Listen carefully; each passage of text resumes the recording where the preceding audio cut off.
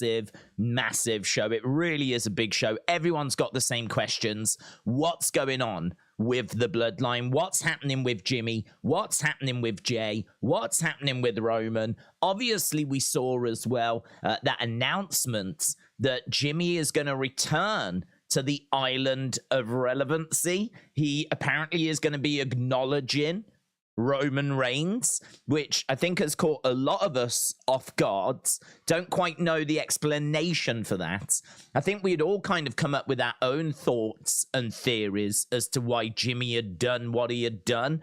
And the one that was working for me, the theory that I was most satisfied and happy about, was the theory that he had done it because he wanted to bring down Roman, but he didn't want to acknowledge his brother Jay as the new tribal chief. So you kind of look at that and you go, well, okay, that makes sense. That makes sense to me as to why we would be going in that direction. But him now acknowledging Roman, that doesn't make sense to me. Like that doesn't add up. That doesn't stack up. So I'm very interested to see how we're going to be explaining that tonight. I'm very interested to see how that is going to play out. And as we said, you know, very excited about what they are going to do with that segment. So a big segment tonight. As well as that, we've got other matches as well, of course. We have got a United States Championship match. We are going to be seeing Austin Theory against Santos Escobar. Obviously, that match has been building up over a few weeks. Santos Escobar winning this opportunity just before SummerSlam. He's going to be competing for that title, and there is a chance that he could be leaving as the new United States champion. As well as that, we've also got to talk about Chelsea Green. She's done an interview in regards to the future of the women's tag championships. We got to talk about Rikishi, who's just spoiled something. And obviously there'll be spoilers involved with that. And of course, I know people are going to want to talk about Bray Wyatt. News breaking yesterday about Bray. I didn't think it was, well, I suppose in a way it was big news, but then part of me thought it wasn't big news because I think it was sort of what we thought. I mean, we'll get to it. We knew that there was an illness. Maybe the extent of that illness was a bit of a surprise, but it felt like it was pretty serious stuff. And so it seems to be the case. But the good news is that it's looking like he is getting closer to a return. But that return might not be ready yet. So, you know, there was a lot of thoughts that we could be getting Roman Bray for Payback. And I think the consensus now, following this news yesterday, is that he might not be ready yet. He might not be ready for that. And actually, we're starting to see a bit of consensus that Roman may not even be at Payback. So it might be one of those shows where we unfortunately don't get the Tribal Chief Roman Reigns. And so we go with a few other matches, probably Jimmy and Jay, I would imagine, as well as obviously plenty of others. Mitchell, shout out to you. Mitchell said Triple H won't be on the boards, but I think a bigger story is Dana White isn't on the boards, even though he's the president of UFC, but Nick Khan will be on it, being the president of WWE. Thoughts? My thoughts are that I actually don't know. Dana is the president, but I don't know that he's not the CEO. So I don't think he's the CEO of UFC, but I would have to look into that. I wasn't expecting Dana to be on the boards because Nick Khan is the CEO. I mean, you're going to have the CEO on the boards. So Nick Khan and Vince, and they've been thick as thieves. You know, since Nick Khan came in, Vince has found his right-hand man, the right-hand man that he's always wanted, someone that I think he really trusts, really admires, really respects. I think he's had a lot of people like Bruce Pritchard that have stuck with him and done good work for him. But I think we're seeing someone that's highly educated, someone that has been there, done it, cut massive deals. And this is someone that I think Vince feels more comfortable with than maybe anyone in the history of WWE when it comes to the business side of things. And so his CEO, in regards to Dana, I mean, I never really gave it much thought, but if someone was to ask me, do you think he'll be on the boards? I would have said no, because as I said, I don't think he's CEO. And so president, I mean, it's kind of hard to know as to how some of these positions fall into a hierarchy. But my guess is that there's a CEO, there'll be a board of directors, then you're going to have some very influential people, obviously. So I don't know, this president role is obviously an important role, but I feel like Dana's the face of UFC. He's the figurehead, if you will, but I think behind the scenes, there's people that are above him. So I don't know. It's not one that shocked me personally. I mean, if it has shocked people out there, cool. I didn't really ever give it a great deal of thought, if I'm being honest. But the breakdown of this, I mean, obviously the story there is that Triple H isn't going to be on again. I didn't really expect Triple H to get on. He's head of creative, and I know that he's on the board of directors, but there's quite a few on WWE's board of directors, and a lot of those people have been bought out, basically. So now this new company is going to form, and I think there was only a certain amount of spots that WWE had. I think they had about 5 spots on the board, and then 6 spots for Endeavor. So Endeavor have had 6 of the 11. WWE have had 5. Vince and Nick Khan are 2 of those, and they haven't announced the 5th one yet, but it's not going to be Triple H. The other 2 are ones which I think they're just there to back Vince, to be honest. They're just there to be Vince yes people. So they'll support Vince in whatever it is that he wants to do. And you know, Triple H is not a part of that. So it's a conversation. It's something that's really, I think you've got to be super into the business side of things to be like really engaged in all of that. But yeah, you know, this new company's starting to take shape. And it's going to be interesting to see what impact that has on WWE towards the end of the year. But I don't know, have a look, see who the CEO of UFC is, see if that person has made it onto the board. Whoever that person is, I would have expected that person to have got onto the board. So worth having a little look and seeing if they made it or not. But yeah, it's one that was a story doing the rounds today. But as I said, I think you've probably really got to be into the business side of it to like really care. I don't know if the average wrestling fan is going to be that bothered about who's making up the board of the new company that's coming in. Like, don't know. But Mitchell, shout out to you, bud. It's an interesting one. I didn't have that written down, actually, so I appreciate you raising that. David said, do you think Jimmy J will be at Payback or not? Yeah, I think it'll be Payback. I mean, there is even a bit of a spoiler doing the rounds, which we will get to, which I think almost certainly confirms that it's going to be at Payback. So, but that's where we would have looked at it being anyway. I would have looked at it, I mean, the next pay-per-view, I can't imagine that they're just going to drop it now and we're not going to get it. There'd been rumors they were going to try and stretch it out to WrestleMania 40. But unless someone's going away for months and months and months, I don't know how you're going to do that. I don't know how you're going to stretch it out to WrestleMania 40. So for me, I was looking at it thinking, well, it's got to be the next pay-per-view. There has to be a payback from Jay here, doesn't there? There has to be. I mean, unless he's going to take the road of I won't fight you, and Jimmy's going to keep provoking him, similar to what we got with Ray and Dominic, and then eventually they do have a match. Unless we were going to go down that road. But no, I was thinking Payback was where we were going with this. Nolene, shout out to you, said it's my birthday today. Happy birthday, Nolene. Hope you had a good day. Hope you have been I'm sure you have. Knowing Patrick the way I know Patrick, he is a very loving, very giving man. And I'm sure that he has spoiled you rotten. So, Nolene, shout out to you. I hope you had a really great day, buds. Charlie said, I don't think premium live events will be the same, that Triple H may not be involved. Well, Triple H will be involved. There isn't news that Triple H, this is where I think the business side of things is a bit complicated and can really throw up a lot of confusion and can throw up a lot of mixed messages. So as of right now, there's no words that Triple H is leaving. This isn't about Triple H leaving. This is about the board of directors. So, you know, the big people that sit in the big room that make the big decisions, and they vote on the direction of the company, and they review strategies, and it's all boring and it's all super high level stuff.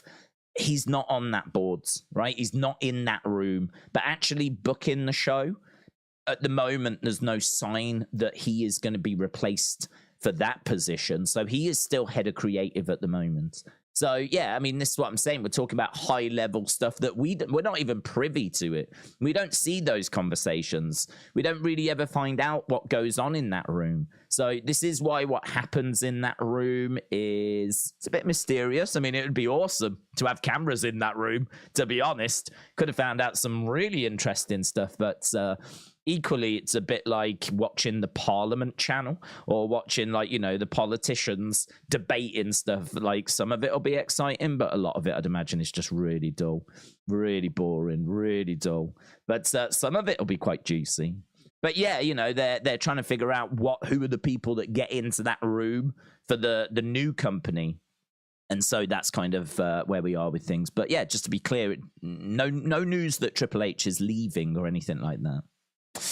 Jam Dub said, Nick Khan has always given me weird vibes. WWE love him because the guy knows how to make money, which is a fair way of looking at it. I mean, that's all it boils down to, and that's all it boils down to for WWE, isn't it? Like, they just want money, and as much money as they can get their hands on, and, you know, whatever they need to do to secure that, as long as it's the right side of the law, and even then they'll brush up against it. But yeah, you know, they will, you know, destroy whoever they need to destroy. They'll put shows up against other companies' shows. They'll have words with TV networks about not showing other wrestling content. They'll have words with venues saying that we don't want you to book any other wrestling shows in this venue because we will come back here 2-3 times a year if you don't. Like, all of this are things that have happened throughout the history of professional wrestling, and not just with WWE. Like, there's a dark arts at play when it comes to professional wrestling. And, you know, I think that's been a bit of a wake-up call for Tony Khan. I'm not sure why Tony Khan was under the impression that WWE were going to play nice with him. I don't know why he was under the impression that WWE were not going to do some of these shady, darker tactics. You know, we've had conversations on the streams before about how WWE have apparently approached contracted superstars in AEW, trying to get a feel for whether they'd be interested in switching shows and coming over to them. And, you know, that's something which is not allowed, contract tampering and whatever. And, you know, this is something that Tony Khan has kind of been very vocal about, but this is the stuff that goes on, man. This is the kind of thing that Nick Khan is going to be a specialist at, if you will. He's going to know how to get the best deals, how to negotiate and maneuver the company into the best positions. And, you know, I mean, just look at this Endeavor deal. I mean, this Endeavor deal is big bucks for everyone that's involved. Huge payday for Vince, for Nick Khan, for all of those that have got like a lot of stock or in key positions. It's a big windfall. And now it's interesting because now we're going to enter the next stage, which is, what does this new company do with WWE and UFC? We've heard a few fan theories that they're going to run super shows and have like WWE on the Saturday and UFC on the Sunday, and do like big weekends where both brands are in the same place. And like, you know, there's like all this kind of talk, but it's just fan theory at the moment. But what would you do if you had WWE and UFC both under your control? Like, you know, and a lot of people are like, oh, we're going to see wrestlers go to UFC. I don't think we will. You might get the odd ones dotted in the crowds, but I can't see anything more than that. And people saying, oh, we'll get more UFC fighters to WWE. I don't think we will. You might get the odd ones dotted in the crowds, but I can't see there being drastic change there. I do think, though, that if either side want to go to the other side, it is going to be easier for them now, right? Both companies have got better contacts with the other company. So, you know, if like Amanda Nunes now wants to be a female fighter in WWE, that process is probably an easier process now. But I don't know that this is going to result in loads of ex-fighters coming to WWE. WWE have got their own setup. They've got NXT. They've seen with Ronda and maybe even Shayna to some degree that, and certainly Cain Velasquez, that if you're an MMA fighter, it's not a guarantee that you can be a pro wrestler. So that means that they are going to be cautious and also aware that you've got to have certain skill sets that not all MMA fighters possess. You know, a lot of MMA fighters are about the stake. They're very good at throwing it in and being vicious and chucking people around and strength and, you know, some even looking quite good, although maybe not in Cain Velasquez's case. But some of them are pretty ripped and look after themselves and hit the gym and have got crazy conditioning. There's certainly a lot that they bring, but they maybe don't have the sizzle. And the sizzle would be the promo skills, would be the interaction with the fans, would be the brand building. Because for them, they leave that stuff to other people. A lot of promos are rubbish in UFC. You know, you can count on one hand, like the really good talkers. So I think WWE are aware that, you know, UFC fighters don't possess the full necessary skill set most of the time to be a success in WWE. So, yeah, I think we will see change and we will see things evolving, and that relationship's going to be very interesting. Will it produce super shows? Will we see WWE and UFC like as a bundle for TV companies? Could it be that if you get one, you get the other, and it's like a, you know, it's a much bigger price because you're paying for both and you're getting both? Maybe now you can't get just WWE on its own if you're a TV company. Like, that's the kind of business side that's going to be quite interesting. But we're kind of entering that phase now. So if you're not a fan of the business side of things, I think you're going to have to weather a bit of a storm for the next few months as this sale is finalized and goes through and we find out more details. Wrestle Andy said the board is going to be Jack Tunney, Gorilla Monsoon, Vicky Guerrero, Constable Corbin, Vince Russo, and the anonymous Raw GM. Let's go. Let's go. Wrestle with Andy. That's the board I would like to see. Nolene said, your brother is hitting me. Sort him out, says Nolene. Hitting you or hitting on you? Which one is it, please, Nolene? Because both are very dramatic. Jamdub said a lot of WWE fans watch UFC, but I don't think UFC fans watch WWE. So it works for one side, but not really the other. A merge isn't the best idea. I agree with that. I mean, I don't think they should be doing shows where for some reason you would get WWE and UFC on the same show. I don't think that. But I do wonder if, say, Payback, for example, you know, do you do Payback on the Saturday? And like, you know, you show that on UFC Fight Pass maybe, and you have like UFC fighters in the crowds, and you promote it on UFC and whatever. And then on the Sunday, you do UFC 295. And again, you have a few WWE stars in attendance. It's in the same building, so you maybe cut down on costs there. Rather than renting two buildings, you rent one building for the weekend. You do the wrestling on the Saturday. You do UFC on the Sunday. They're two totally separate shows, but there is a bit more of a cohesiveness between those two brands, where they're using the same building and they're using each other's platforms to advertise. So, like, you know, you'll see UFC ads and bits on Peacock, and you'll see WWE stuff on UFC Fight Pass. So I look at things like that and wonder if that's a very easy, quick thing we could do, or will do, or they will do. But you know, how that affects the actual show, we still don't know. But I don't expect much change. I really don't. I think if you look at the ratings, they're in such a good place. Why would you want to rock that boat? Why would you want to faff around and mess around? And unless Vince is going to come back, because we have said this, and I think this is very true, and it's a point worth making, because I do want to move on. But I think Vince has been kept busy by and large, I think he's been kept busy. Because if you think at the back end of last year to the start of this year, he's been negotiating a sale. Once that was done, he's now been focused on this new company. And so he's been sorting out the name, the headquarters, the board members, you know, looking at how they're going to work with UFC. All of this is taking up his time. The problem you're going to have is once this new company starts, and Vince is then just in charge of WWE. I mean, he will be on the board of directors responsible for WWE. He will be the top guy when it comes to the WWE side of things. Once that starts, like, he only has to worry about WWE again.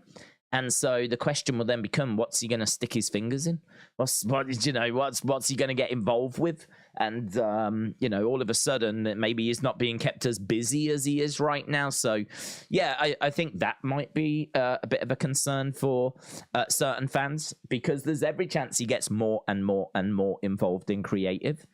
And every time that we hear that he was at Raw or he's changed this or changed that, you see a meltdown on social media. And honestly, those meltdowns just might get greater as we, you know, start to settle down and move forward, because Vince may get more and more involved. But it's a whole business side of things, which honestly, I think a small percentage of people enjoy talking about. And I think most people are here to talk about Jimmy, Jay, Roman, all of that stuff. So I do want to get to that.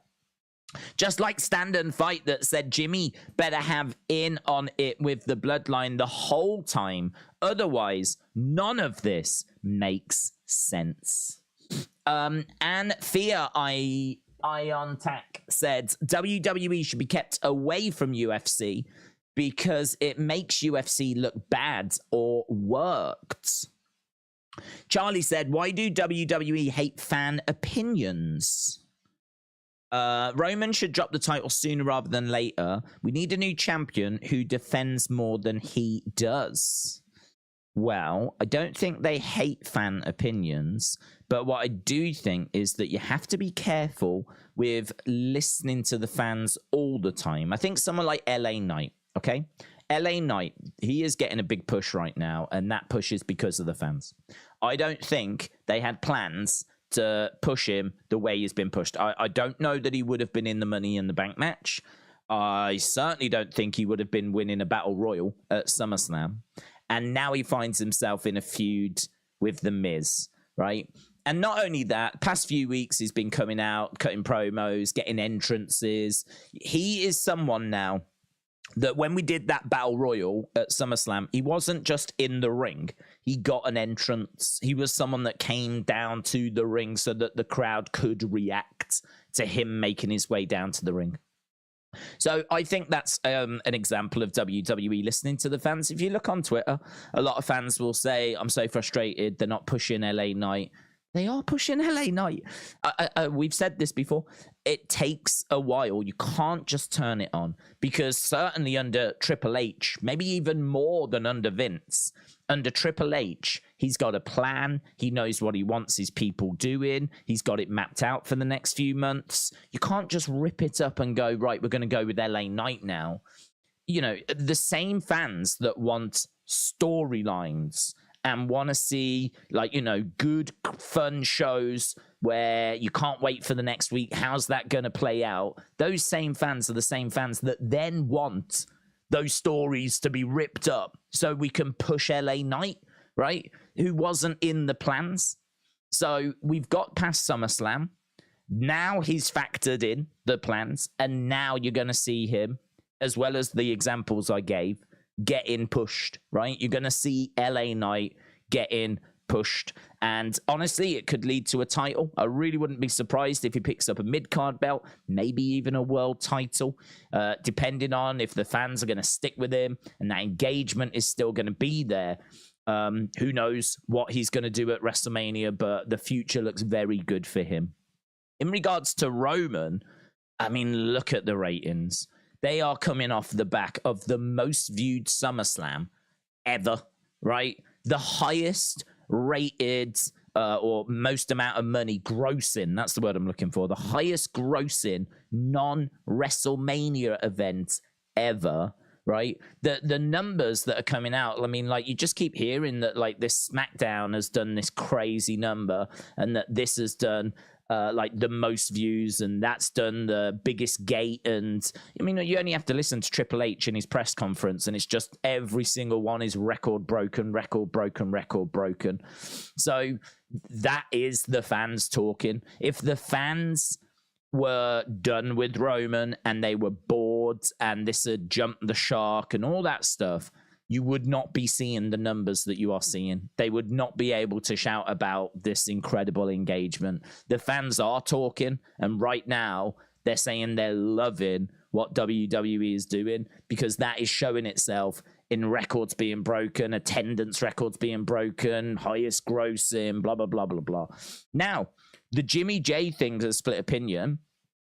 And if people say this has jumped the shark, well, then tonight's rating is going to be rubbish, isn't it? Because if what happened at SummerSlam was like turning people off, well, then people aren't going to be bothered what's next, are they? So they won't tune in tonight. But I'll bet you tonight's a good rating. I'll bet you it's a good rating, because the truth of the matter is that people might go, oh, I wouldn't have done that, or oh, that doesn't make any sense. But people are still going to want to tune in to see if it does make sense. People are going to want to tune in to see what the next part of the story actually is. So, I mean, listen, if it's going to be rubbish tonight, if the explanation's going to be rubbish, then maybe this will be the start of it falling apart, right? Maybe this will be the start, but there's no sign.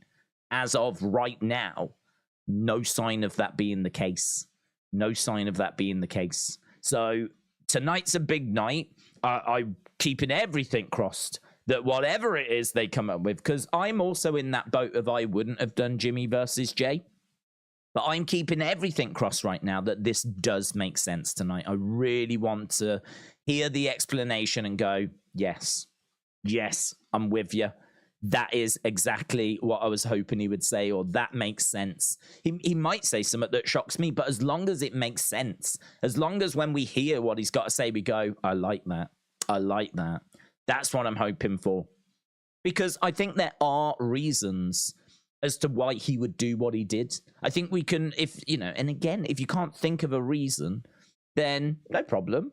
But, you know, maybe working in creative is like not in your future plans, right? Because this is the challenge. If you want to come up for creative ideas with WWE, well, here's your challenge. Jimmy has turned on Jay. It's your job now to make that make sense. That's your job. And so go off, write it, and make it make sense. I could do it, and I'm sure many of you could do it. Could make it make sense.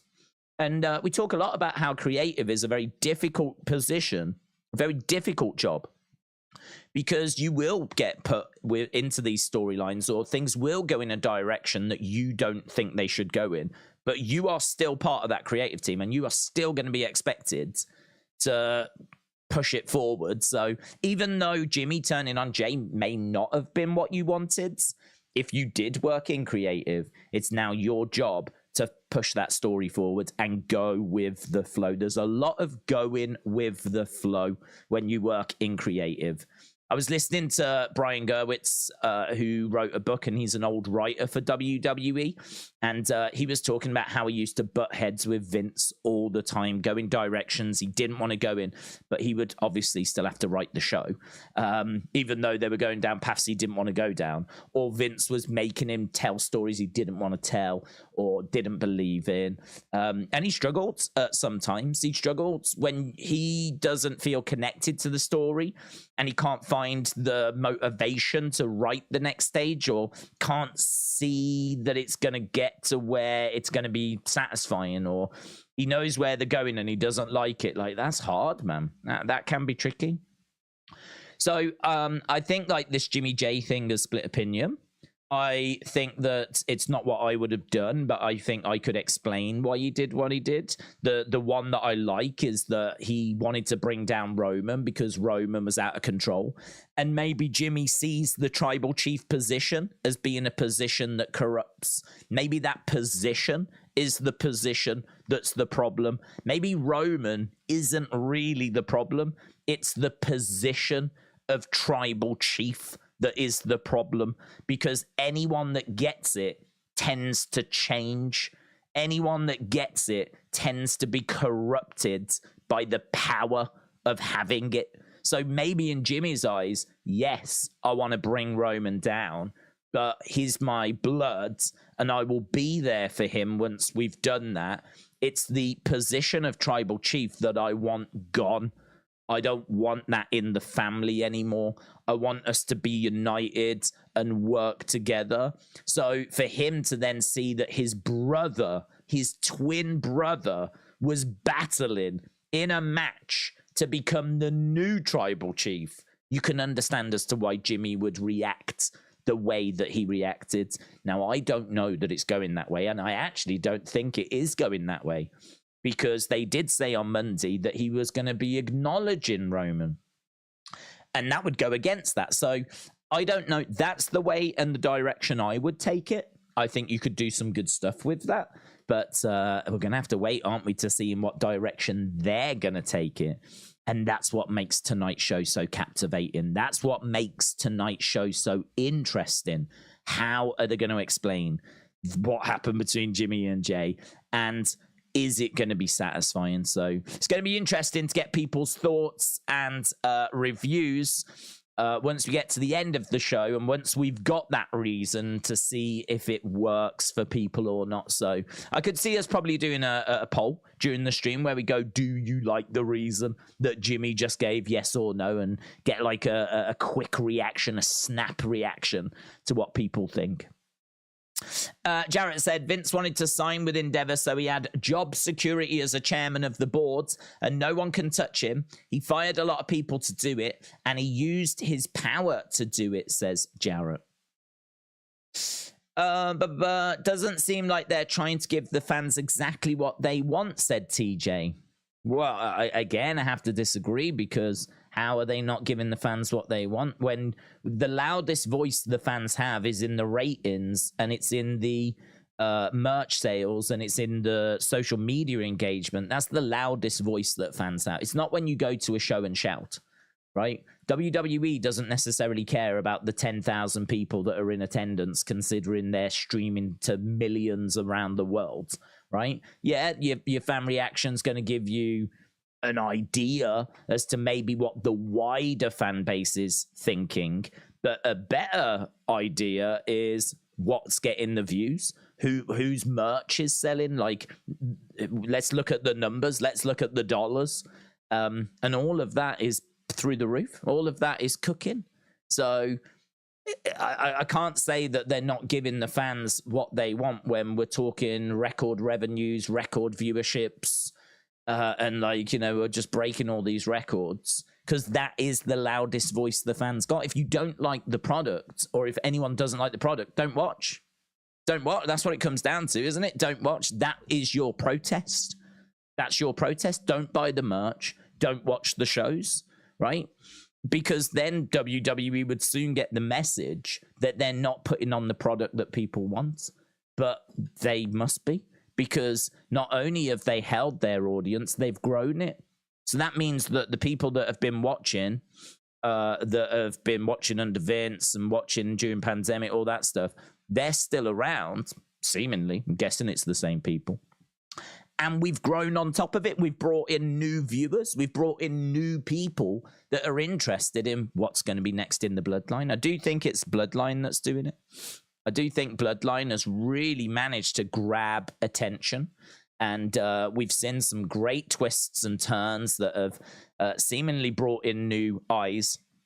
So I think the idea that WWE aren't giving fans what they want is a bit strange, because that's just not at the moment bearing out in the numbers. I think it comes down to the fact that everyone's got their own people that they want to see pushed. You know, certain people are going to be bored with Roman being champion, right?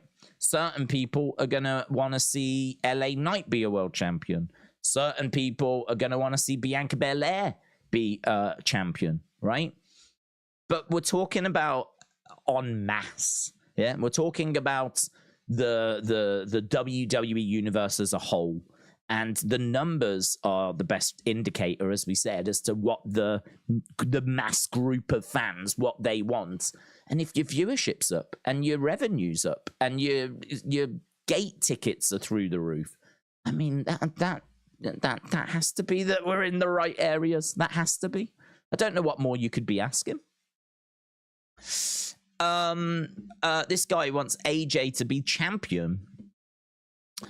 Santos Escobar is going to take the United States Championship belt away from Austin Theory, said Stephen.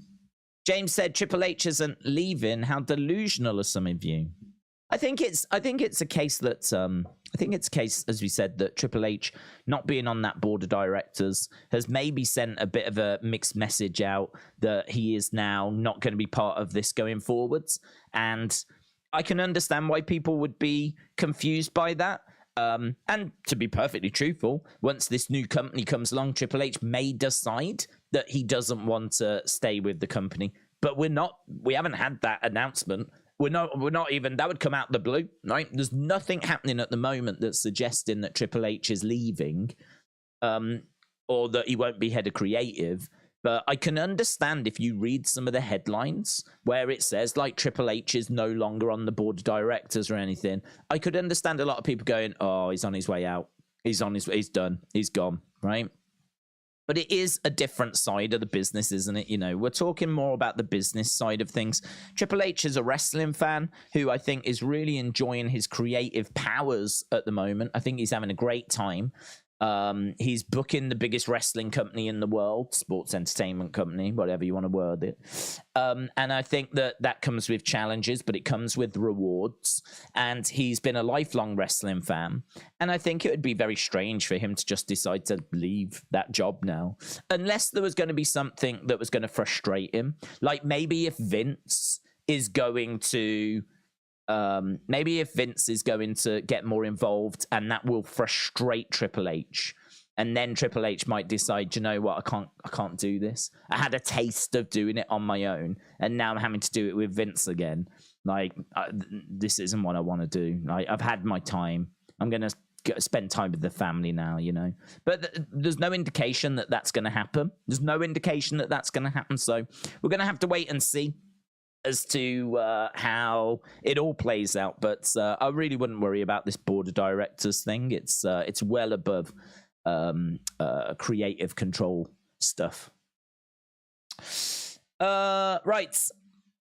What will Jimmy's explanation be? Well, we touched on that, Ashton. We touched on that, but JEY Anderson says, cross fingers, you told me Bray could return tonight. Can you talk on Bray? As you said, he might return, says Jay Anderson. Well, I did say that I felt he was coming back. I thought he would come back at SummerSlam. We hadn't seen him for a while, and the rumor was that he was expected to get involved in one of those matches. But he didn't. In regards to Bray, we got a big update, and the update was that he is nearing being medically cleared. And apparently has been dealing with a life-threatening, career-threatening illness, still not specified as to what it is. So we still don't know what it is exactly that he's been battling, but we know why. It's an illness, career-threatening, life-threatening, but we still don't know what that is. Apparently he has made real progress. It's believed that he's close to being medically cleared. Whether that's tonight, I genuinely don't know. The fact that the report said that he's close to being medically cleared and not medically cleared makes me suggest maybe not. Maybe we're still just a bit too far away. Because as I said, I was feeling good that he would be at SummerSlam following the report that he was going to be involved in one of those three big matches, either Cody, Brock, Finn, and Seth, or Roman and Jay. So the report was he would get involved in one of those. Did the rounds. Everyone was reporting it. And which you always have to take with a pinch of salt, right? You always have to take with a pinch of salt. But so I was like, okay, if he is getting involved in one of the matches, there was a lot of conversation in our live stream, in the chat, that it was going to be the Cody match. And I said, I don't think it'll be Cody, because like that would mean that Bray will be the heel. Cody will be the face? Do you want to bring Bray back as a heel? So I don't think it's going to be that. I didn't think it would be Seth and Finn because you've already got Damian in the mix. You've got the Money in the Bank in the mix. I thought that would be the focus. I don't think you're going to do Finn, Damian, cashing in, and Bray, Seth, all in one moment. Like there's too much going on there. So for me, that wasn't the way that we were going to go. So I was looking at Roman, and it made sense because Roman and Bray, they are obviously got history 3 years ago when Roman won the title at Payback. We haven't had Payback in a few years, but the next show is Payback. And so you go, okay, Bray's close to returning. He's going to get involved in one of the matches. The next pay-per-view is Payback. He's got history with Roman. Roman's on this historic title reign. How did it start? He beat Bray for the title, right? Bray and Braun, but got the title off Bray. Bray was the champ before. And so you look at all these things and you go, I can put these pieces together and I can see a picture here. So I thought it was going that way. It didn't. He didn't show at all. So then we were like, okay, maybe they're saving him for SmackDown. Perhaps the plan is that they want to do Jimmy and Jay at SummerSlam, and they don't want Bray to overshadow that. Makes sense. So what we'll do is we'll do Jimmy and Jay splitting up, turning at SummerSlam, and then that means on the Friday, Jimmy can explain why he did what he did at the start of the show, and then Bray can return at the end of the show. Now, there's still a chance of that. Right? Still a chance of that. I'm not saying that's impossible. Still a chance of that. But I think because the report came out yesterday that he is close to being medically cleared and he's been dealing with the life-threatening illness and all this kind of stuff, it's just made me look at it and go, okay, perhaps he's not as close as what the people have said. Perhaps like him getting involved in one of them 3 matches was just never happening.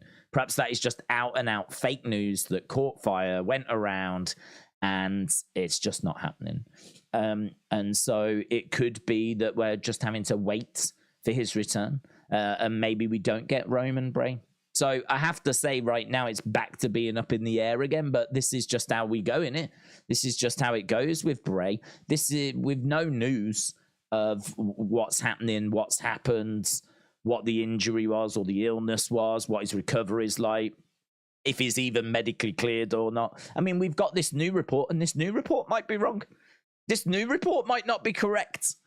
And again, that's gone around everywhere as well. So I don't know, it's the dirt sheets in it. It's one of those where I think you can have a little glance at them and you can certainly talk about them, and they're worth talking about because obviously if you're a wrestling fan, it tends to grab your attention. Everyone's talking about it and everything, but it's one of those. I don't think you can take it with super serious, oh my God, this is going to happen type stuff, because you just never know, do you? Never know. So that's where we are with Bray. Big report that dropped yesterday. Came out of Fightful, actually. So if you've not seen that, it's worth searching for it. Jarrett said, will Jacob Fatu end this year or next year? Will he end this year?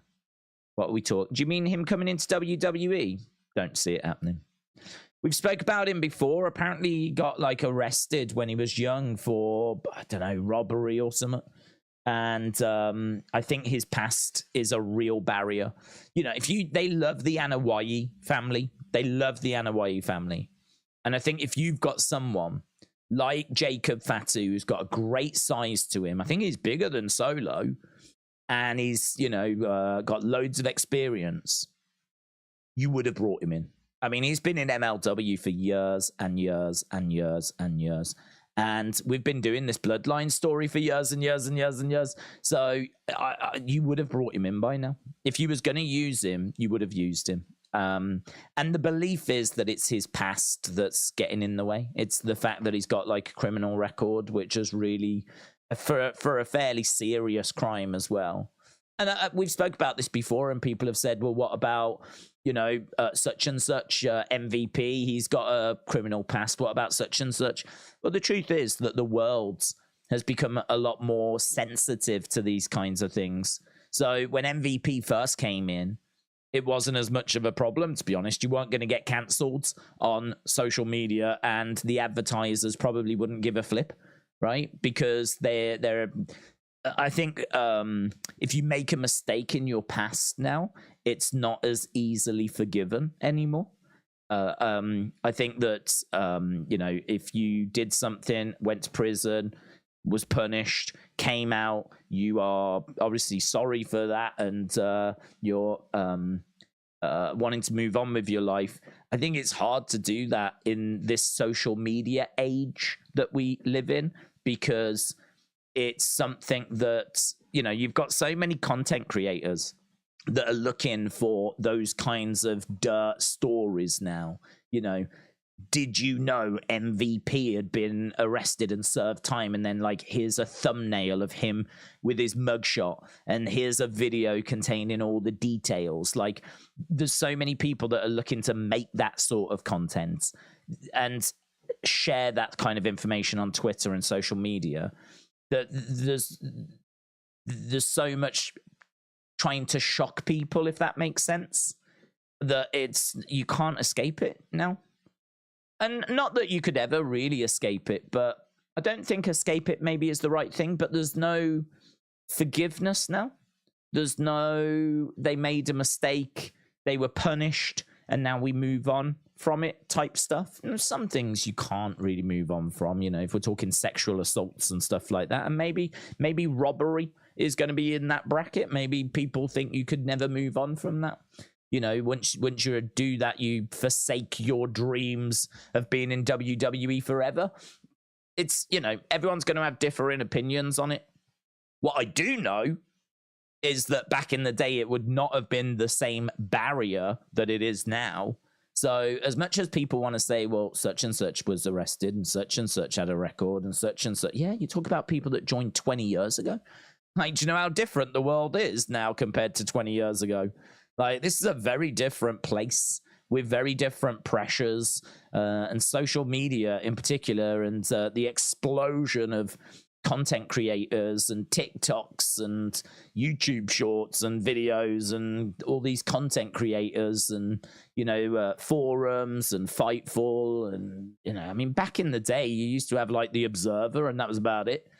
Now you've got everyone's running around thinking they're a journalist. So yeah, you can't escape it now. So I think that's a barrier, because the thing is, if everyone's talking about, say, Jacob Fatu's history, and the agreement amongst people is that this is unforgivable, he should be ashamed, WWE should be ashamed, he should be cancelled because of this and all that kind of stuff. What you then start seeing is people targeting the advertisers, don't you? People saying, I'm not going to buy your products if this person is on the show. That's a whole lot of smoke that WWE does not need. That is a whole lot of smoke that WWE can easily avoid by just not bringing him in. And I really think that's the reason as to why he's not been brought in. So I don't expect to see him this year, next year, 5 years. I think if you was going to bring him in, you would have brought him in. He's no secret. He's been in MLW, as we said, for years and years and years. He's come up on our live streams like loads of times where this conversation has been repeated.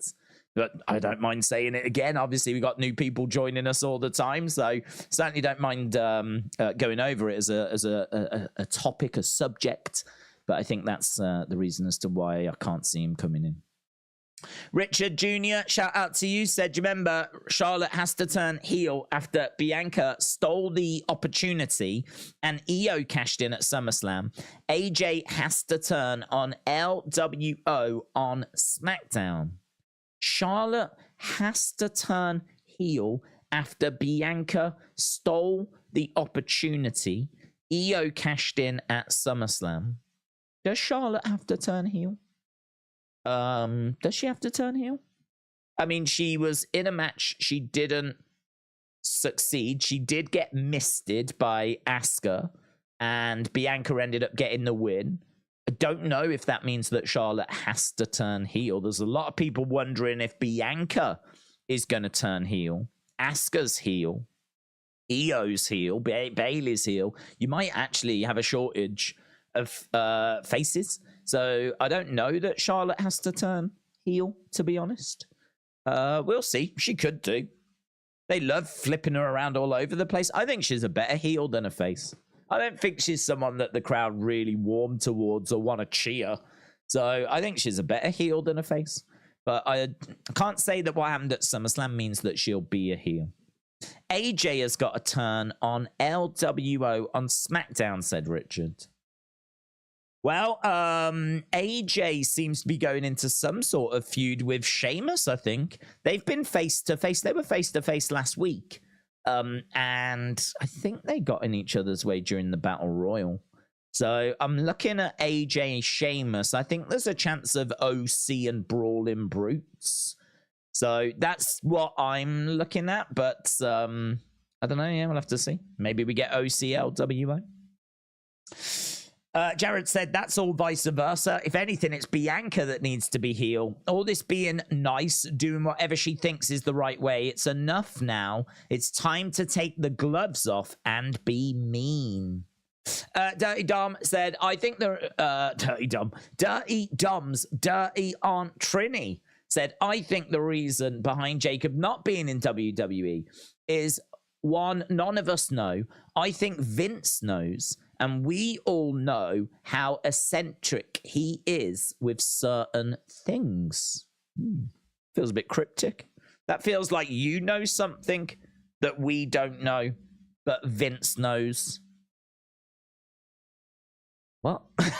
What? I definitely don't. I'm not in on the know about whatever that is. Whatever that is, I don't know. But I feel like you know. Did you have an affair with Vince McMahon and Jacob Fatu is aware of it? Is that what that is, Trini? Is that what that is? Because I don't know what that is. I think the reason behind Jacob not being in WWE is, one, none of us know. I think Vince knows.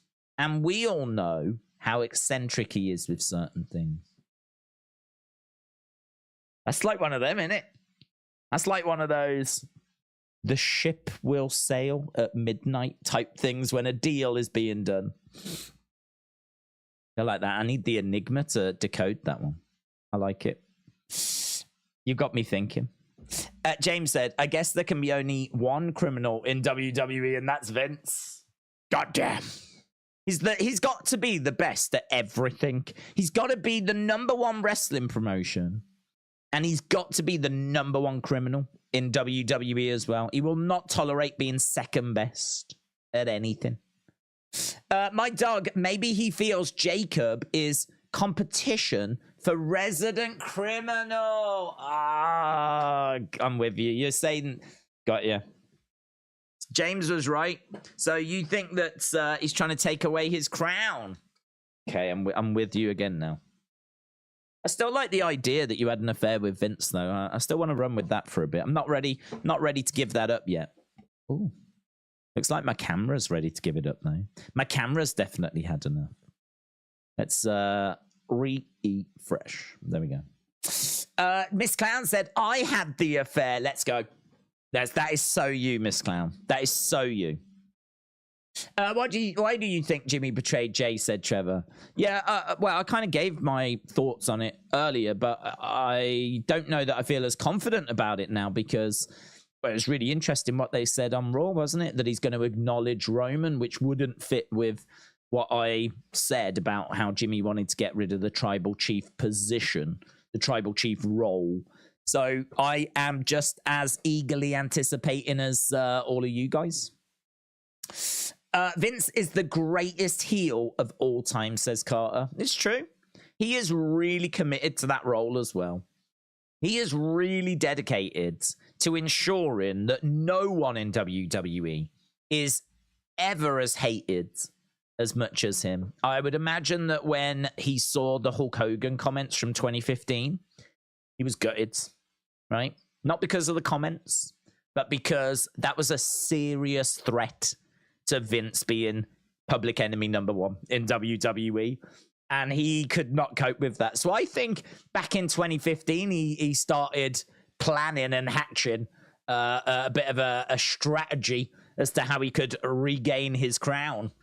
And well, it seemed to pay off quite well, didn't it? Seems to do a pretty good job of it.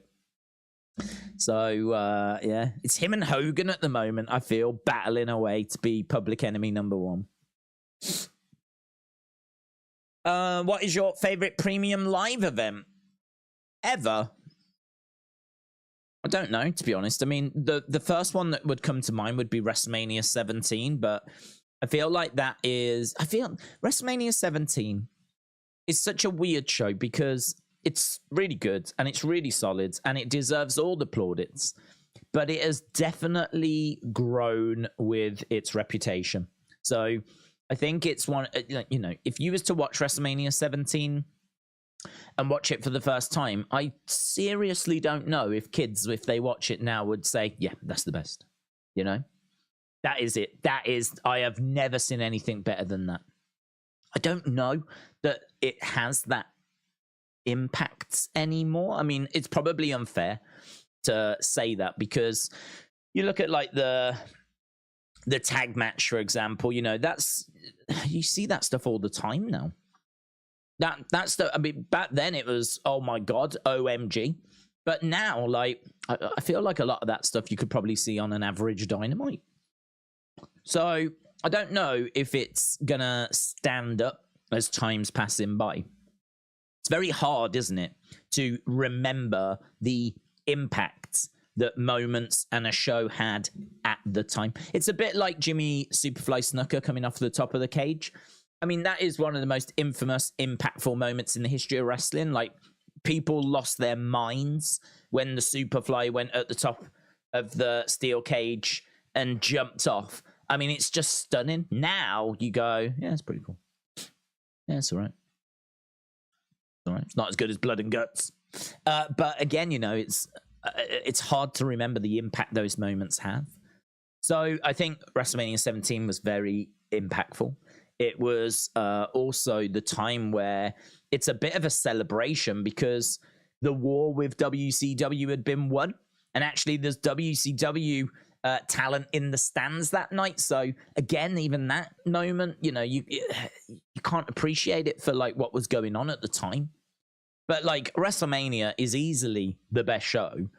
Everything that goes into WrestleMania, the staging, the surprises, the moments, the build, the matches, the title changes.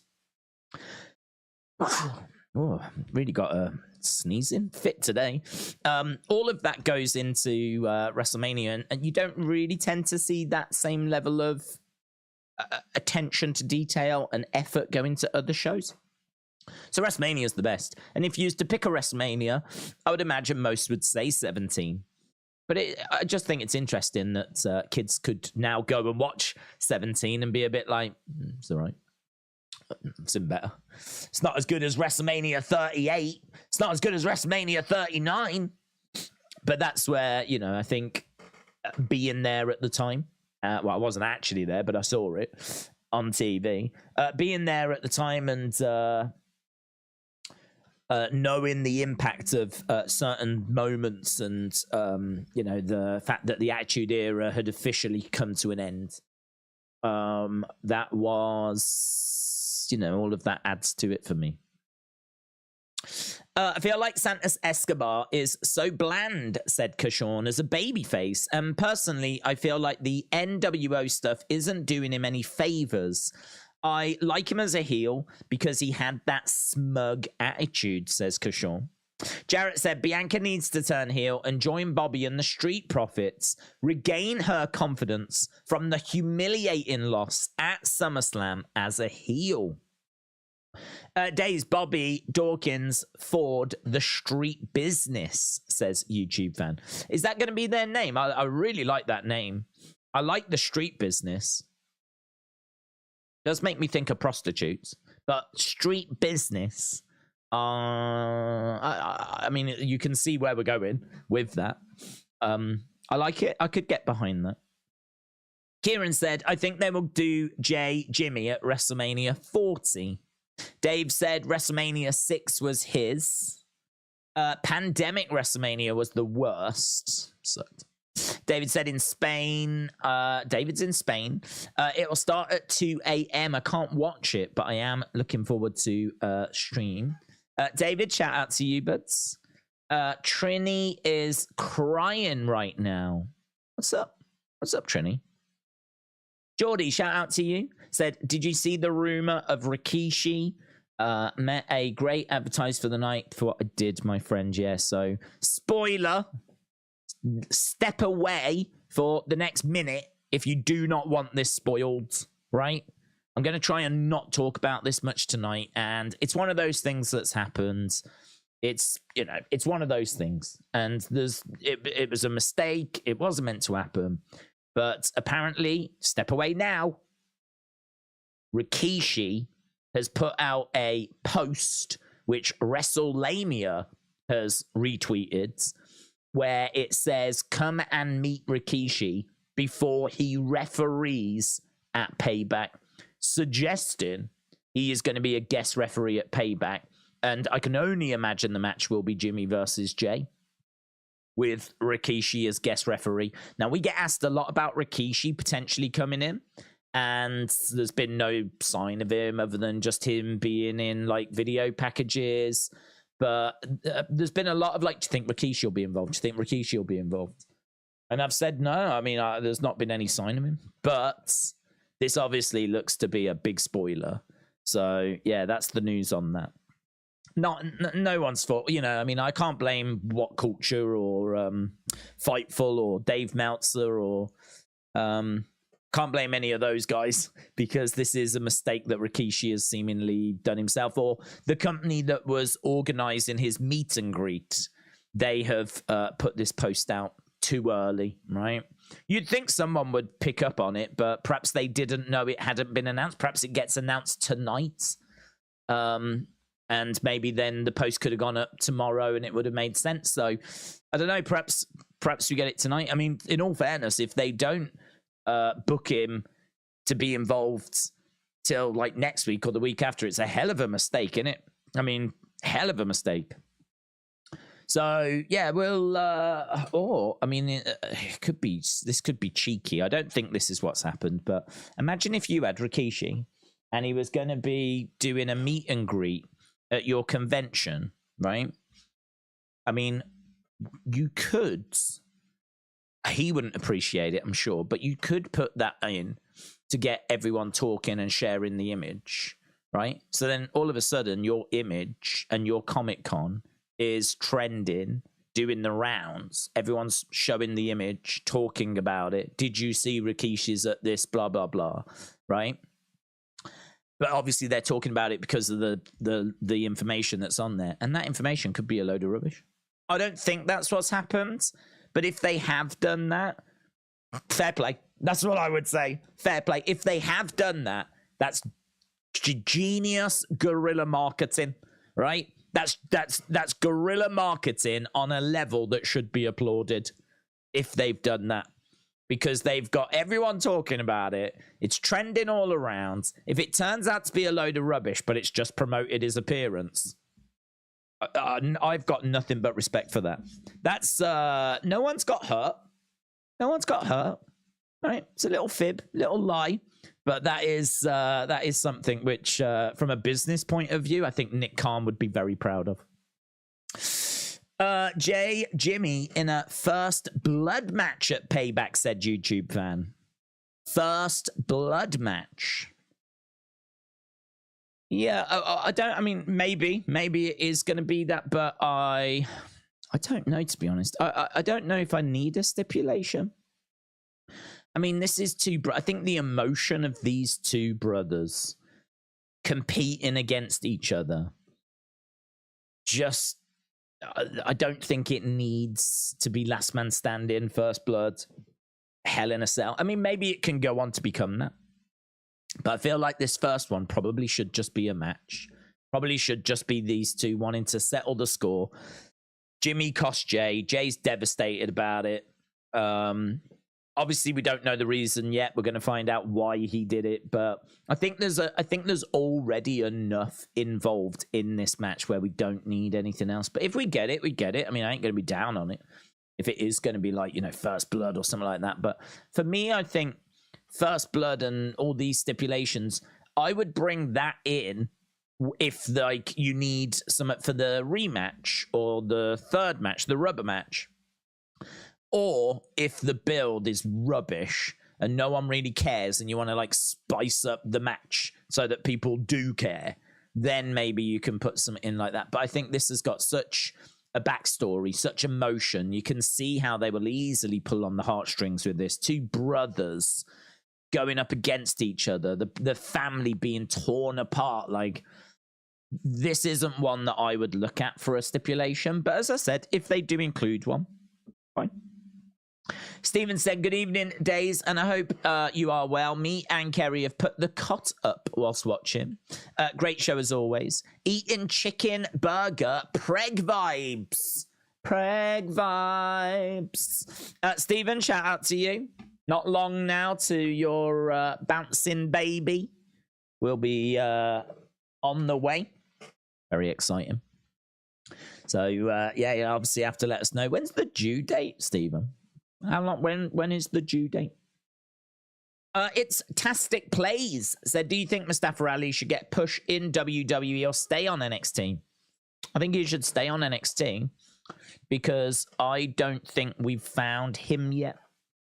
I think that with Mustafa Ali, there is someone that can wrestle and someone that can cut passionate promos, but I don't know that there's someone there that's got the connection with the audience.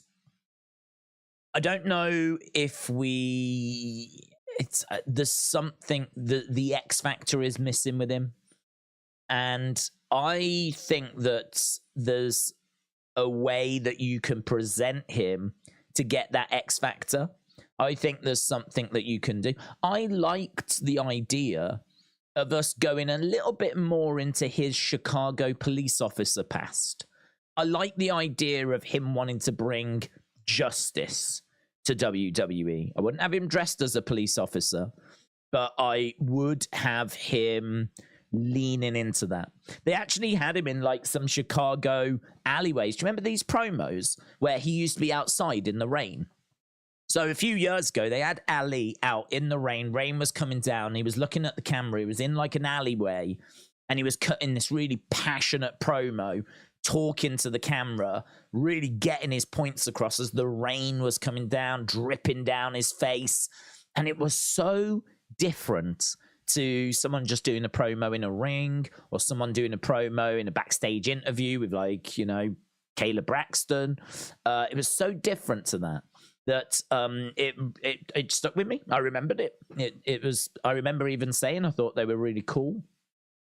Thing was, though, we never did anything with them. They never went anywhere. We did a couple of them, and that was it, right? And I think there's something that you could lean into with his police background. I think that's one of the most interesting things about his backgrounds. Because what is he? What is he? What is he about? Because he used to come out with that light up mask, didn't he? That he used to wear. But we never really leaned into whatever that gimmick was. Like, why was he even wearing it? And like, he used to have the chest protector thing, and I don't know quite what that character was. I feel like he was just wearing some cool stuff, and that was it. And there wasn't really anything to it. And then, of course, he went into Retribution, which, in all fairness, as rubbish as it was, and it was rubbish, and we were very anti-Retribution when it was on. The only thing I would say is at least there was something there for him to get his teeth into, in the sense of he had his own faction, and they were all overlooked superstars that weren't willing to be overlooked anymore. And I'm fine with that. I think that's cool. But the masks, the names, T-Bar, Slapjack, the masks, horrible presentation. The idea at its core, I think, was quite good. The names and the masks and the presentation, horrific. I mean, just horrific. Some of the worst stuff they've done in recent years. And he got a bit of that stank on him, unfortunately. You know, he was connected with that group, which was so badly received that I think he suffered afterwards to get some credibility. And, you know, again, just bobbed around. They didn't really have anything for him. Who is he? What's he standing for? What's he trying to achieve? He can cut a good promo and talk passionately, but I don't feel like anything really ever gets said. So he's gone down to NXT, and I still don't feel any different about him. I mean, he's involved in a bit of a story with Wes and Tyler, and Axiom's getting in his way, and, you know, he's trying to find a way of getting a shot at the North American Championship. So, you know, they're trying to tell a bit of a story, but still, him at his core is not an interesting person. I've still personally not made that connection with him. And I don't think I'm alone in that. I think there's others that haven't made that connection with him. So I don't see us needing to bring him to the main roster for him to then just flounder again.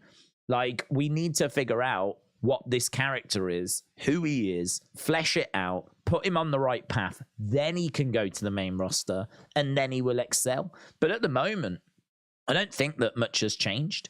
Right now, it's Mustafa Ali in NXT. And it's the same Mustafa Ali that we've seen on the main roster. Like, something needs to change. His presentation, his delivery, his, I don't know, attitudes. Like, does he get more aggressive? Does he join a faction? Does he get a tag partner? Maybe he should be in a tag team. Perhaps he shouldn't be a singles wrestler. Perhaps he should be in a tag team. Perhaps he'd be a killer tag team wrestler. I don't know. But I feel like we've got to try a lot of different things with him in NXT, because I don't think we found the answer. So I'd keep him down in NXT for now.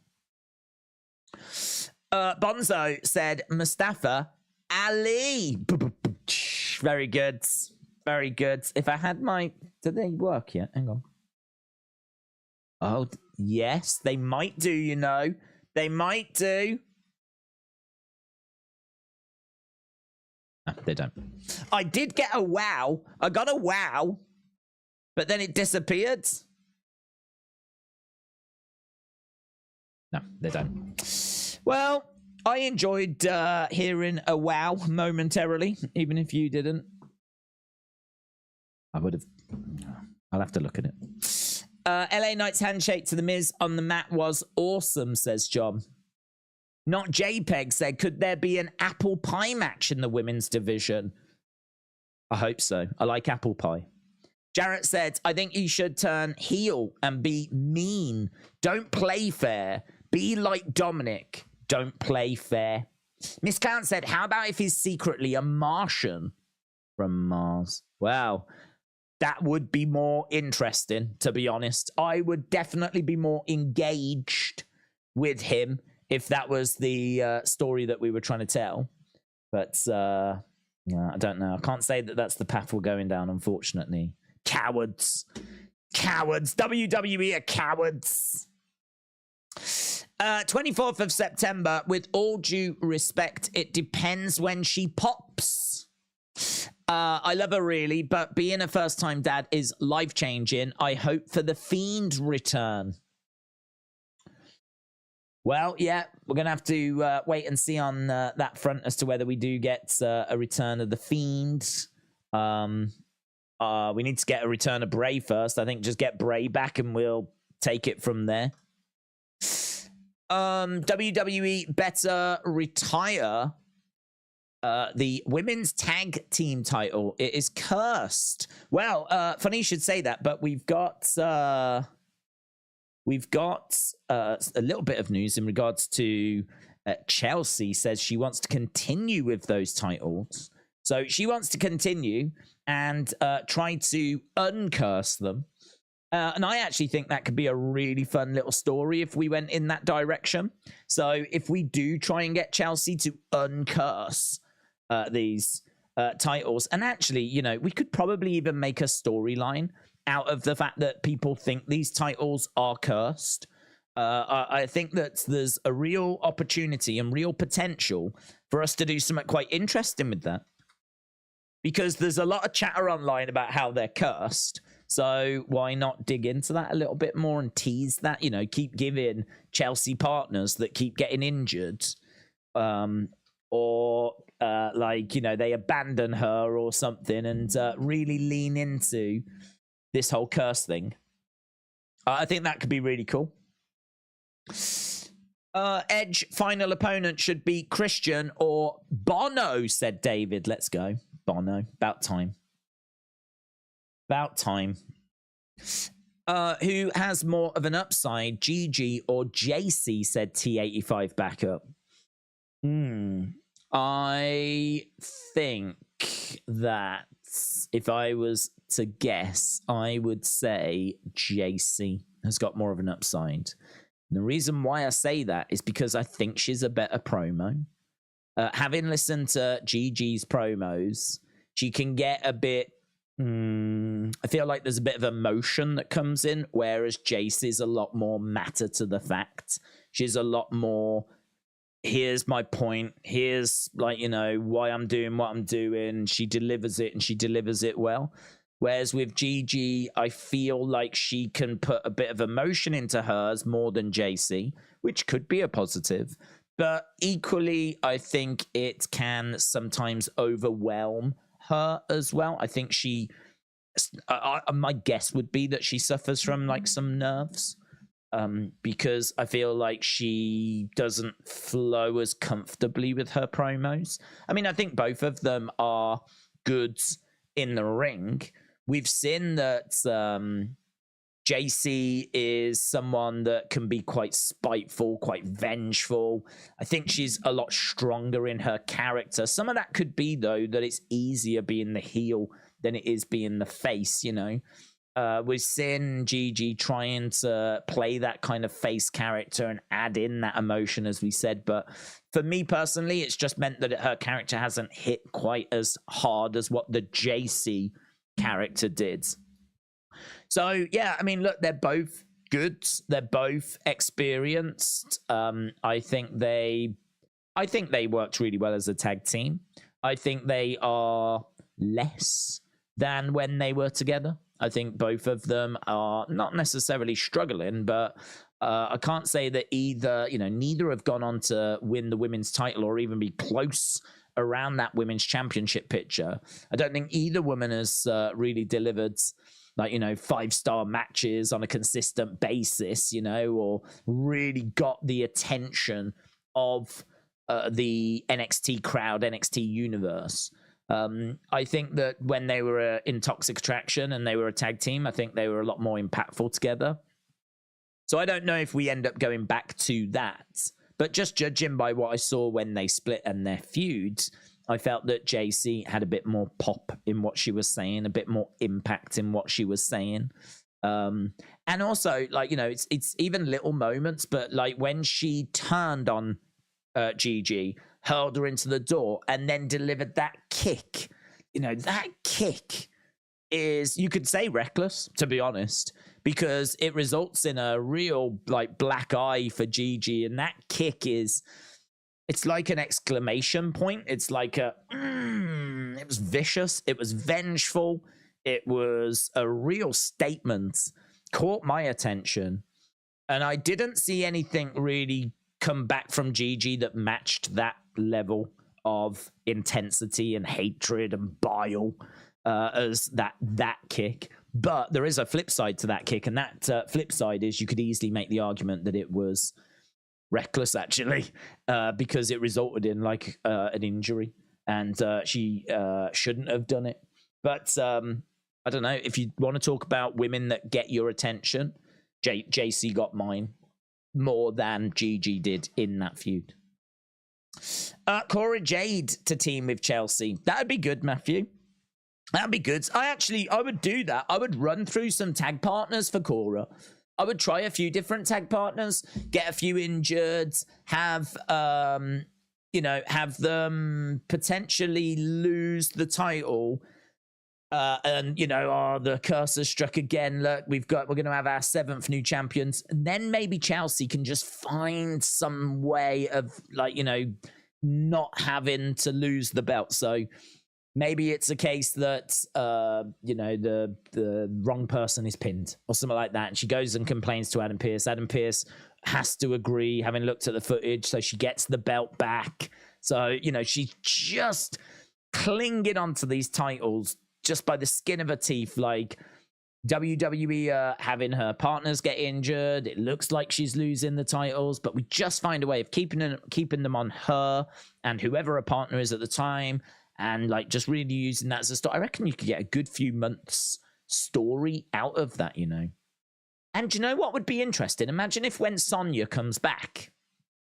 I mean, I think she's out for a while, unfortunately. But could you imagine if she came back and was upset with Chelsea because she never called her and she just replaced her and just moved on? And Sonya's like, I thought we were meant to be friends. And then maybe we get like Chelsea and her partner against Sonya and her new partner. And a lot of people would want her new partner to be Mandy Rose, because obviously they're great friends. I don't know. I feel like if you actually sat down and chucked a few things around, you could probably get to somewhere quite fun with the women's tag titles. I certainly am not in the camp of let's get rid of them if there's people out there under that. I think there's loads you can do with them right now. I actually think they're quite engaging right now. There's a lot more talk and buzz around them than there has been for a while. So, no, I certainly wouldn't be losing them. Old Lizard Man have got a few tricks up the sleeve. Zuckerberg won't know what's hit him. Cora did say that she was going to leave NXT, says Kirby. That's true. She did. Sonya's out for a long time. You can't rush an ACL injury, said Sweet Shells. Yeah, I think she is out for a long time, unfortunately. But the point remains, you can still do a lot with the curse and have a lot of fun with it. Did you hear the Dudley Boys will be at Impact Wrestling's 1000th episode, said Wrestle King. I didn't, but then I don't interact with Impact. So I'm sure people love it and enjoy it, and I'm sure the shows have been really good. I've heard a lot of good stuff about Impact in recent years, but it's not on my schedule, to be honest. Would Baron Corbin fit in Judgment Day? Yes, if he was leader. I don't think Baron Corbin, with his experience, should be going in and just standing around in the background or just being part of a team. Baron Corbin, to me, the lone wolf. He is someone that has been on the main roster for, years. He's been in WrestleMania and had singles matches, and for me, I could see him join Judgment Day, but I would want him as leader. And actually, I'm not against that. I really wouldn't be against him being a leader of Judgment Day, and have Dominic, Rhea, and, maybe Damian has left by that point. Finn would have left by that point. Maybe we get a couple of new NXT faces that could go in and, you could have, or even just one more.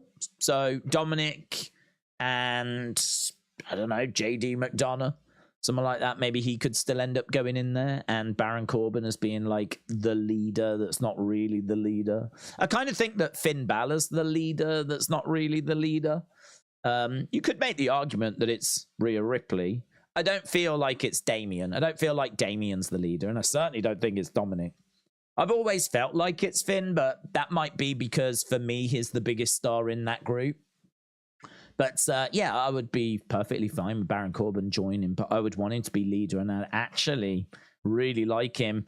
Picturing it, I really like him in that role. It's a little bit like when Bullet Club get rid of a leader and then they bring in someone new. So like Finn Balor was leader. He went, they got AJ Styles. AJ Styles went, and then they turned to Kenny Omega. Kenny Omega went, and then they turned to Switchblade Jay White. So, they brought in different leaders of this same group. And sometimes you would turn to not younger talent, but maybe talent that hadn't been around the title picture. And I don't know, man, like him being the leader of Judgment Day could really propel him forwards. That could be massive for him. And I think some of the work we've done in NXT with Baron Corbin has been some of the best stuff. His match with, I think, Carmelo is like one of the best, maybe the best Baron Corbin matches I've ever seen. And his vignettes where he's like burning his stuff, his ring gear and everything down in NXT, showing that he's trying to find a new version of himself, burn the ships. You know, he's got slightly new ring gear, slightly new entrance graphic, new entrance music. They're trying a repackage of him, and I'm on board with it. Yeah, I think we've done some good stuff with him. You know, we spoke a lot about how Mustafa Ali doesn't feel any different, but I do think we've done some stuff, not loads, but some stuff with Baron Corbin that makes him feel more credible now. He feels more credible to me now than he did not that long ago. So, yeah, I like it. If you had a choice, who would you like to see team with Chelsea? Emma, Shotzi, Tegan. It's hard to see someone with Chelsea other than Sonya, says Sean. I'd do them all, but I'd do them all. I like the idea of cycling through them. That would be the story. So I would have her with a new partner. This is the one.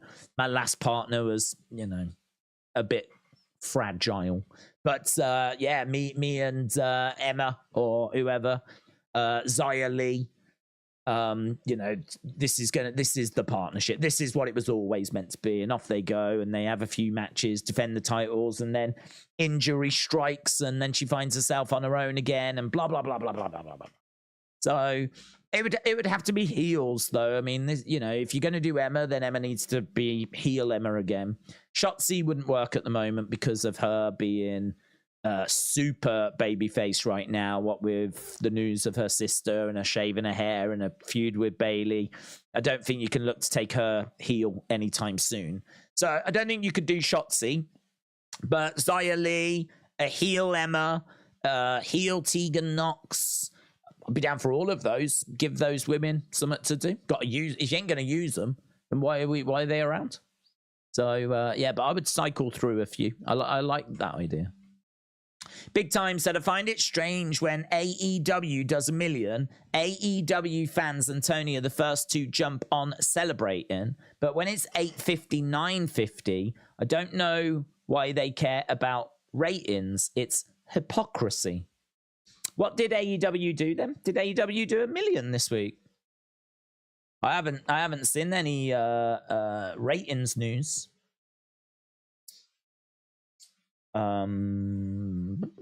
If it did a million, that's come out of nowhere. I mean, there was nothing about this week's show that felt like it was a million to me.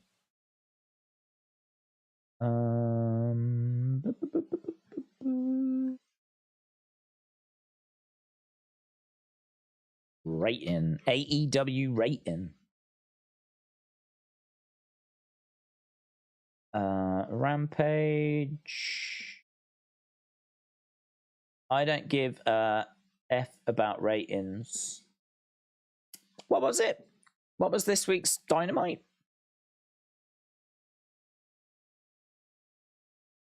Has it come out? Oh. No, not that. I'm on WrestleNomics. That tends to be the best place to go, doesn't it? They love it.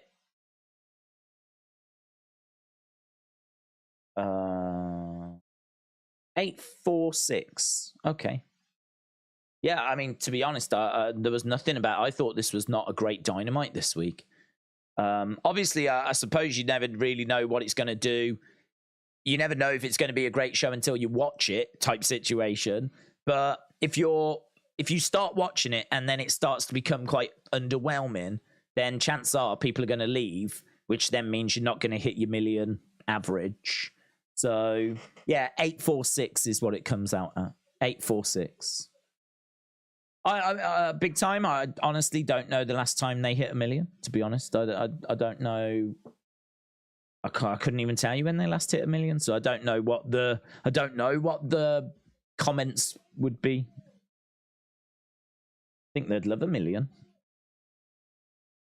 AEW doing a million, that's the best joke I've heard all day, said Travis. Jeremy said it was 849, but it was number one for the nights.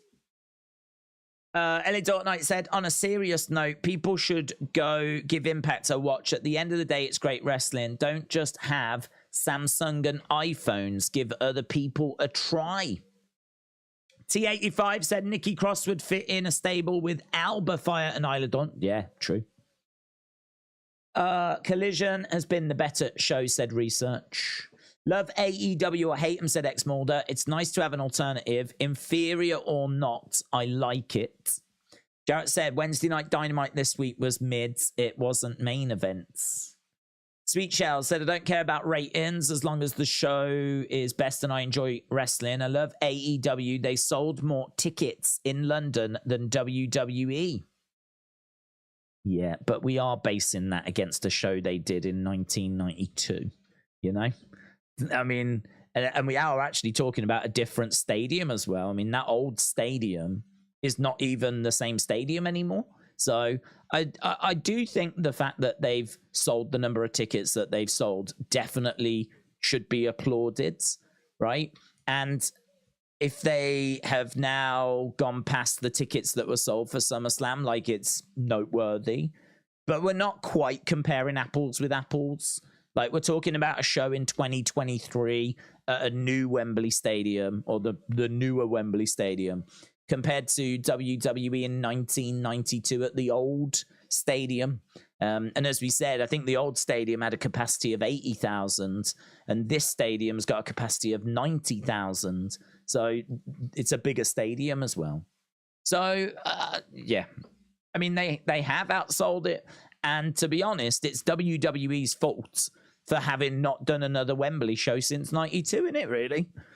It's like, the opportunity's been there for them. You know, they easily could have done a Wembley show during the Attitude Era.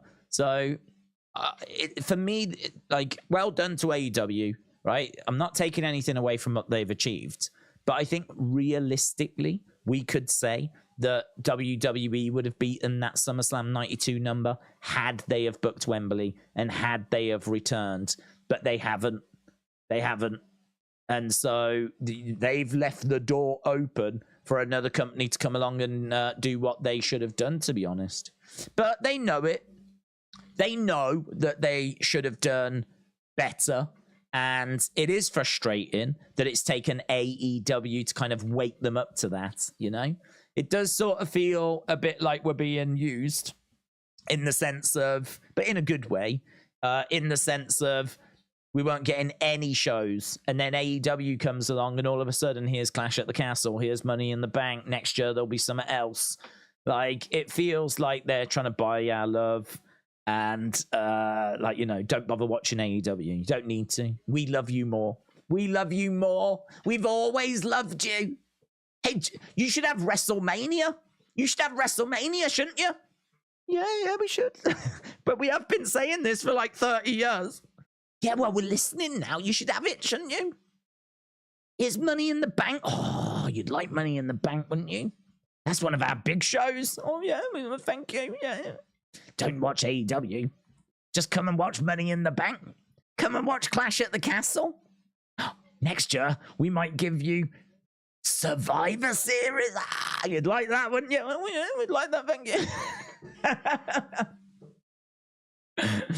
Basically, what I'm saying is the UK is in an abusive relationship with WWE, and we're having plenty of carrots being dangled in front of us at the moment. Still hasn't worked though. We've still gone out and bought tickets for the AEW Wembley show, so gonna have to treat us even better now, aren't you, WWE? Eh? You have to treat us even better now.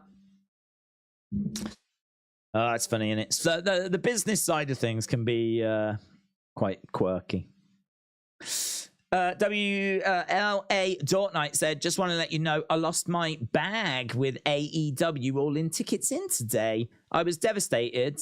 They took my bag and snacks and comments, but left the tickets on the train. So someone stole your bag and decided they didn't want to steal the AEW tickets, and so they left those on the train. I mean, in all fairness, if that is a true story, it would make sense. Because, well, I suppose they could sell them. But could you imagine if the people that stole your bag rocked up to your seats at AEW? Do you know what I mean? It'd be a great way of catching them, wouldn't it? You just report that someone stole your bag, so whoever turns up to block C, row N, seats 5 and 6, can you arrest them? Because there's a chance they stole my bag, or certainly they shouldn't have my tickets.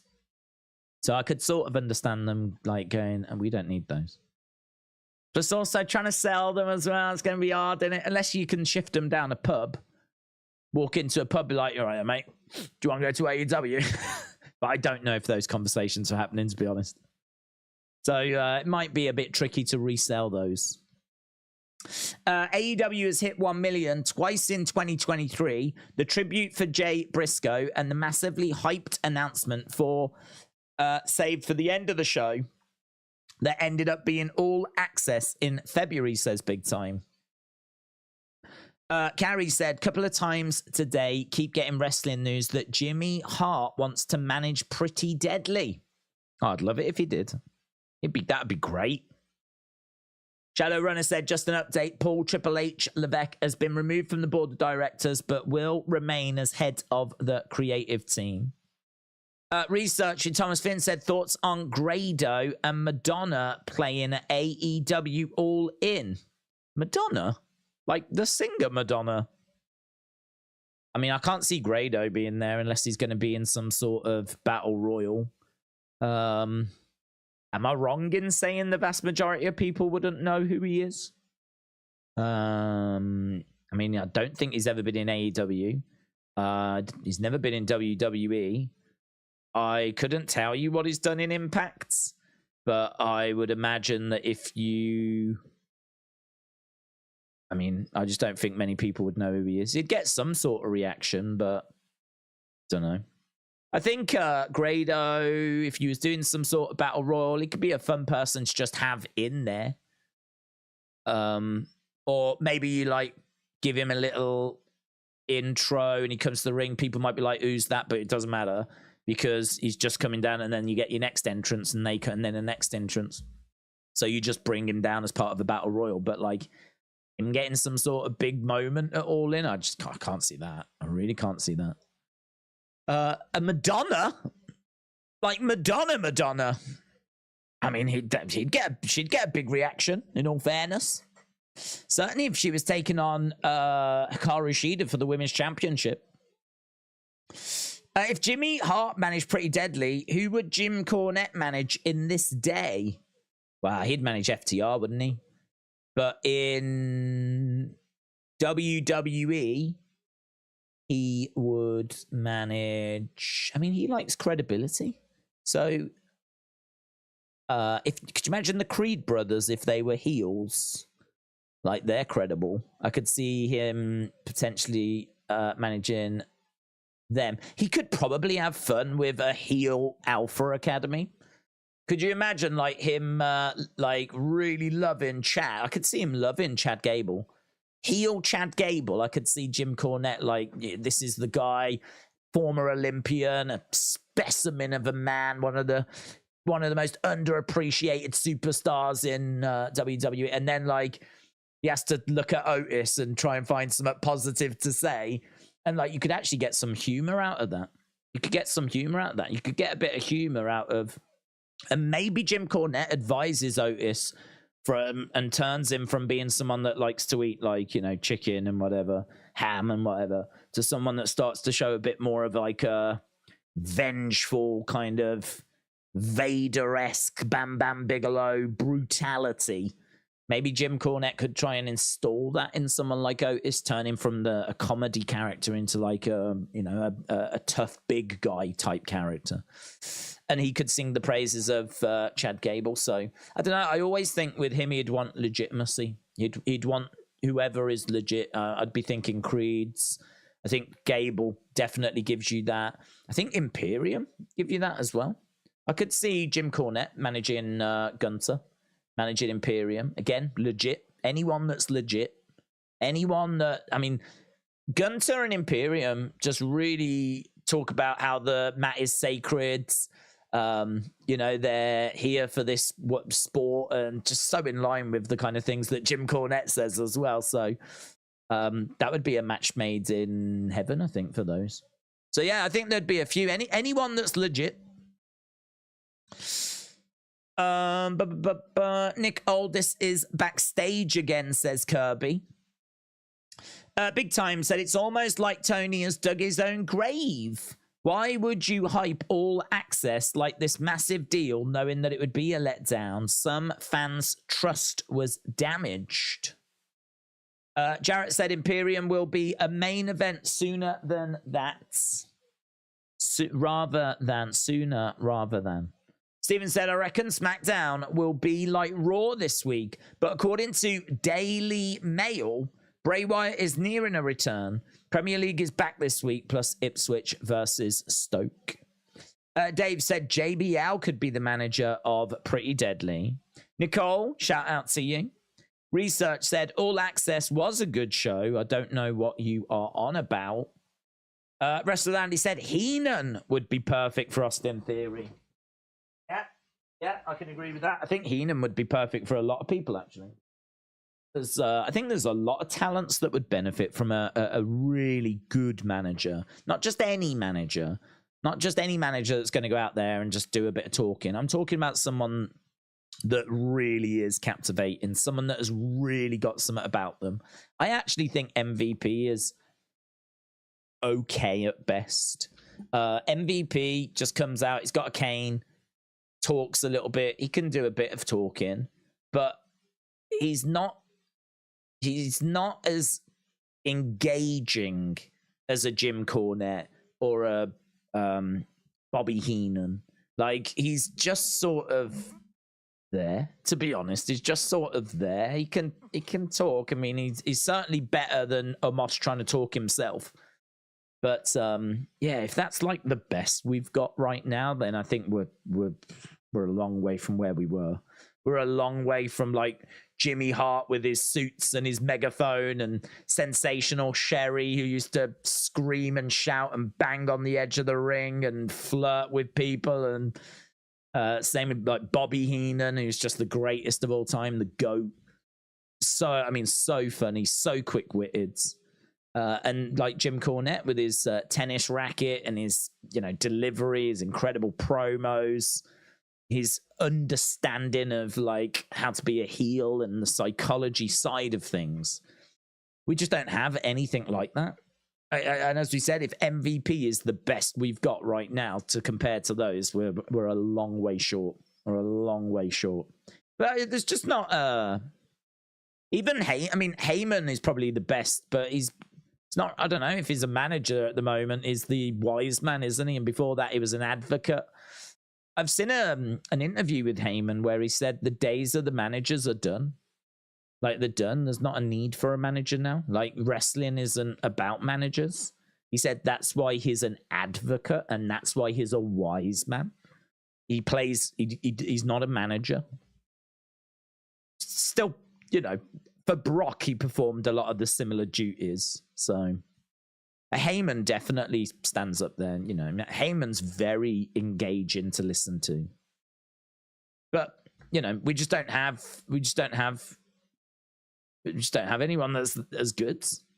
There just isn't anyone. So I think a Heenan, a Cornette, I think that'd be a great success if we had those guys around in the modern age. Bobby Heenan could work in any age, couldn't he?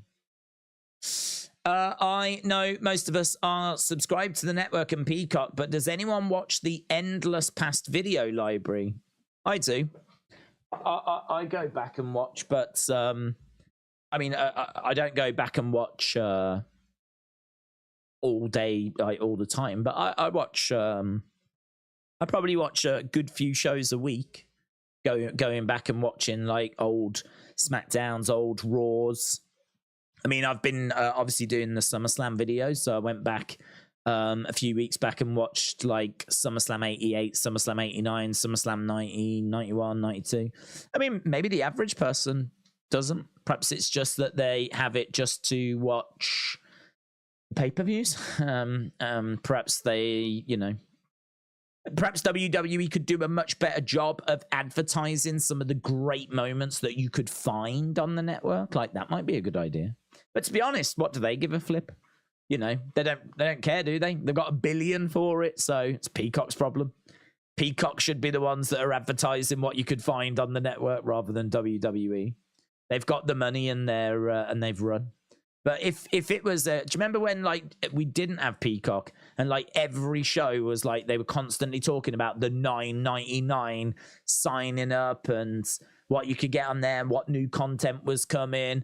Like they used to push it so hard, talk about it all the time, and like just never gets mentioned though. Just never gets mentioned because they got the money and they ran, didn't they? SmackDown is on a 4-hour delay tonight in Detroit because of a Lions-Giants preseason football game. So it's on delay in Detroit, is it? Sucks, doesn't it? The Monday Night Wars series was a classic, says Big Time Baxter. Nicole said, did you hear Chelsea might rename the women's tag titles the WWE Unified Women's World Heavyweight Tag Title? Chelsea should hold on to them and not vacate them, says Nicole. Yeah, I agree. We touched on that. We didn't talk about the name. I don't think it'll change names. But she wants to be the woman that turns the fortunes of those titles around. And I've had a lot of praise for her since she came in. I think she's been a brilliant addition to the roster.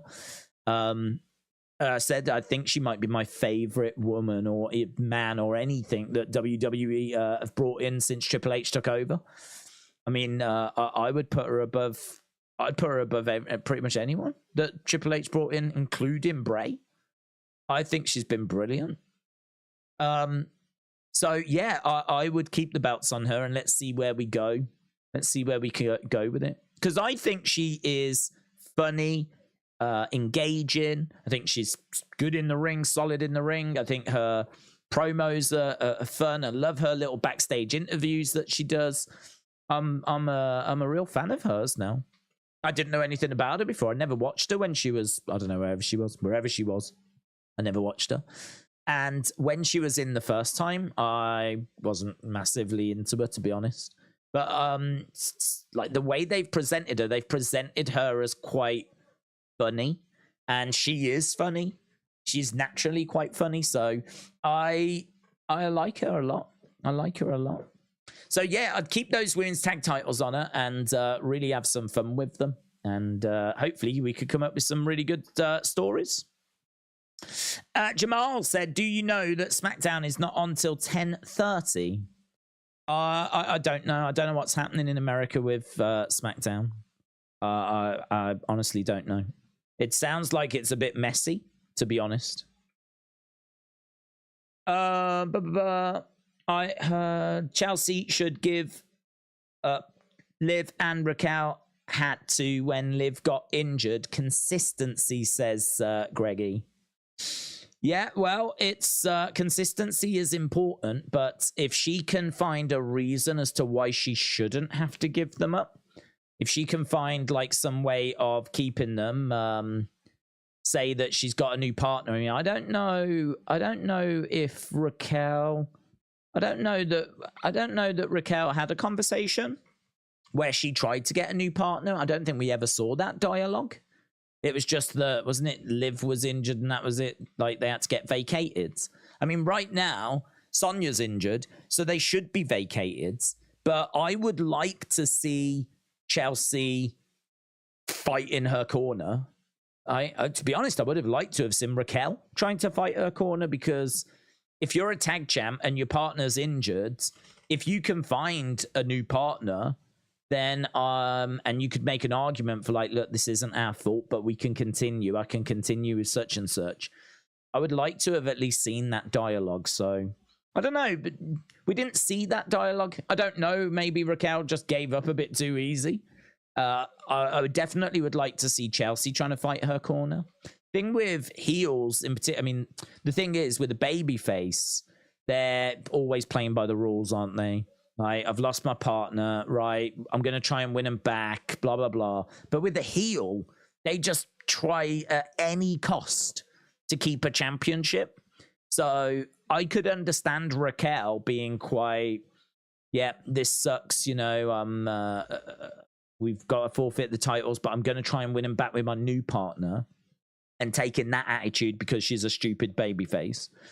But I could see Chelsea not wanting to take that approach. And I could see Chelsea wanting to fight her corner a little bit more. I've said before, it's something about modern wrestling that I really don't like. I don't like the baby faces being as stupid and as stupidly presented as what they are. Just the one that I always use is Big E, who at day one was meant to have, I think it was a singles match, that then got turned to a triple threat, that then got turned to a fatal four-way, and then on the day of the show got turned into a fatal five-way. And when they interviewed him, he was like, more the merrier. Yeah, it's just a bigger obstacle for me to overcome. And you're like, no, you're being screwed over here. Your champion having to now defend in a match with 4 other guys, and you're just seemingly all right with it. Like, if he was a heel, he would not be all right with that. And he shouldn't be all right with that. Think how hard he's worked to get that title, and now all of a sudden he's just getting screwed over by the company, like making him defend against 4 other people, and he's just fine with it. I find that frustrating. And I think that a similar thing could have happened here with Raquel, who may have just accepted that she has to forfeit the title. But I'll bet you anything Chelsea doesn't just accept it. Bet you anything she fights to try and keep a hold of that title. So I would definitely explore that. What are some of the superstars in the golden era and attitude era and ruthless era that could work in the modern era? I think a lot. I think it'd be quicker to say who couldn't, to be honest. I think anyone that kind of toes that line of cultural appropriation, or someone like a Godfather who towed that line of, like, you know, having a hoe train, you know, and anything like that that's just not going to play in the modern age. Anything like that that's going to get you cancelled. I don't think Kamala would work in the modern age. I mean, they couldn't even put out a Chief J Strongbow figure. Like, they couldn't even put his figure out. That got cancelled. So, like, if you are under the impression that, that you could do anything, like, you can't, because you can't even get figures out of certain people without them being cancelled. So, Chief J Strongbow wouldn't work in the modern age. Probably Tatanka. Believe it or not, you probably couldn't do Tatanka in the modern age. That would probably be a no. And Godfather, I think, would be a no. Any of the women that, like, just did the scantily clad stuff, you know, the models that weren't really there to be wrestlers. They were just there to show off the puppies. Like, you wouldn't be able to do that in the modern age. So, but really, from a wrestling point of view, like, you know, your Shawn Michaels, your Bret Harts, your Hulk Hogan's, if he hadn't have made the comments he made, all of those should play out fine. Ultimate Warrior, if he hadn't have made the comments he made.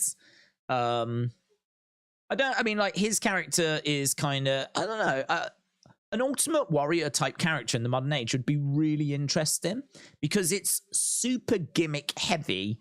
And so you could sort of look at it and think, well, it just wouldn't work, man. Just wouldn't work. Having him come running down to the ring, shaking the ropes, running around and whatever. I don't know, actually. I don't know. We don't have anyone like that, so I don't quite know how it would play out. Could you imagine if there was someone that just came running down to the ring, shaking the ropes, getting the crowd fired up, doing the work in the ring, and then going again? And then when you interview him, it's like, Warriors! I think that is something people love about professional wrestling. Same with Macho Man and everything, you know? They love the show. They love the larger-than-life personas. And we don't have anything like that. A lot of the current complaints are that the current superstars are quite bland. Current superstars are just really themselves and just wearing black and just bland compared to Macho Man and Warrior and Rowdy Roddy Piper and Ric Flair, and, you know, the list goes on and on and on and on. So I actually don't know how a Warrior would do in this day and age, but I would certainly love to see it. I'd certainly love to see. I mean, we've got Viking Raiders. Viking Raiders are very gimmick heavy.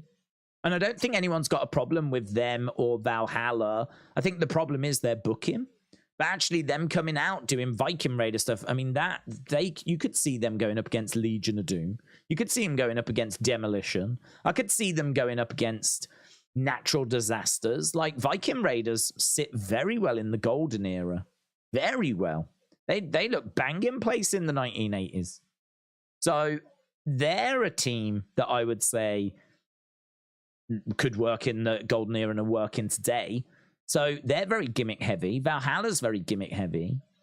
I haven't seen any complaints about that. So I don't know. I think that other than like being cancelled, I think a good chunk of people would work in the modern age. Jarrett said there's a big selection for Cody to wrestle people on Raw, working his way back into title contention. The Viking Raiders are poor, says LA Dortnight. If Dustin can be with Cody at Mania and Cody beats Roman, would that be a bigger moment than Cody winning at WrestleMania 39? Yes. It would, because first of all, Dustin's there, and I think that elevates it. Second of all, it's WrestleMania 40, and that is bigger than 39. Next of all, it's another year that Roman would have been champion, which doesn't make that beating him smaller, right? It has to make it either the same or bigger. So, to me, yes. If Cody beats Roman at WrestleMania 40 and Dustin is there for that, that is a bigger moment than if he had won at WrestleMania 39. Rick Boogs and Dolph Ziggler would be a good tag team, said Boomers. Luke said, what do you think will happen tonight? Well, tonight, we got the state of the bloodline. So we're going to find out the reasons why. Jimmy did what he did. We've got Theory against Santos Escobar. So we've got that match coming up. We got AJ Styles against Karrion Kross. And we've got Asuka versus Charlotte. So I didn't see an official preview, but that was all the stuff that was mentioned for tonight. So we've got a few things lined up, but obviously everyone is waiting to find out what's going to happen with Jimmy and Jay. And hopefully we open up with that. Hopefully we get some answers. Normally we start with Bloodline, so I would imagine that we will. But yeah, exciting, man. Let's go. Let's go. But the Raiders and Sarah Logan need to lose the Viking gimmick, says Jim. Top Tier said Chelsea is pitching. We've got talent contest to find her new partner. That would be good, man. That would be. I think that would be fun. Luke said, imagine if Randy Orton comes out to confront Roman, says Luke. Irish Rebel, hello. Shout out to you. Knight Rider said, what if Jimmy pulls a Brock and doesn't even reveal why? That would suck. That would really suck. Because I think Brock attacking Cody and us not quite getting a reason is one thing. But for a brother to turn on a brother in a storyline that's been so heavily scripted and heavily told, like, this isn't just a feud that's come out of nowhere between two people that, I mean, really, you can make your own mind up. You know, Brock wants to prove he's still the guy. He struggled against Roman last year. Cody's come along now. He's flavor of the month. Brock wants to take him down. You can sort of cobble something together, but you shouldn't have to cobble anything together when it comes to the Bloodline story, which has been such an important story and has been a massive boost to ratings. And we've explored all the different personalities and their relationships. For this to not get an explanation would really suck. King Yeti said, Jimmy did it for The Rock. King Yeti, shout out to you, buds. We are just a minute away. Just a minute away. Tritum said, I've got a sinking feeling they will dump Piper onto Chelsea. Jarrett said, I know they don't want Cody on SmackDown just yet because it's not WrestleMania. What choice does he have? He can't stay on Raw anymore. He's got no wrestlers or options. Oh, there's always options. There's always options.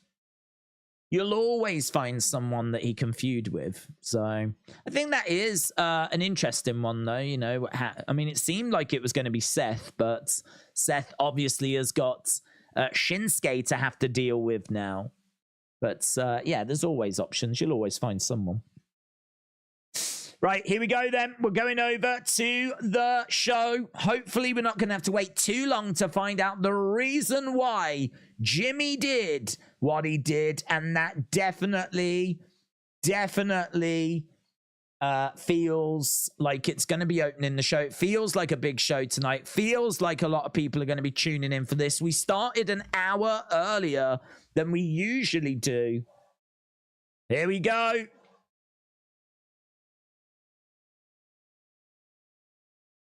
Right, we've got signs in the crowds. Go Birds. It's obviously Kevin Patrick that's on this show. Kevin Patrick along with Michael Cole, is it? And Corey Graves. Okay, so hail to the Chief. Hail to the Chief. LA Night Signs. Hi, James. I think that's for James Chadwick. Right, Charlotte Flair's actually starting the show. I wonder if she's going to tell us what happened with Jimmy. Bow down to the Queen. Jimmy found out that Jay is not part of the bloodline. He was adopted. Oh, man. They are making us wait. Little Red Riding Hood. I've even written Jimmy because he's on my brain. Hey, to kick off Friday Night Smackdown, I can think of a better way. How about Jimmy and Jay? That'd be a better way, wouldn't it? Rather than flipping Little Red Riding Hood and the Three Bears. Bow down to the Queen. Charlotte Flair. Making her way out with her red robe. Red robe. All hail the Queen. Bow down to the Queen. Imagine if Roman's cousin, The Rock, came back.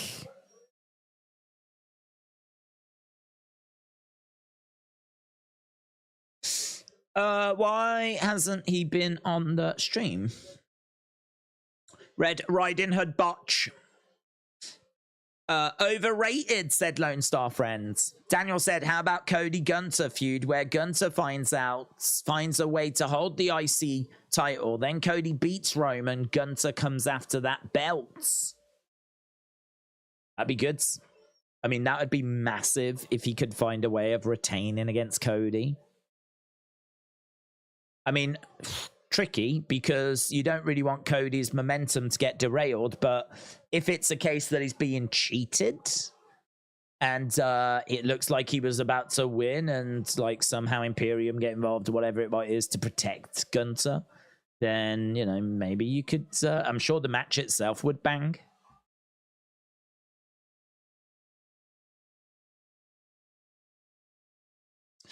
Did I miss some? Did they not start with Jade? No. It's Charlotte that's made her way down. Bow down to the Queen.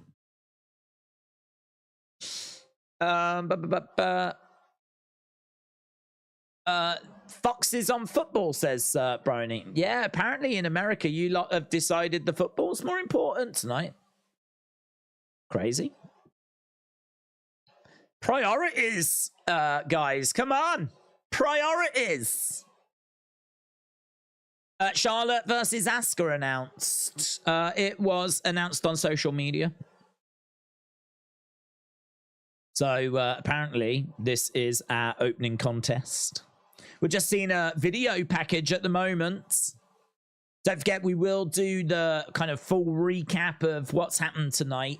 We always do that for Raw, NXT, and SmackDown. It's only a 2-minute video, but I tried to get in all the points, everything that's happened in case you didn't see the show or just need a refresh, just a little refresh. So we'll get that done straight after the show. Here's Asuka. We got the CGI masks.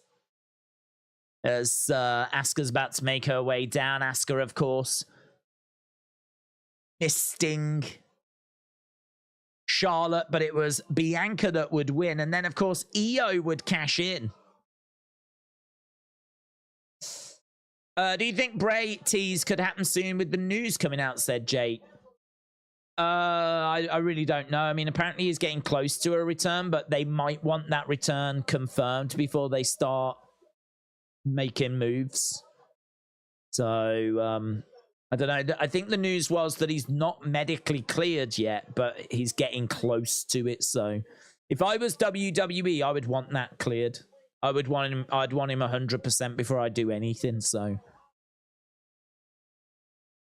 it feels like Charlotte should have ate the pin, not Asuka, says Greggy. I want wrestling Smackdown. I don't want football, says Randy Eagles. I'm watching in the US on the 2 instead of the 1 Fox station, says Amy. Oh. Is it on Fox 2 then or something? Sending good thoughts to Bray. He is my favorite superstar, said Lone Star Friend. Right. Asuka, Charlotte, opening the show. On commentary, we've got Michael Cole, Corey Graves, and Kevin Patrick. I mean, honestly, Michael Cole and Wade Barrett on Monday, and Michael Cole and Corey Graves on Friday. That would be, like, pretty good. Sucks for Michael Cole, but suck it up, mate. Cartwheel trying to work the arm there as forearm strikes come in. Kick to the midsection by Asuka. Asuka going against the ropes. Shoulder tackle there by Asuka. Charlotte pushing back. These two going at it right now in the middle of the ring. Forearm strike there by Asuka. They're wailing away at each other. Shoulder tackle as Asuka goes down. And crowds applauding as Charlotte goes against the rope. She rolls over Asuka. Charging over Asuka, going against the rope. Charlotte jumping over the top. Charlotte. Drop kick to the midsection by Asuka. That looked quite good. That looked quite good. Drop kick to the midsection as Charlotte was starting to kind of roll through. Kicks coming in by Asuka. Charlotte gets up, catches the leg of Asuka. Leg sweep. Asuka goes down. Kicks coming in there by Asuka as Charlotte goes back. Kick coming into the face as Asuka goes down. Back and forth at the moment. Kian, shout out to you. Said, hope you are well. Are you doing the undercard tomorrow? My best mate from school is fighting on the undercards. I don't know, to be honest. I am definitely doing the fight. And we are looking to start a bit early. But we could keep an eye on it. So I think the card starts at 7 and we're starting at 6. So we could definitely be keeping an eye on it. Asuka goes over in the corner, looking for a missile drop kickers. Charlotte goes down. Asuka charging over with a kick there. Charlotte down again. 1, 2. Shoulder up. I can't find on YouTube where to watch, said Eli's. Depending on what country you're in, I mean, I don't think there's any countries that show it on YouTube. I don't think there's any countries that show it on YouTube. I don't know. You can get that YouTube TV, though, can't you? Which you have to subscribe to. I don't know if it features on that. But, yeah, it seems like it's a bit of a problem in America as we're at commercial break. I think people are struggling to find it. Dennis said, I heard rumors that Bray had a serious life illness reported by Fightful. Yes. That's all they've said. And apparently he is getting nearer to a return, but we don't know. We don't know exactly what it was. Calvin said, what if Dominic never turned heel and joined Judgment Day? Was Dominic happy for Ray when he got into the Hall of Fame? What if Dom and Ray should have become tag team champs? They were tag champs. Oh, undisputed tag champs. Yeah, I mean, he would have been happy for him, just like in real life he was happy for him, I'm sure. That's his dad, innit? So, yeah, you know, he would have been happy for him. Would they have been undisputed tag champs? Maybe. Yeah, maybe. I didn't think they were that great as a tag team. I didn't find them that captivating, that interesting. I don't think they're really. I don't think that's looked back on that fondly. It might be eventually. You know, once we're a good few years removed and maybe Ray's retired, people might be like, "Oh, do you remember when Ray had his son and they were tag champs? That was cool." Like people might have that kind of, you know, memory of it. To me, it was just a bit of a gimmicky thing. Like we did it so they could be the first father-son team to be the tag champs, and it's just a little tick box thing. So yeah, it didn't really do much for me, to be honest. But yeah, could they have made them undisputed tag champs? Sure, why not? Why not? They could have. But then equally, they might have just got them stuck into some feuds, and so they might have kept them away from the title. So it is tricky to say. If you're in the US and you've got digital over-the-air TV, try one channel up from your normal Fox station. In my city, Fox is 21, so normal Fox is 21.1, but tonight is 21.2. Jeez. 21.1, 21.2. Like a radio station, isn't it? Madness. Kian said, when do you think it's going to happen tonight with Roman and Jimmy? Well, we normally start, don't we, with Bloodline first. I think that WWE are very aware that people want to know why Jimmy has done what he's done.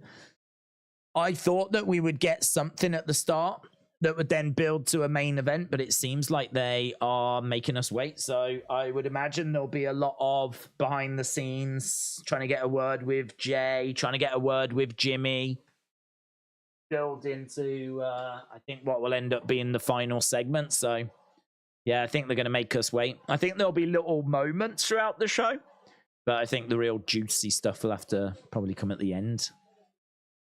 So yeah, making us wait so that they can get that sweet, sweet rating. So they can get that sweet number, baby. Crossbody by Charlotte. Asuka goes down. Asuka trying to pop back up, though. Backing up a little bit as Charlotte goes over to Asuka, throws in a few chops. And again, Asuka on her feet. Staying on her feet. She's not going down. She does go down. She does go down. And the crowd were wooing away there. The crowd are enjoying this opening contest. Kip up by Charlotte. Charlotte's kipping up. And throwing Asuka. Asuka getting her shoulder up there. JMB, a shout out to you. Appreciate the support, my friends.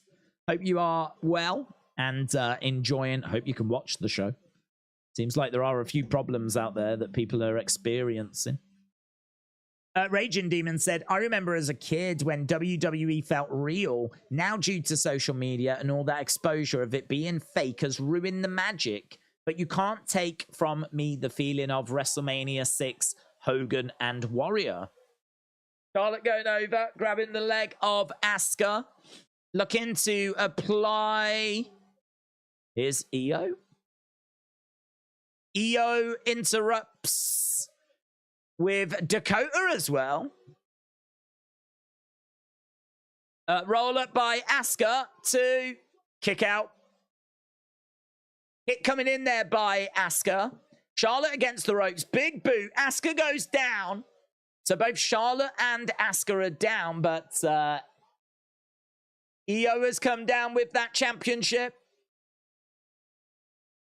Io walking around. They are doing a bit of a victory lap there, walking around the ring.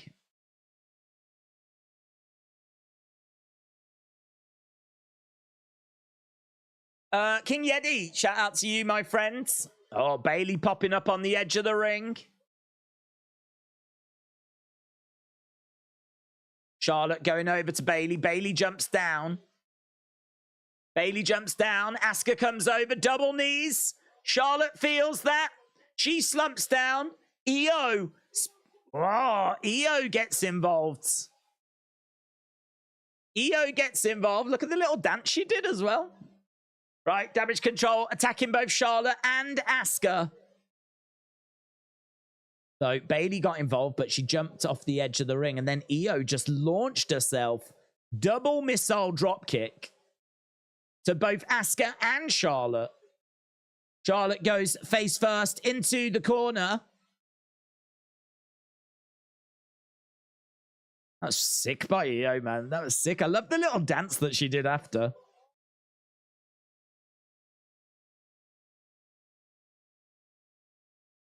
So EO is in the ring, standing tall. Asuka's down. Charlotte's down. And Bailey is laughing, and Damage Control are walking away.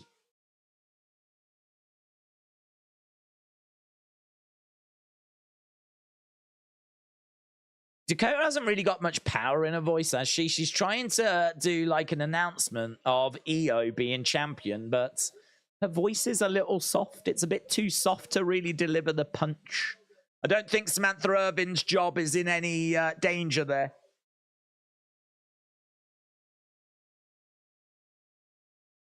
Kevin Patrick's taking lead duties by the looks of it. It looks like Michael Cole has kind of sat to the left on the sidelines a little bit. It's a weird dynamic, man. I don't know why we're doing it. It's kind of like Kevin Patrick's maybe struggling a little bit, and we're trying to have Michael Cole there to give him advice. But it's so weird seeing Michael Cole just sat at the side and letting Kevin Patrick do the main bulk of the talking. It's just weird. King Yeti said it must be a regional thing. I'm watching SmackDown on the channel that I usually watch it on. King Yeti, shout out to you, my friends. Yeah, I feel for people that are I mean, it was getting mentioned that apparently it's in the Detroit. It's in the Detroit area that I think there's drama. So maybe that's going to affect. Maybe that's going to affect some other areas as well. But either way, you haven't missed anything yet in regards to Jimmy and that situation. Right now, we are just seeing what happened with that situation. So we are just seeing Solo and his attack of Jay. We're seeing Roman and Solo trying to get on the same page. Of course, Roman would then accidentally spear Solo. That would cause tension between them. Solo would then look like he was going to attack Roman. We're seeing Solo on the outside staring. Look at that, man. That is so good. Solo glaring and even shouting at Roman, just teasing that turn a little bit more, just a little bit more.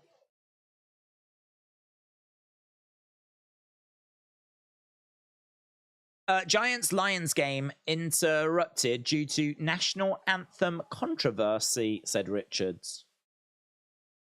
What's the controversy? WWE should have kept Nigel McGuinness and had him on comms. Oh, yeah. I agree with that, James. Oh, yeah. I agree. I love Nigel McGuinness. I think he's great on commentary. Do you know who else I liked that they got rid of? Thingy? Tom Phillips. I liked him as well. I think there was, I don't know if there was like issues with him. I don't think there was issues, but I do remember that controversy of a picture that he put out, which was, I don't know. I don't remember it being that bad, but it just was a bit strange. Tonight we've got the fallout of that match. But yeah, I liked him. I liked Tom Phillips. Thought he was good on commentary. He's going to address the future of the bloodline live tonight.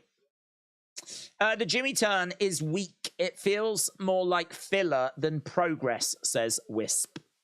McAvoy said, I think Rikishi will make an appearance now that his two sons are fighting. Richard said, Jimmy and Roman versus Solo and Jay at WWE Payback. Boom. Tom Phillips is doing great in Impact now, says James. Oh, I'm glad he's doing well. I'm glad he's doing well. Bembo said, imagine this Roman versus Jay versus Jimmy versus Solo at Survivor Series. That would be a good end to the Bloodline story, says Bembo. Larry the Crackout. Shout out to you, bud. Appreciate the kind words. Richard said, no Rikishi, no Nia Jax, due to channel miscommunication. Richard said, no Aldis, due to that, and creative can't believe it. Jimmy versus Jay at WrestleMania 40, says Pamela. Jimmy the Turncoat, said Zoom Station. Would anyone else be willing to spend 7 to 10 grand on top WrestleMania packages? You get a signed chair, party with Undertaker tickets. What? Like after show party, not like you get to go to a party with Undertaker, because that's worth 7 to 10 grand in it. Come on. You get to party with the Undertaker. That's mental. In my mind, I'm in a club. I'm in a club with the dead man. We're listening to Ice Spice. Or Spice Ice, whatever she's called. The boy's a player. The boy's a player. Come on, Undertaker. Yeah, the boy's a player. The boy's a player. He's just going to stand there and he going, have you got any other moves? Can you do anything else? No, I don't know. Now start tombstoning everyone. The boy's a player. So, yeah, I mean, it's definitely worth it to go partying with The Undertaker. And what else do you get? You get tickets for Raw, SmackDown, 4 nights in a hotel, travel to the event, and loads more. I mean, listen, it's going to depend on how much disposable income you've got in it. It's gonna depend on that being a once in a lifetime magic memories. You're never gonna forget it. Experience in it. I mean, you're never gonna forget that. Raw, SmackDown, WrestleMania. I'm sure they'll do an access. Sign chair. Well, say it's a sign chair. Get a chair. Sign chair. Party with The Undertaker. I mean, come on. Come on. Steep, though. 7 to 10 is steep. That is steep. But, I mean, good tickets for WrestleMania are going to cost you $1,000. I'm guessing these are good tickets. Can't imagine they're going to stick you up in the heavens, are they? If you're spending 7 to 10 grand. What if Jay is in on the whole plan? Keeping other superstars out of the title picture while the family fights it out. Roman can ease into WrestleMania without a credible threat, says JEY. Sounds like a conspiracy theory. Sounds like you need to put on the tinfoil hat for that one.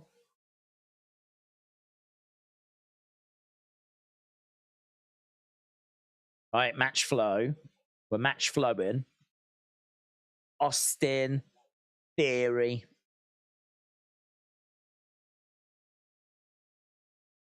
A-Town down. What is this progressive match flowing? Just looking at a video package of Austin Theory.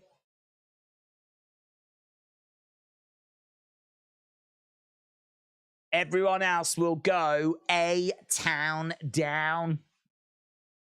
And here's Santos. So they're just building up towards this encounter. Kieran, shout out to you, my friend. Kieran has gifted 5 memberships. Kieran, shout out to you, buds. That's super kind. That's super kind. Very kind by Kieran. We did a member stream on Wednesday. We're currently trying to figure out what watch along to do for the members as well. So we are working on that. Still got some videos I need to do. We opened up some cards the other day. Opens up some cards. I got them right here, actually. Some of the fun ones we got. We got a Roman 100 Club. These are all like Slam Attack ones, but they're still pretty cool. Nice Andre one there. Yeah! Andre loving it. I got another good one, actually. For that. Mercy the Buzzard. Pretty cool card, isn't it? Pretty cool. So yeah, we opened those up the other day. It was quite fun. I had fun. Right, here's Santos Escobar.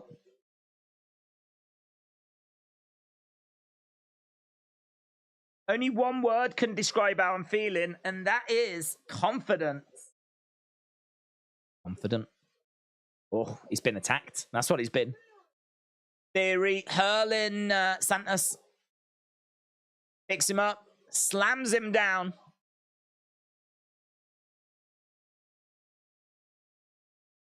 Austin Theory's ring gear looks like it's the Austin Theory on the back looks like it's in a SummerSlam font. I wonder if he got that made thinking that he would be at SummerSlam. So Santos has been attacked. He's been attacked and he's had his leg rammed into a case backstage. I need to have a look at Austin Theory's ring gear, but the back gave me mad SummerSlam vibes. That would suck. That would really suck if that's what's happened.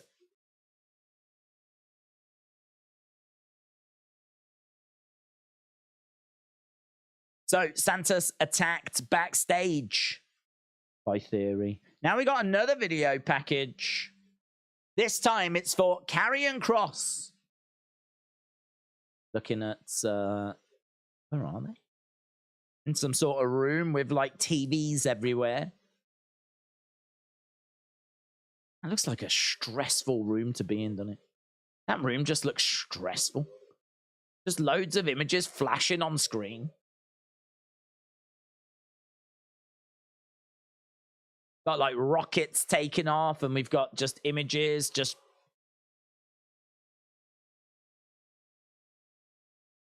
You'll see. Soon you'll see. The end is near. Here's AJ. Stressful. But what are you guys? Where are you guys watching the show? TNT Sport in the UK. Is Michin coming out with AJ Styles? Wonder if they're having an affair.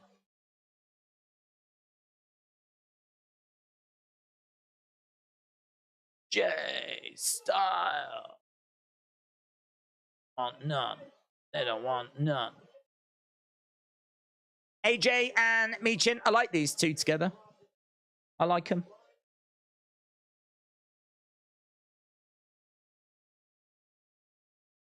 She's going to need to deal with Scarlett, isn't she? AJ. Want none. They don't want none.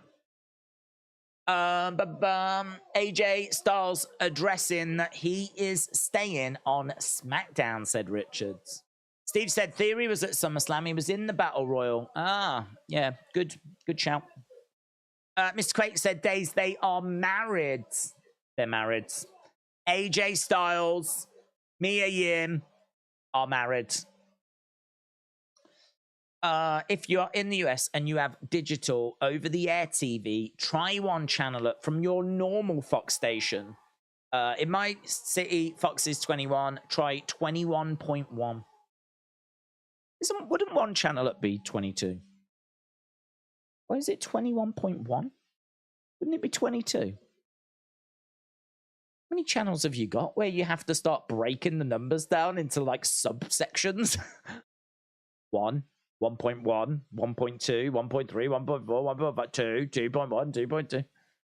Are we sure it's not 22 after 21? Is this the future? Are we going to have that over here soon? Must have like a billion. Must have like a billion channels. Christopher says, first match with Charlotte Asuka. Who is going to be Karrion Kross's disciples, says John. Don't know. He said, we'll find out soon. The end is near. I keep forgetting how racked up Mia Yim is, says the Beach Kevin. Never forget. Rhino and Slater, bad figs, but the belts for the figs are key. They never made tag titles like that again, materially wise, says Defcon. Mr. Quake said, I miss Lucha Underground. Everbliss said, read my comment. The way Santos Escobar jumped Austin scared me.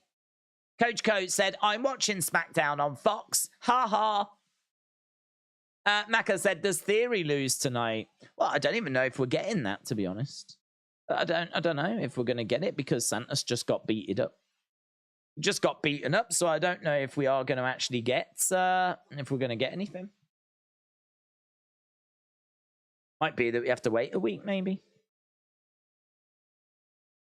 If they're still a tag, I think Mace and T-Bar with Karrion Kross would have been cool. Up next, then, it is going to be Karrion Kross against AJ. That match coming up next. We are just at commercial break.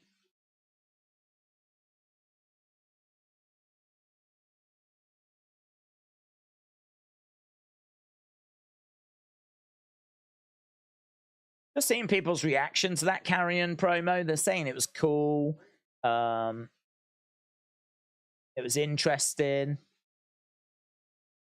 It was well done. Just hearing the word cross makes me yawn, said this person. They weren't feeling it. They didn't enjoy it.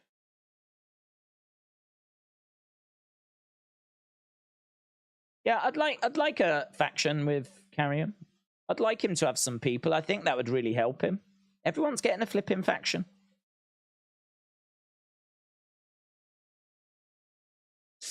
WWE should bring the Cruiserweight title for the lower card, said Boomers. His promos are cool, but then when he comes out, all that goes out the window. It's Friday. Edge. 25 years of memories come to life.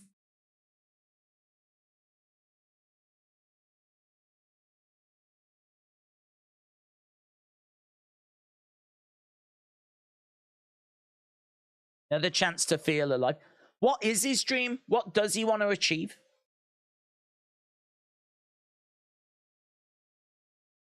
"25 years of Edge live in Toronto next Friday."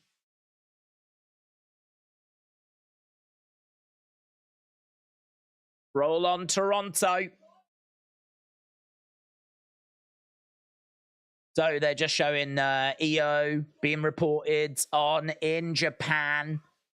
Images of EO WWE Women's Champion.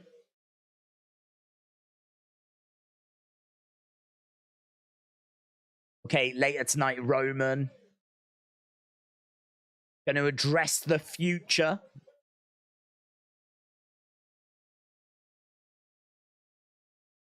Santos is being checked on. We might not make it for this Santos match.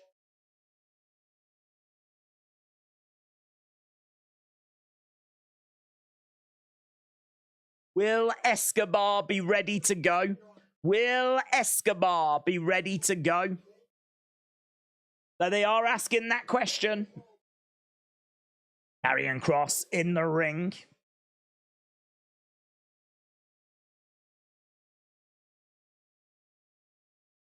Reggie the Simp figure is a good basics. Basics can be good, said Defcon Eric. Where do I watch SmackDown? Yeah, people are struggling with it tonight, but apparently go try 21.1, 21.2. Try those channels. Do you think Bray should team up with Carrion? No. Carrion back in the corner. If Bray returns to start a feud with Edge, that would be great, said Knight Rider. John said, hasn't the AJ Carrion feud dragged on a bit too long? To be honest, I just don't think it's been a very engaging feud. I definitely feel like I need something interesting out of it. Like, I could be down with these two having like a really great banging match, but I don't know that this is going to be it. AJ Styles chance. I don't know. Do you reckon these two could end up facing at Payback? Big back body drop there by Carrion. AJ getting up to his feet, selling the damage caused there by Carrion. Carrion with a forearm strike. Let me feel your hate. He picks up AJ, hurls him across the ring. So looks out at the crowd, asks, who is the man? Crowd are not bad tonight, you know, making some noise. Shot coming into the midsection there by AJ. Big right hand by Carrion. AJ goes over into the corner. AJ goes over the other side, face first, into the ring post. Coming in. Do you think we should have Rhea versus Nikki Bella? I don't think we should have it. I mean, if we get it, could be fine.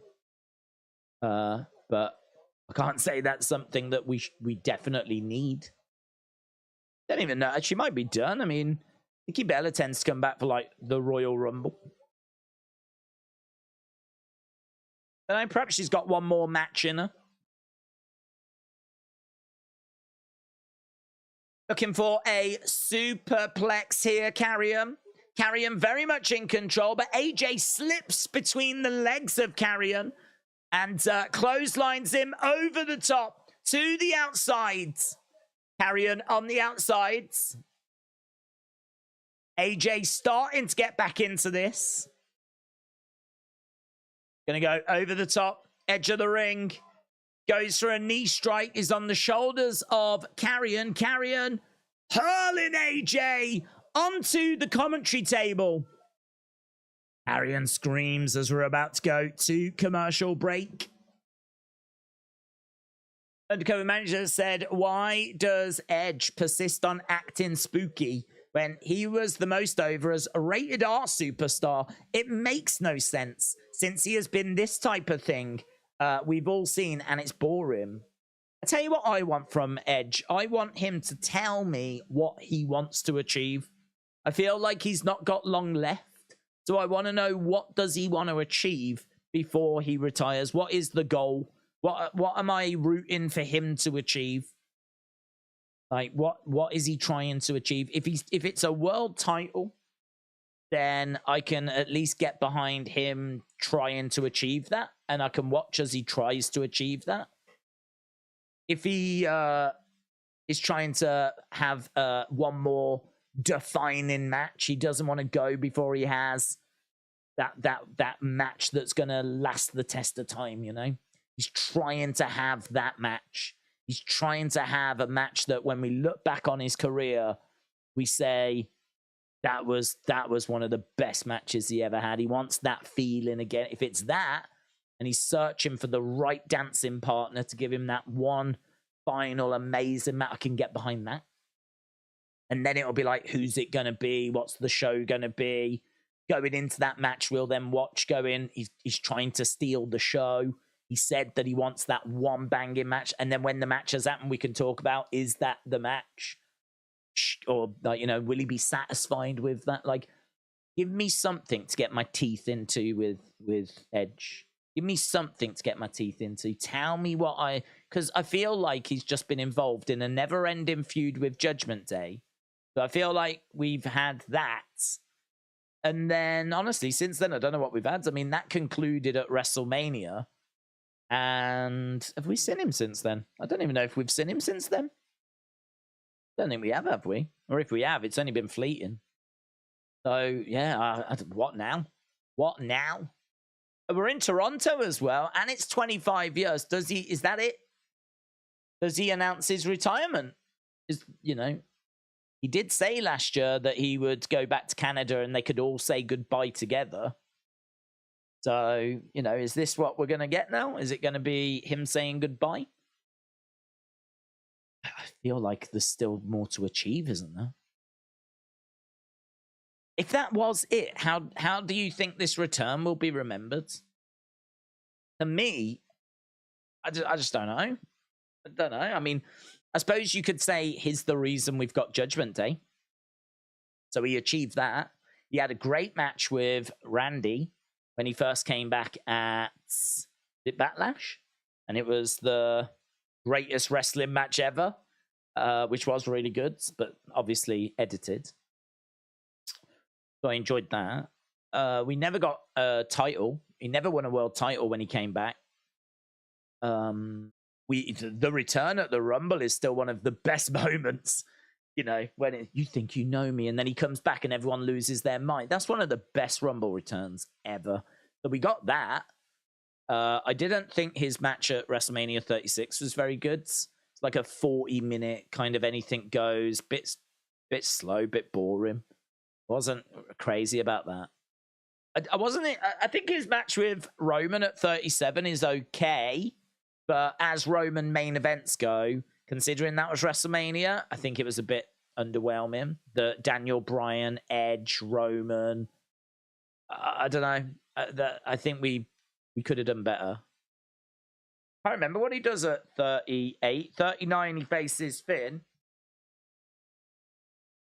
No, man, I don't know how this run. I mean, he's been back a while now, Don't know how it'll be remembered.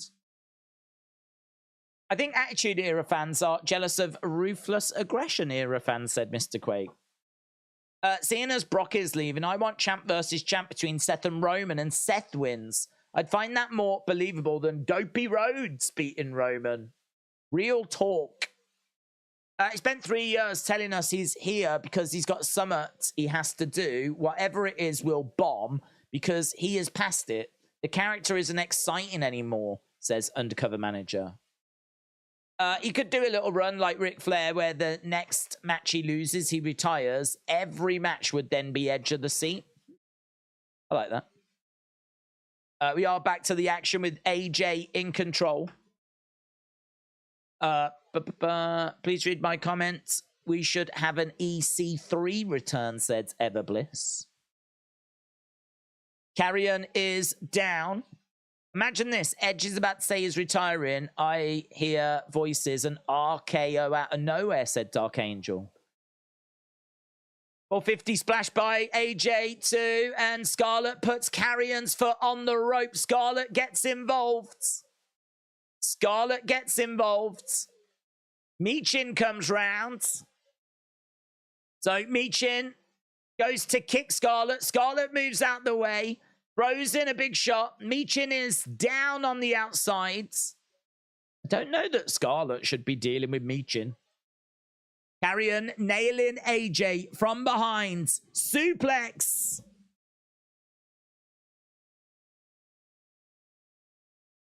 Carrion. Coming over, trying to wallop him in the back of the head, but Inzaguri.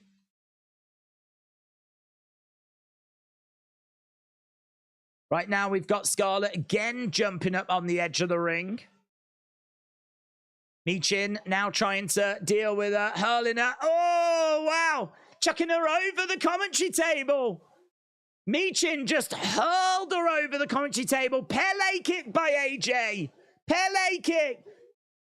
AJ has got Carrion, picks him up, Carrion. Wow, look at the strength into a Styles clash. 1, 2, 3. Carrion loses. Carrion loses. Man, Scarlett got proper hurled.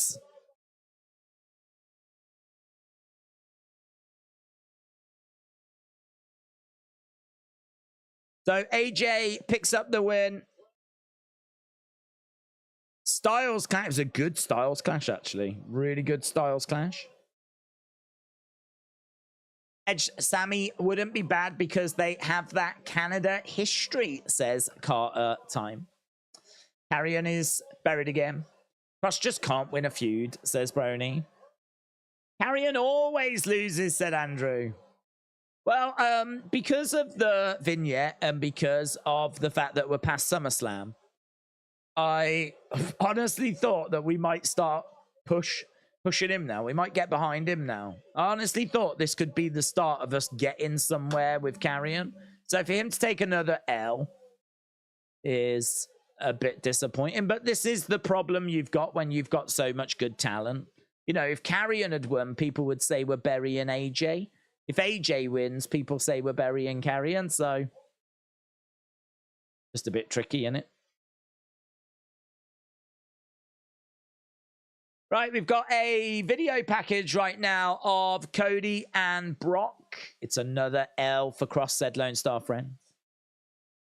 What are they doing with Cross, said Leet Sand.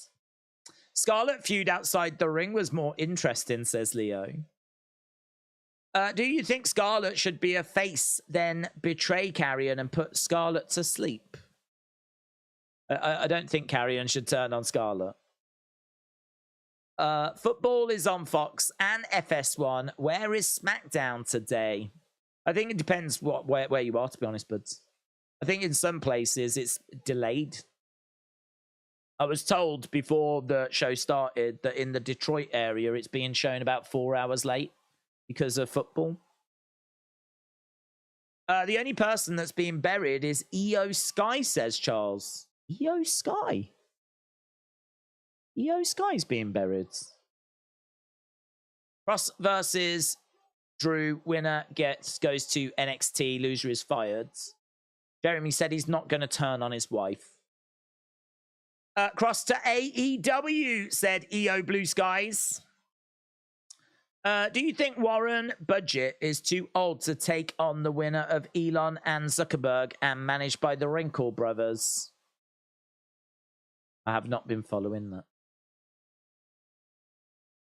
I want to see Dragunov versus Carrion. Who do you think has got the best retirement ever? Ric Flair's first one. Mark Henry. Best retirement ever. Mark Henry.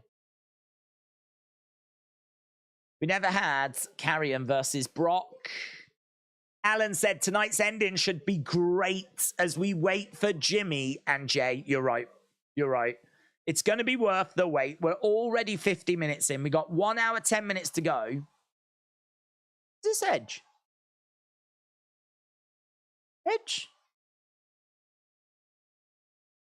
I thought we was hearing from him next week. Edge is here. That dude, look at that dude, man. That dude's going to explode. There's a dude with a camera phone. And he's like, proper hyped as the Rated R superstar comes out. WWE Hall of Famer, the Rated R superstar. And that guy's having an aneurysm. That guy just blew a gasket. Kevin Patrick said, it is deafening. We are in Canada. What's he going to say? We're meant to be celebrating him next week. I did not expect to see him. Edge of history coming up after the break. Edge of history. We're on the edge of history.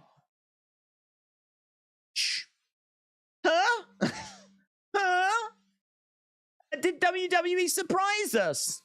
They surprised me. Calvin said, what if Dominic never turned heel and joined Judgment Day? Oh, we spoke about that, Calvin. Do you know Bray Wyatt could return? Yeah, he's close to being cleared. Do you prefer new Shotzi or old Shotzi? I prefer new Shotzi. I think new Shotzi's got like an aggression to her. She's more interesting to me. So, new Shotzi. Everbliss said, I think Bray returns tonight. If you eat a fish, does that make you a fish eater or a fish feeder? A fish eater, doesn't it? Why would you be a fish feeder? Maybe if you gave the fish to someone else to eat, then you'd be a fish feeder. But I don't think if you feed yourself, you're a feeder. You're an eater. I thought Edge was pre-taped on SmackDown. I hope he won't announce his retirement. Well, Leo, we know he's on the show next week. So if he's going to announce his retirement, he is going to have to give us at least one more performance next week. It's his 25th. It's his 25th anniversary next week. So they've already advertised him for being on the show. Doesn't mean that he has to wrestle ever again, though, does it? I mean, you are right. Uncle Howdy is going to attack Edge, teasing a Bray return, said Sky Soul Stealer. Undercover manager said, I suppose they have to remind people who he is before next week. Otherwise, the angle they do next week won't be worth much. Do you think there's a lot of people out there that don't know who Edge is? I'd be very surprised. I feel like I understand that if you get into wrestling, you might only know about the current stars. But in all fairness, he's a legend, he's a Hall of Famer, and he's been around recently. So it's not even like this is the first time we're seeing Edge in 20 years. We saw him at WrestleMania.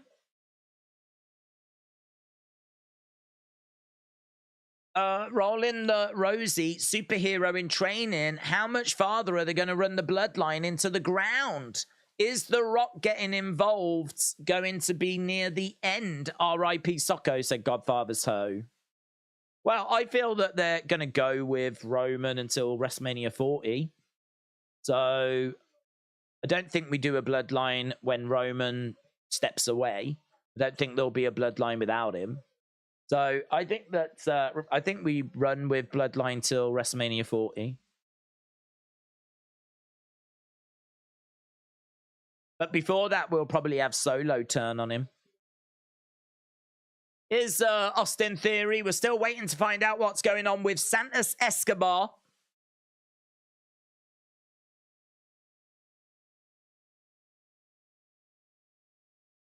Is Ray. Santos will make it, says Ray.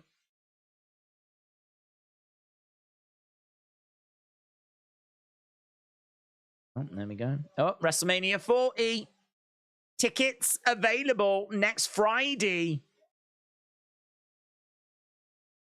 Philadelphia. April 6th and 7th. Let's go. Okay, Edge is in the ring. What's Edge got to say?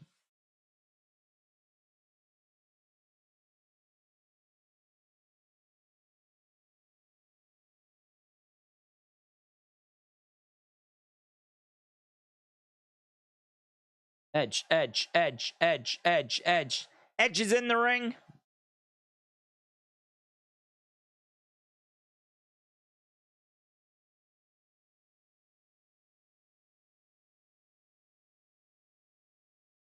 You weren't advertised. And I know I've got my 25-year celebration next week in Toronto. I know that. Calgary, boo in Toronto.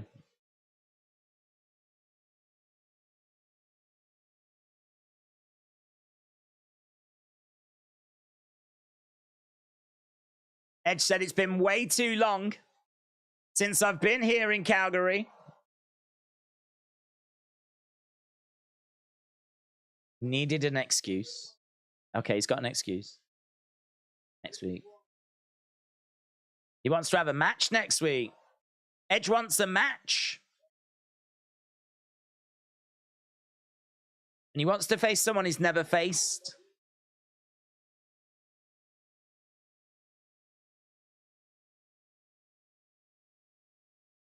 He wants to face Sheamus?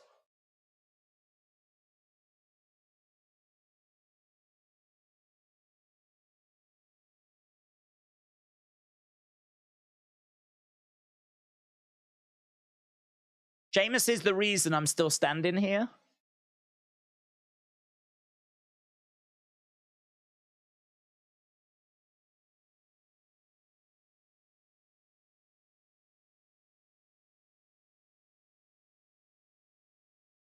Okay, so Sheamus, I think, must have said something to him.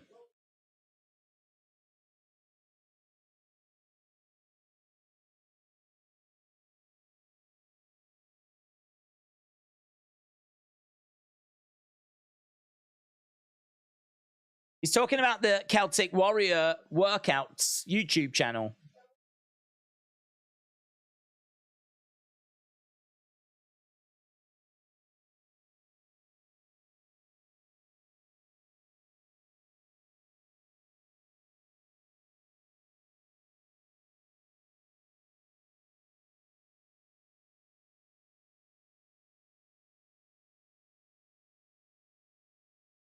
So he said that it was that experience of working out with Sheamus where the light bulb lit.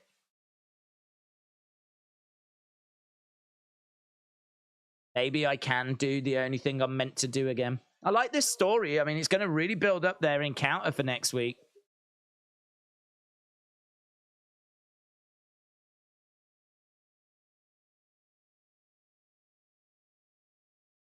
He called Sheamus when he was getting ready for his Rumble return.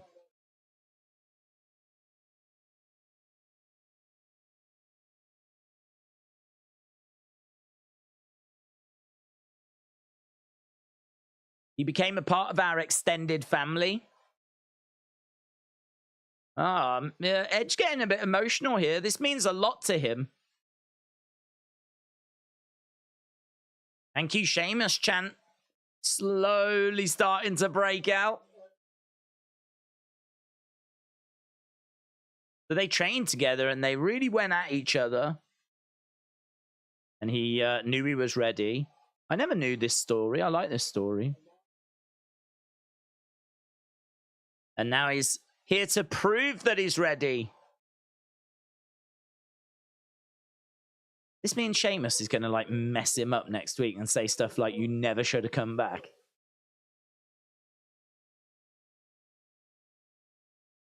So Sheamus is going to make his way down. He gets intro. He's been super baby-faced. Super baby-faced by Edge. No, I'm not the only one thinking he's going to mess him up. Timothy said, will Rikishi be special guest ref? That is the rumor, yes.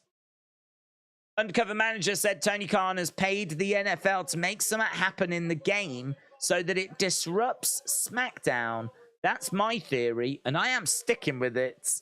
How can most of us be struggling to watch? I bet the ratings will not be great. That's true, actually. Will that impact on the rating?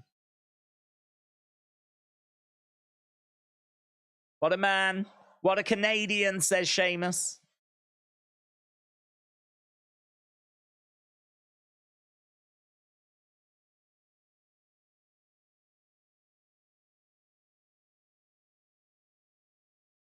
Sheamus said he's had the footage in his back pocket for 4 years.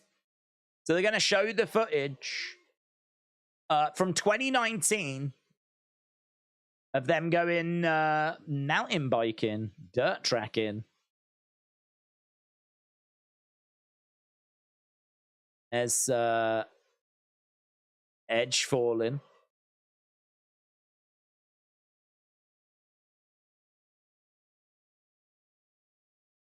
Oh, seeing quite a bit of Edge, actually. Woo!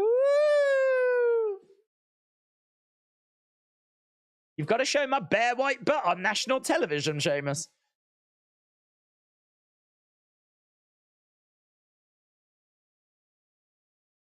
Let's be honest, you've shown a lot more on TV than that. Well played.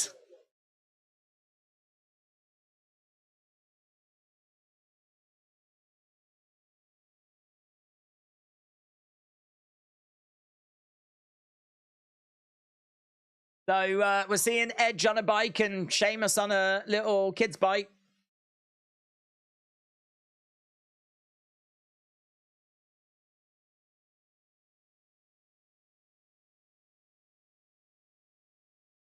Seen that picture before. I think that probably did the rounds on social media. This is your platform. I'm just happy my chin is not as big as yours.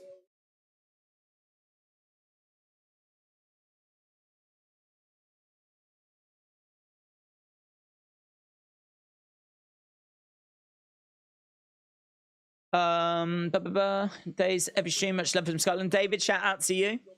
Edge looked a little too happy to see Sheamus, said Ray. It's his story hour, isn't it? Now Sheamus has got a story. God, everyone's got a story.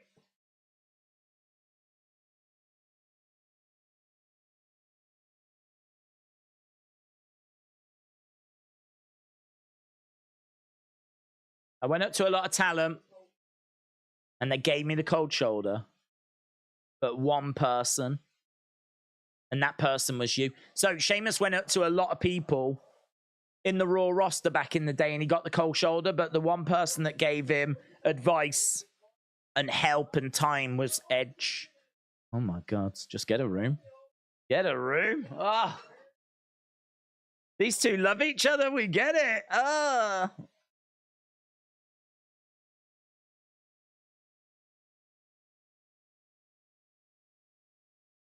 Zoe Stark is going to interrupt Edge and Sheamus. Then Edge tells Zoe to shut up, says Richards.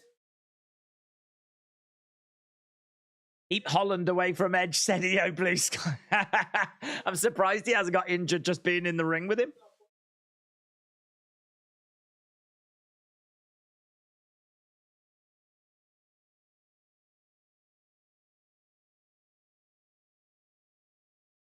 So Sheamus said the advice Edge gave him.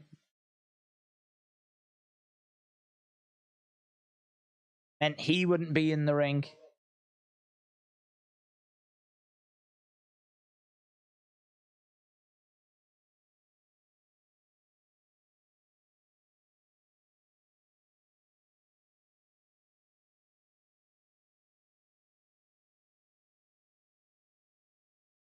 So Edge says, what do you say about a match next week? We can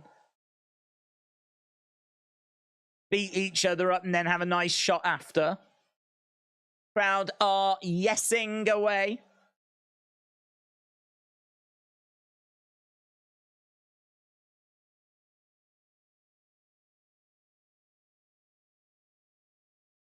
What do you think about it, Calgary? They need to stop the simping, said Russell Andy. This went on way too long, said Jeremy. It did, didn't it? It did go on later.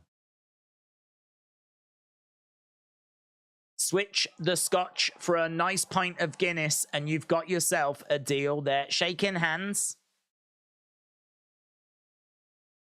Sheamus said, I just hope you didn't make a mistake. It's just like, okay.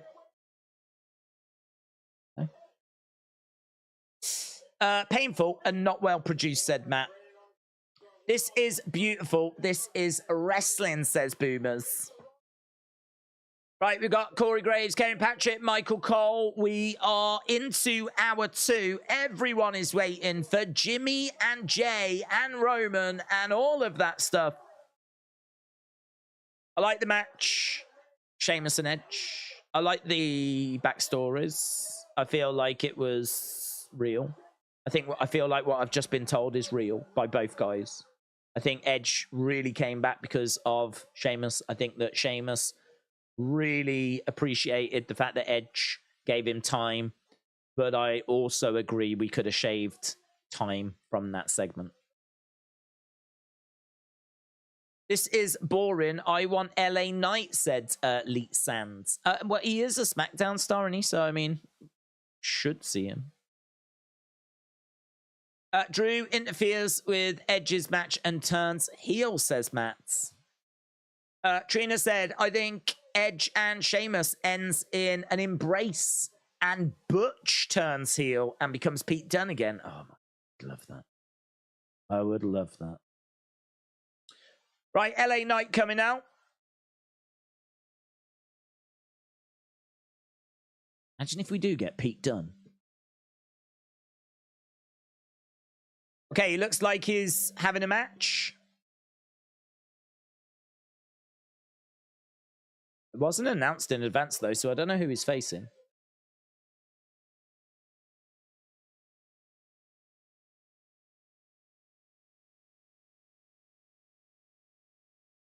Top Dollar, yes! Oh, dream match. Dream match. Dream match, dream match. Top Dollar. Let's go. Flop Dollar. Let's go.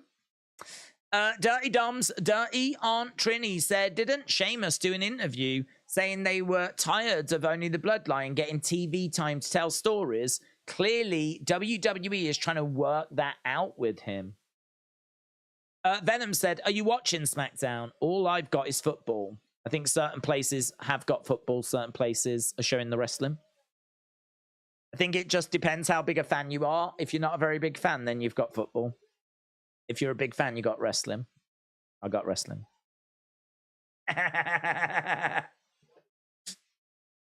This show is boring, said Ron. Top Dollar is going to become Bottom Dollar. Dream match. It is dream match. Oh, I'll tell you what, we're at commercial break. Let's do halftime scores. Everybody, it's the halftime scores. I really want to know your halftime scores. Put it in the chat. Halftime scores. Everybody, it's the halftime scores. Are you happy? It's the halftime scores. Are you happy or you sad? Halftime scores. Everybody, it's the halftime scores. I should get that recorded. If I got it recorded, I could just press play then. Just sit here like this. 1 Minute Wrestler with an 8. Michael 7.7. DJ Poison with a 1. James said Top Dollar is better than Ric Flair. Ron with a 5. Ashton with a 6.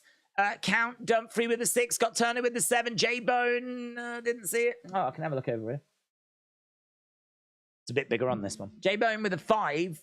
Christopher with a 6. David with a 5. Samantha with a 6. Zoom Station with a 6. OK with a 6.5. Future Comps with a 7. DJ Poison with a 2. Amazing Gaming said I just got here. Virus with a 6. Stephen with a 6. Stone with a 5.5. Kieran with an 8. Terry with a 6.5. Amazing Gaming said, what are we doing? Aaron with a 6. Jay with a 6.8. Niall with a 6. Leet Sam with a 5. Trey with a 5.75. Travis with a 7. El Sean with a 6.5. Just Incredibles with a 5. Football King said, I remember when you started the song. Michael said, still dislike Ridge for breaking Big E's neck. Angelo said 3. John said 7.1. Defcon Eric with a 6. Carter with a 6.5. Nicole with a 7. Kieran with an 8.5. Wisp with an 8. John with a 7.1. All with a 6.5. Just started watching out of 10 said GS Dub. Leo with a 6.5. Bianca with a 5.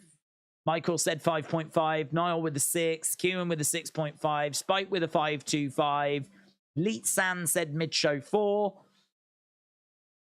We've got ALG Football 4.5. Paul with a 6.5. Leaping Lucha Larry with a 69 out of 420. Matthew with a 7. Robinho with a 4. Brony with a 6.5. Amazing Gaming said, are we doing halftime scores? We've got The Beach with a 7.7. DJ Poison down to 1.5. WWE AEW fan with a 6. Dirty Doms, Dirty Aunt Trini with a 7. Amazing Gaming said, I only just got here. Kirby with a 5.5. Erase Your Mind with a 6. Zoom Station says counterfeit dollars. Aaron with a 7. AB Jobson with a 7. Richard said top dollar with a win, but my halftime score is a 6. King Yeti said, did you ever get that recorded? Well, that is a recording that I played. That's why it was in there. And I looked younger. I was about 20 then. 21 now. What's this Hulk Hogan thing?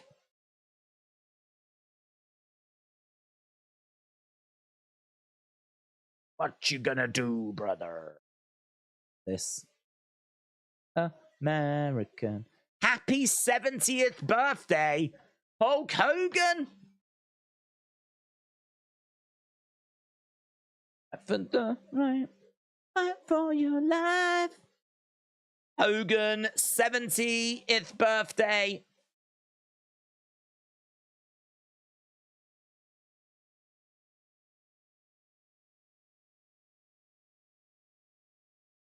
No one wants to see your muscles. Right, Top Dollar is looking moody, man. He is looking moody. LA Knight throwing in some shots to Top Dollar. Kick to the midsection. Top Dollar hurling LA Knight against the ropes. Ashanti with a backpack on. Tries to trip over LA Knight. Hogan versus Flair at WrestleMania 40, the match we never got in WWF. Vitamins and roids. Who's hotter than Top Dollar? Not Nada. LA Knight over against the ropes. Ashanti throws in a big right hand. Justin is booing Hulk Hogan. Brian said Hulk Hogan and the Maniacs running wilds. LA Knight is down at the moment, being attacked. Top Dollar looks like SpongeBob, said Wrestle with Andy. Boop, boop, boop. He's got LA Knight on his shoulders. LA Knight lands on his feet. Kick to the midsection. Big right hands coming in. LA Knight grabs. He's grabbed, held in the corner. Kicks out at Top Dollar. Looking for a bulldog. Top Dollar is down. Ashanti gets hit. He gets knocked down. LA Knight goes against the ropes. Drops the elbow. Top Dollar getting back up to his feet. 1, 2, 3. LA Knight wins.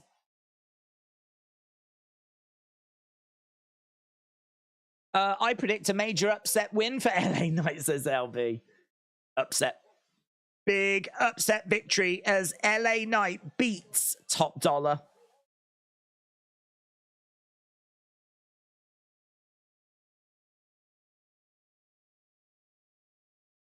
This is where it came crashing down and it hurt inside, says Corey Graves. Okay, LA Knight cutting a promo.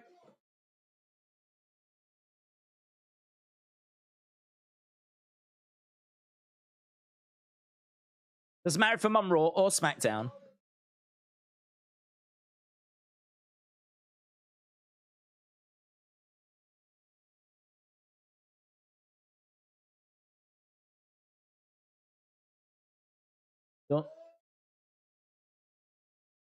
You'll know whose game it is. LA Knight.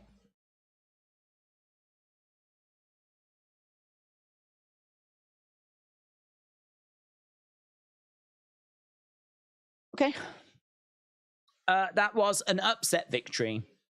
As in, we are upset having to watch Top Dollar, said Stone. Okay, Santos is backstage.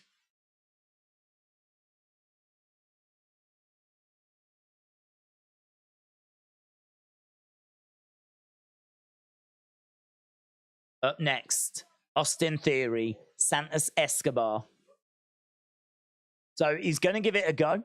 He's going to see if he can compete. Probably unlikely he's going to get that dub in it.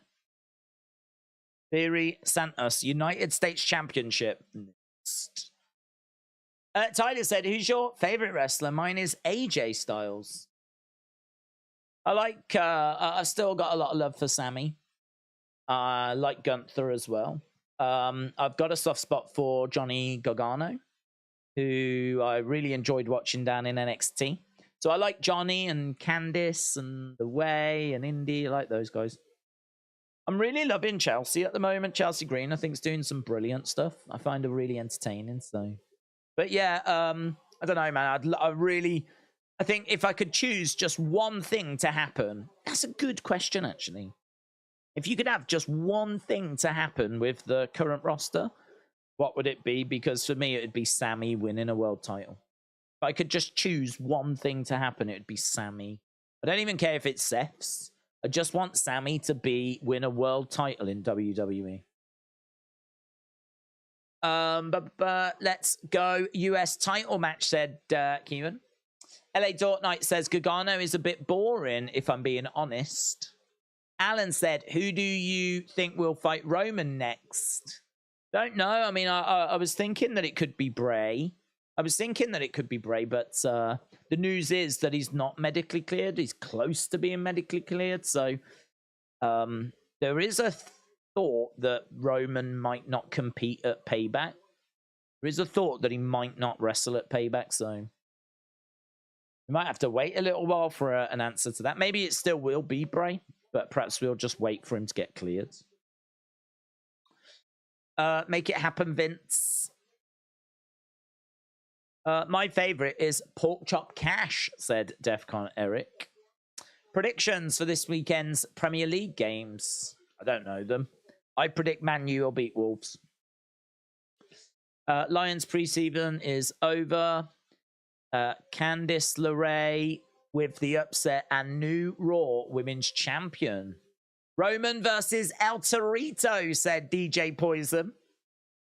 Do you think it'll be Jimmy and Jay at Payback? I do. And there is a bit of a spoiler, sort of potentially highlighting that we're going to go that way. Does Bray interfere in Edge Sheamus? Don't know. I mean, the report is that he's close to coming back, but not medically cleared yet. So, I don't know. I mean, that's going to be next week, isn't it? Will he be cleared by next week? Don't know. Plus also, who does he go after? Because he's not a heel.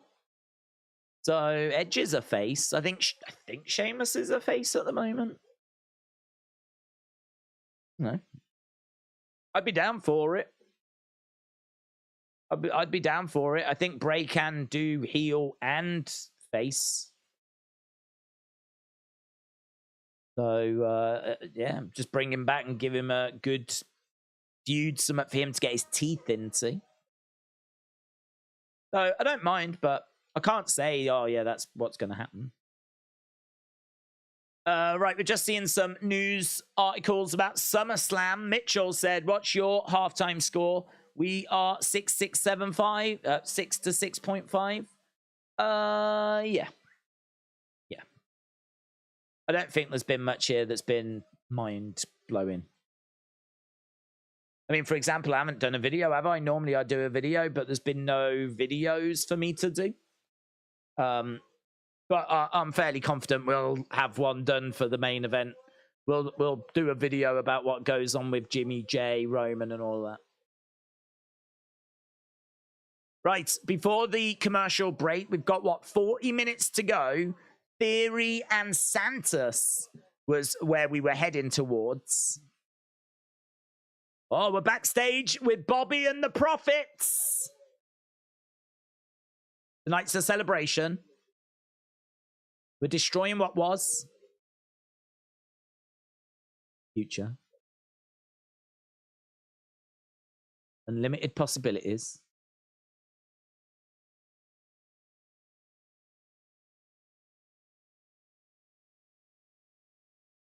Sees a lot of talent.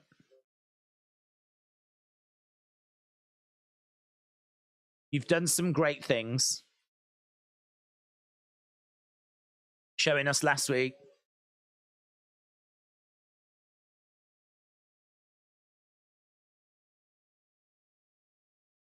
So they're talking about the attack last week.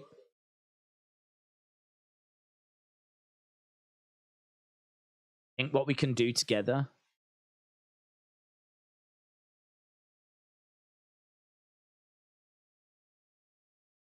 Waiting for us to take.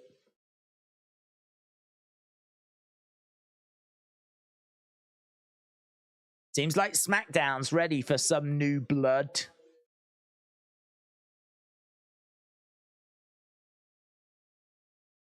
He's got a shiny head, hasn't he, Dawkins? What's he done to his hair? Why is it so shiny? Like he's varnished his head. Here's LWO then. Santa's coming out. SmackDown is ready for some new bloods. Here's Santa's. I love this new faction with Bobby and the Street Profits, said Jarrett. Theory's attacked Santos again. He's been attacked again.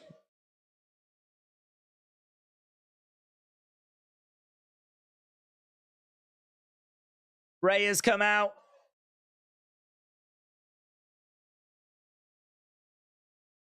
So the LWO are making their way down. So Santos came hobbling out. Theory said, I just want to apologize that all of you don't get to experience this match I wanted to defend. Santos is too weak. He's too weak. Is Ray going to face him instead?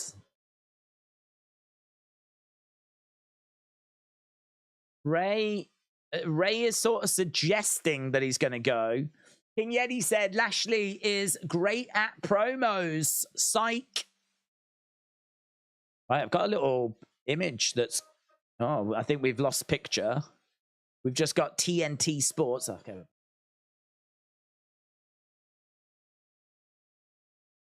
Rey Mysterio. Rey Mysterio replaces. So Rey Mysterio replaces.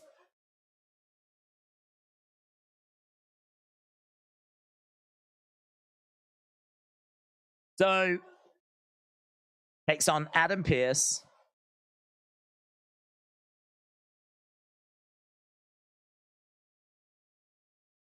Champs down. I think we're going to commercial break.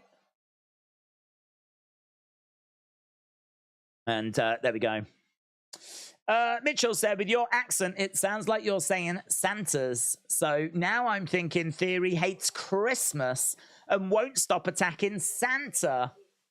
Well, that's exactly what's happening, to be honest. For those that aren't watching, Austin Theory has taken out Santa. Santa Escobar. Christmas is cancelled. Jarrett said the way race stays so healthy and shape is because of stem cells. He did it in one of his documentaries, showing that stem cells is what he used for his knee. Kakashi said, what Stone Cold's final match would be, or already had a final match? Mine be Roman Stone Cold's. There is talk of him having another match, isn't there, actually? There is talk of him having another match. I don't know. I don't know. to be honest, I mean, his match against Kevin Owens was very limited, as you could understand. So he would need to have the right person that can really carry the match. So, I don't know. I don't know if that was just chatter or if it was actually that they were looking at doing another match with him. I don't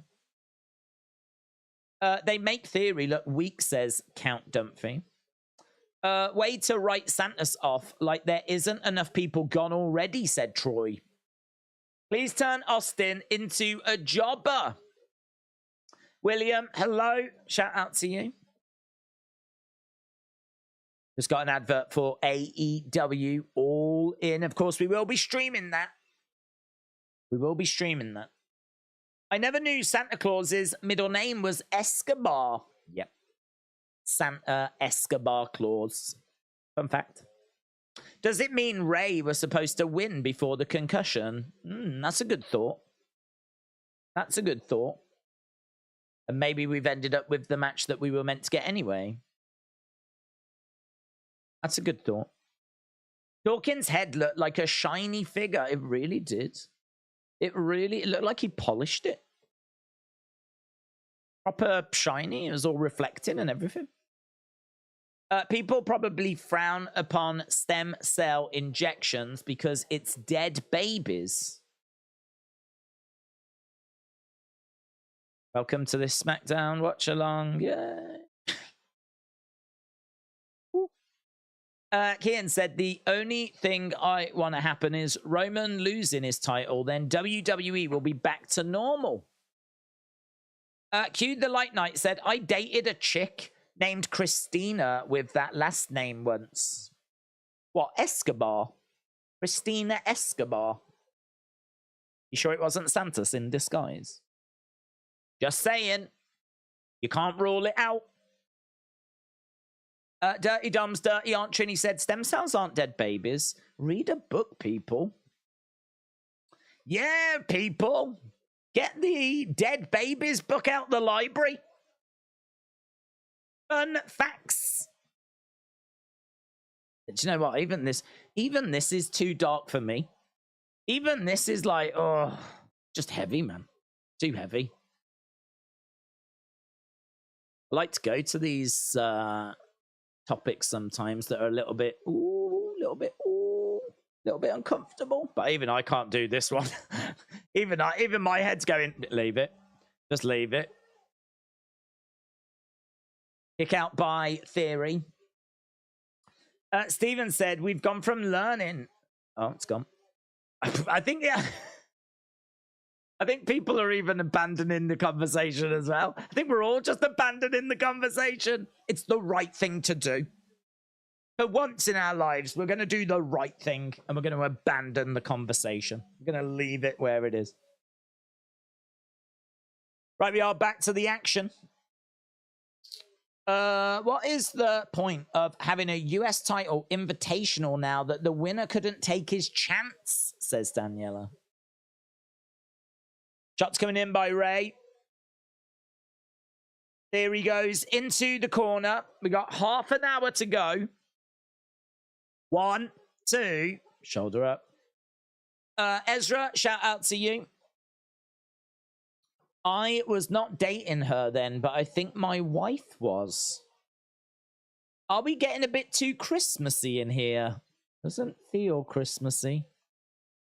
Doesn't feel Christmassy. Okay, Ray is Vince screwed Brett sign in the crowds. Calgary will never forget, will they? They will never forget. Vince screwed Brett. Kick coming in. It's been 26 years. Drop kick over against the ropes. Ray goes against the ropes. People are excited as the 619 gets caught. Caught by Theory. Oh, his back gave out. Oh, he's got him set up for the 619 again. Connects. Connects the splash. 1, 2, 3. Wow. Here is your winner. And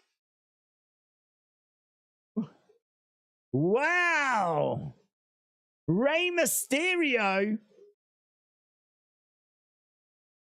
Tell you what, he had that belt a long time, Theory. Rey Mysterio has got the gold. I wonder how Santos is going to feel about this. I wonder how he's going to feel about this.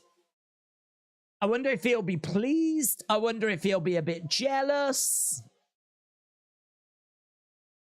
Hopefully they're on the same page, but I certainly didn't have Rey down to win that. Wow. New United States champion. And, oh man, does this mean that Theory can now be free to go after a world title? Maybe move up and go after something else? I feel like this is big news, man. It's the mid-card belt, isn't it, on this brand? It is big news. And the new United States champ, and he's showing it off to the fans. There's Santos. He's pointing at it. He's emotional. I think he's all right. Yeah, I mean, if he wants to win that belt, he's going to have to get past Rey now. Crying like a baby. And now Rey's crying. Everyone's crying. Everyone's being babies. Why are they all being big babies? He holds up that championship. They all embrace.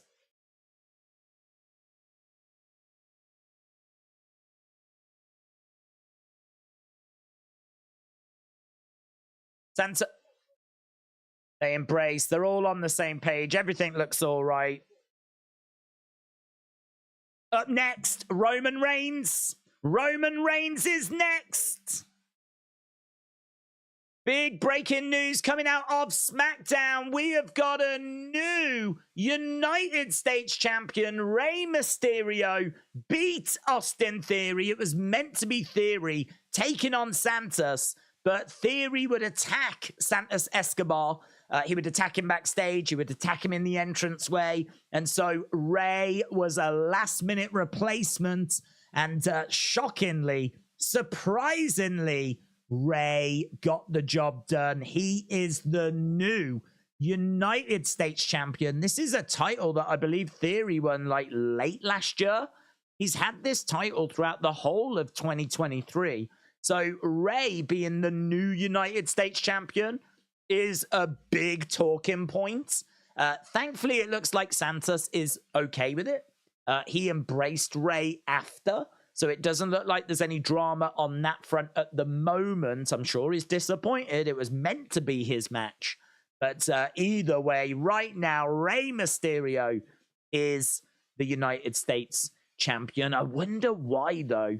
Rey doesn't need a mid-card title. And so have we done this because we're going to get it onto a heel? Is there a heel that needs to get this title? And you can't really do heel versus heel. So put the belt onto a face and then have the heel win it from Rey.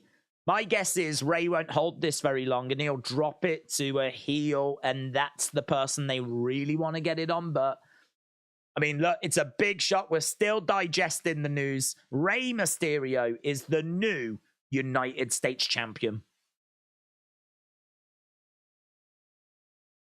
Can't wait to see Dom's reaction. Oh, what if Dom beats him? What if Dom beats him for that belt? I wonder if Dom is the one that they want to... Nah, I don't think it is. Dom's really on Raw. He's not really a SmackDown superstar, so I don't think that's why we've done it. But as I just said there, like, it's a weird choice. It's a weird choice to have the title on on Rey, just because he doesn't need it. He's not a bigger star because he's got this belt. He's as big as he's going to be. It's Rey Mysterio, so he doesn't need it. I mean, and perhaps they wanted to get it on a face and then have someone beat the face. And perhaps Santos really does have a bit of a niggle.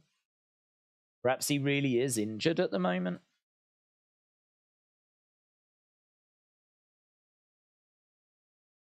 Rey Mysterio then wins the United States Championship from Austin Theory. That is big news. Cross is going to take it from Rey. Maybe you're right. Maybe that's the direction it's going. Maybe it is to get it onto Karrion Kross.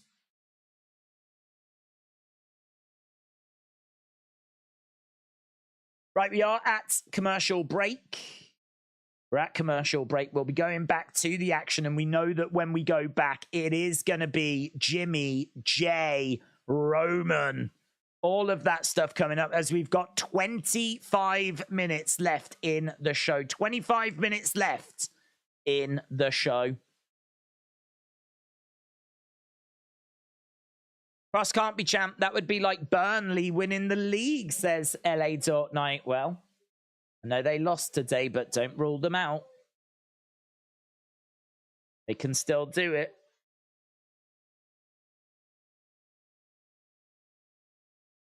Right. Escobar wasn't supposed to beat Rey when Rey was concussed, says NYC Man O War. Next week, we've got Edge and Sheamus. Edge and Sheamus 25-year celebration.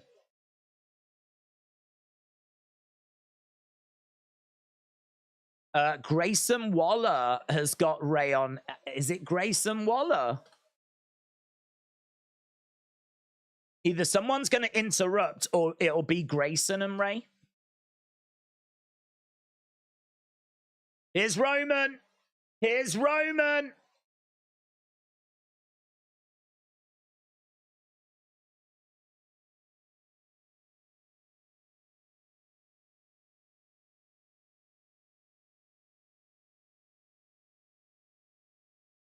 Right, let's go. Roman Reigns. How are they going to explain this? How are they going to explain this? And are we going to be satisfied with what they say? Here's Solo, Roman, Heyman.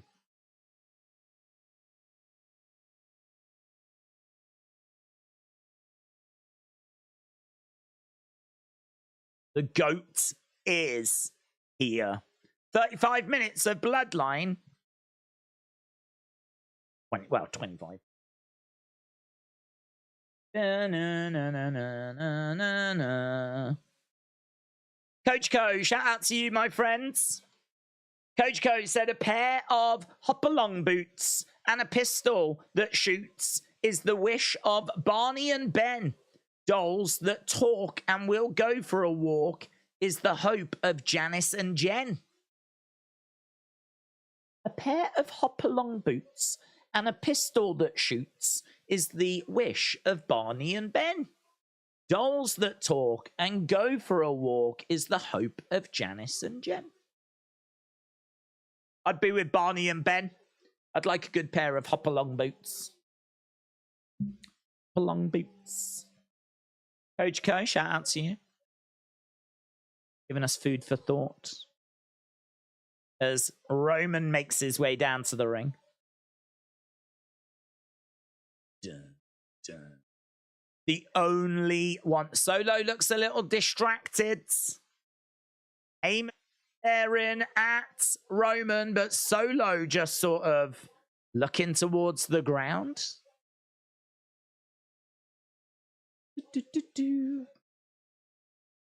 How is this gonna go? How is this gonna play out? Are we gonna be satisfied with what he says? Dad Stuff said all the men's single titles run heels already. It's nice to see a face with one. I bet with all their use of Rey on NXT, they might be doing this to draw people to from NXT. Dylan said, imagine Roman says there's no one's left and Brock's music hits. LA Dark Knight said, Roman roaming round the ring, repeat. Are you watching UFC tomorrow, says Jeremiah? No, not at the moment. It's Anthony Joshua fighting in London. So that is got my attention a little more. Good card, actually. It's got Derek Chisora on that cards, Hergovich on that cards, and a couple of other upcoming heavyweight prospects. So it's a really juicy card tomorrow. Plus, it's on DAZN and not at a pay-per-view price. So if you want to watch it, I think you might still have to subscribe to DAZN, which is like $9.99 a month. But you get to watch Anthony Joshua and that card tomorrow, which is a good card. Roman in the ring. Paul Heyman has got the microphone. As we said, 20 minutes to go. 20 minutes to go. If Joshua doesn't win in 3 rounds, he'll get some stick, says LA Dort Knights.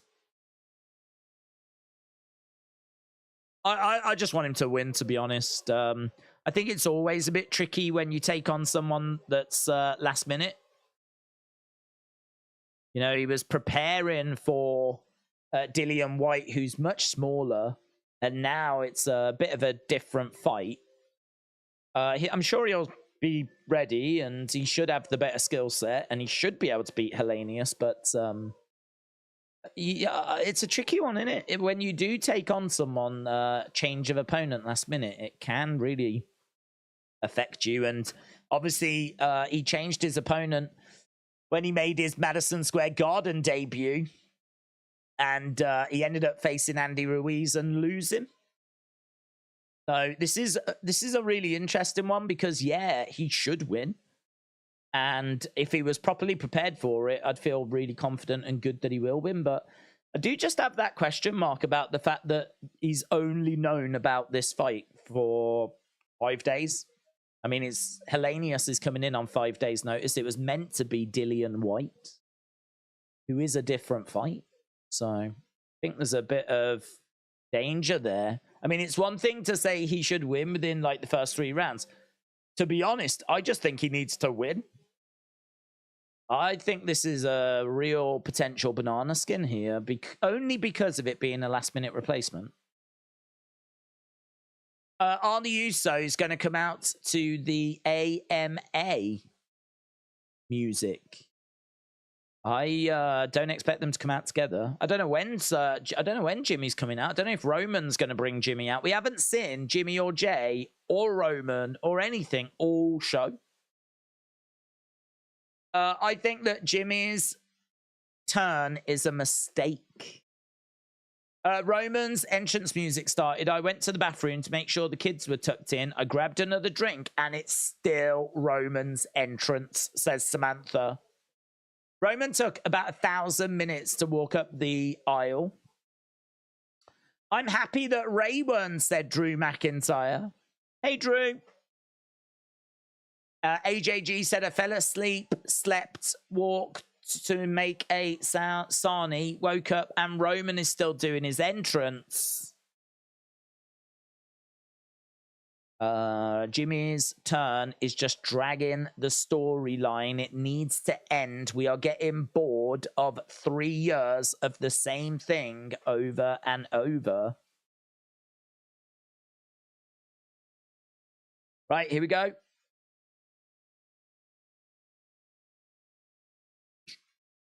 Finn Balor, JD McDonough. Right, we was at commercial break. We're going back to it now. We're just having a look at Trish and Becky. Is that Monday? This Monday. Will it be a big-time victory? Becky versus Trish. Or will it be total stratisfaction?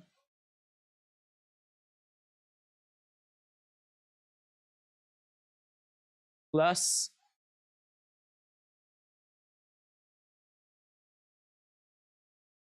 why did Shinsuke blindside Seth? I don't know. Maybe because he's got the world title. Not hard to work out. Right, here we go. Roman in the ring. Roman Reigns.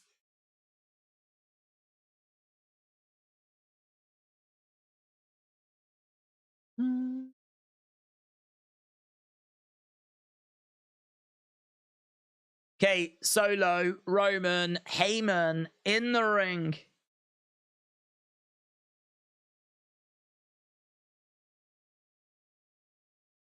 Boos raining down on Roman. Little smirk on the face of Paul Heyman. Super captivating, super gripping. Boos raining down.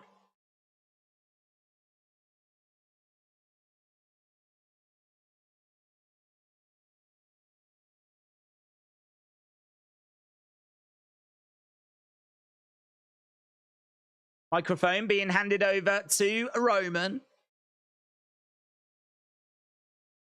Gonna do is acknowledge me.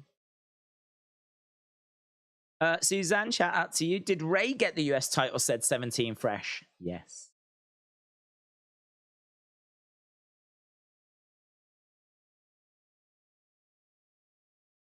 Solo standing in the ring. The crowd continuing to boo and make noise. Roman continuing to pause and wait.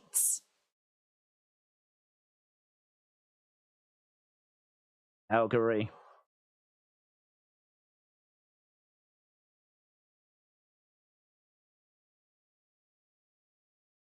Acknowledge me. Calgary, acknowledge me.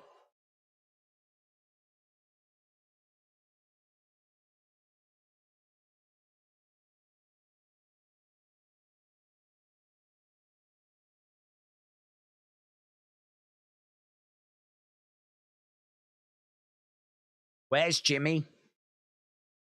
Roman asks, where's Jimmy? Wise man doesn't know. Hasn't seen Jimmy all day. My tribal chief. Spoke to Jimmy this morning.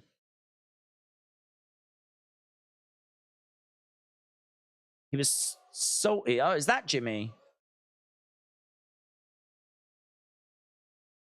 Okay, well, Jimmy's on the outside. There's a sign that says, why, Jimmy, why? Jimmy is here. Jimmy's on the outside of the ring. They've spotted him now. Loud boos for Jimmy. Loud boos for Jimmy. Why, Jimmy, why sign? Why, Jimmy, why?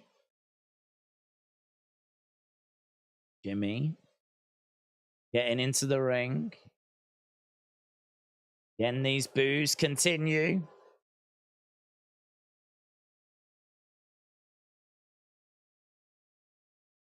You sold out, Chance. You sold out. You sold out. You sold out. You sold out. Jimmy getting into the ring. What's he going to say? This is what everyone's waiting for. This is what everyone's waiting for. Jimmy. Don't worry about them, Jim. Don't worry about them, Jim. They mean nothing. Worry about them, Jim. Roman laughing.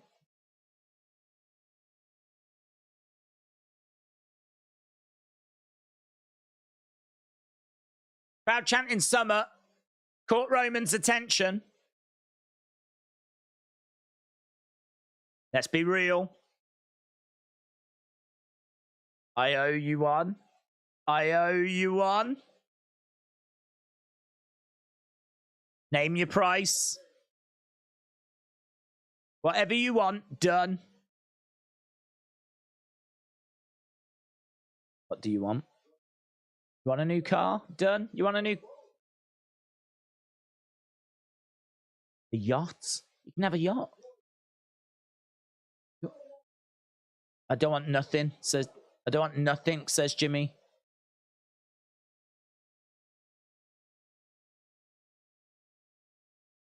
What I did at SummerSlam has nothing to do with you.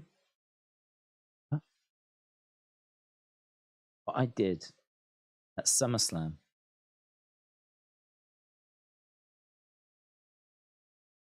I can make anything happen, says Roman.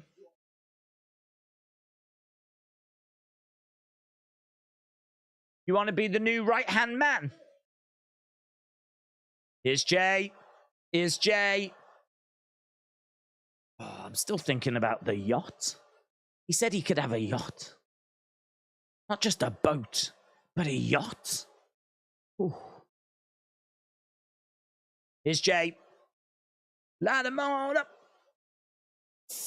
Jey USO.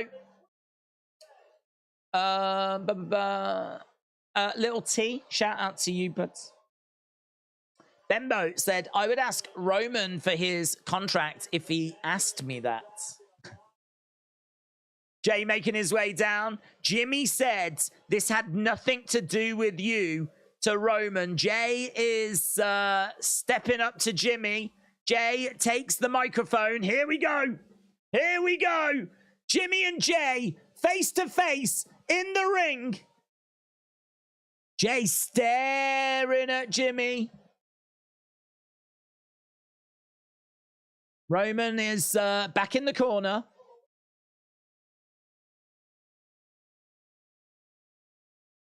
I'm about to throw 37 years down the drain right now unless you tell me why you did it. Here we go. Here we go. Here we go. Ah. I did. What? Yeah. Because I love you. I did what I did because I love you.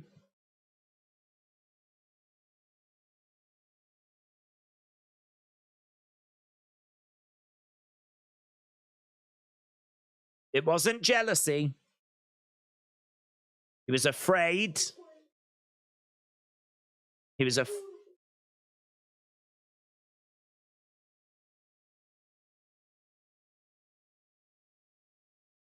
If you'd have won at SummerSlam, you would have been tribal chief. What about Usos? Inherit power. And it would have made you like him. Yeah.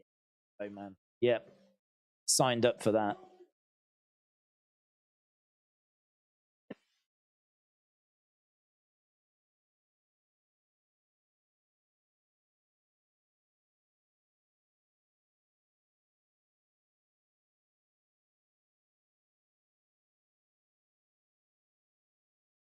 Calls Roman an egotistical a-hole.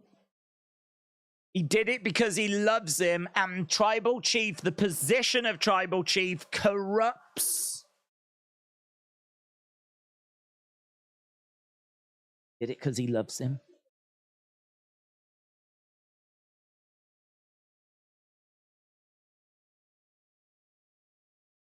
I was afraid you would leave.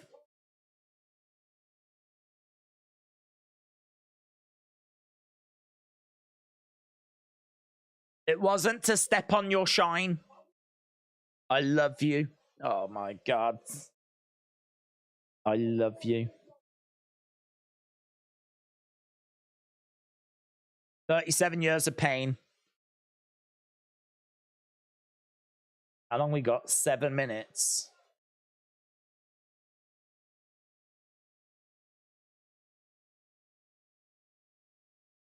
Jay shaking his head. Shaking his head. Roman's going, do it. Do it. Jimmy's just standing there and he's like, if you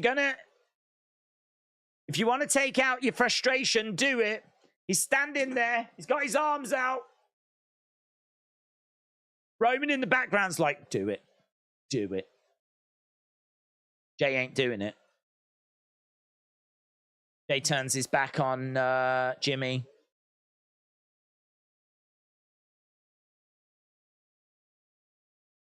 turned his back on Jimmy. Jimmy tries to step to the side of Jay.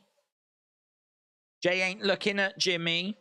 He's turning his back on him again. He's turned his back on him. He's turned his back on Jimmy. Jimmy has got out the ring. They're still booing Jimmy. Roman laughing.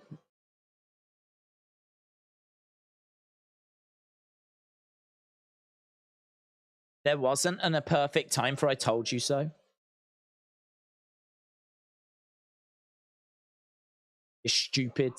You're a hothead. It's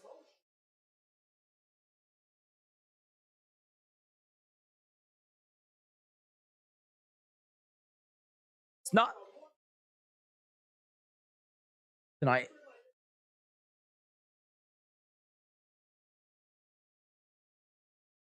Ah, super kick to Roman. Solo attacks Jay. Tonight's not about you and your brother. Tonight is about one thing. Acknowledge me. Jay super kicks. Duck underneath. Roman. Super kick to Solo. Superman punch by Roman. Jay is down. Jimmy is in the entranceway. Oh, we eating. We eating. So many different ways this can twist and turn. Jimmy is still in the entranceway.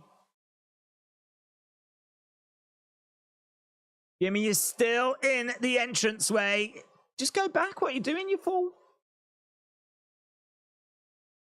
Roman charging over. Super kick by Jay. Jay goes against the rope. Spear by Jay. Spear by Jay. Solo down. Roman down. Hold up, Jimmy. Jay jumps out the ring. Come here. Come here. Get over here. Telling Jimmy to come back.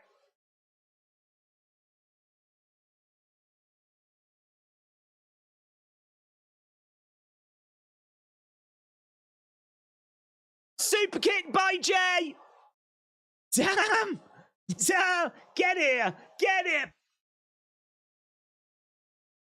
Super kick to Jimmy. Jimmy goes down.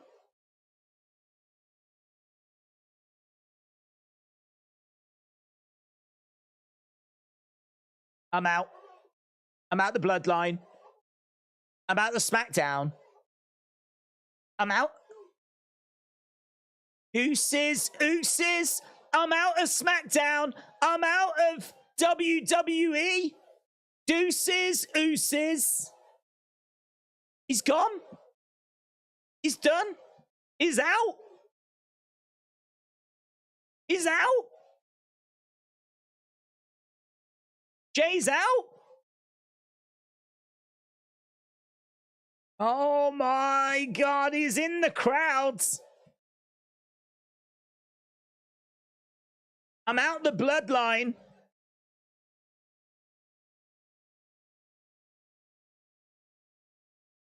Wow. Imagine if you're someone that didn't give that story like a chance. Don't know about you, but Jimmy's reason made a lot of sense. And now we've just seen Jay turn around and say he is out of the bloodline. He is out of SmackDown. He is out of WWE.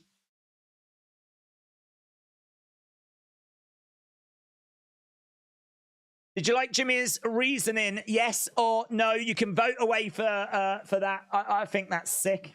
I think it's sick. I think the reason is bang on.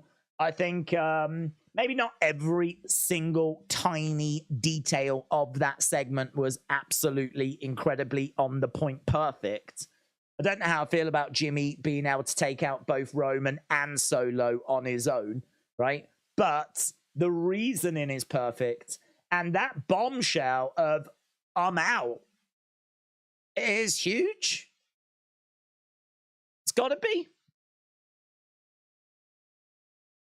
He's out. He's done. I'm out of there. There he is. Jay saying down the camera that he is done. He is out. Deuces. Ooses. And off he goes. Into the crowd, actually. Into the crowds.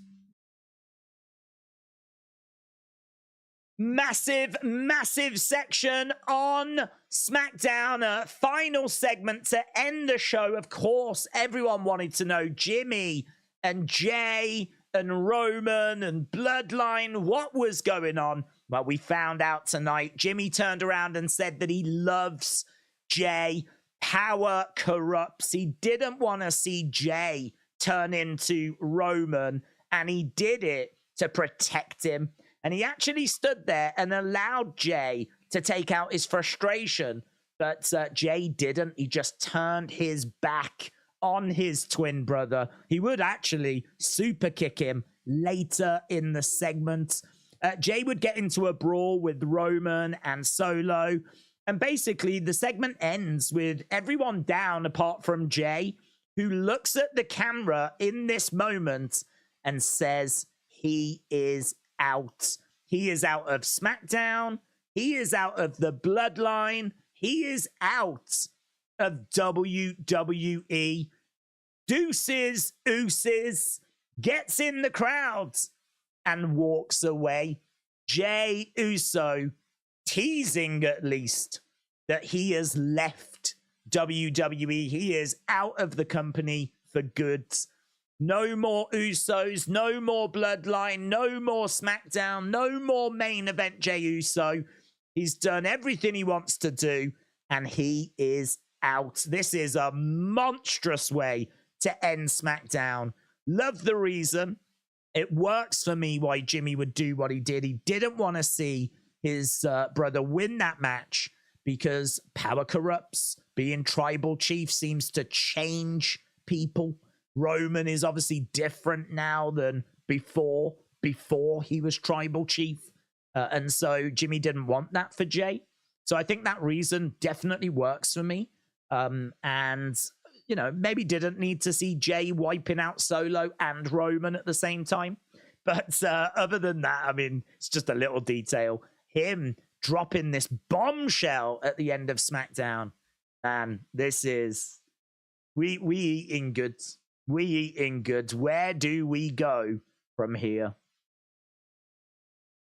Proper bombshells have been dropped. We've had 500 votes as well. Keep your votes coming in. Keep your votes coming in. What do you think? Do you like it? Do you not like it? Was you a fan of it? Did you want them to go a different way? What did you think of the bombshell of Jimmy walking out? Jean-Pierre said J to AE. So that's it. Tony Khan is going to be sniffing around right now. He's going to be... Tony Khan is super excited right now.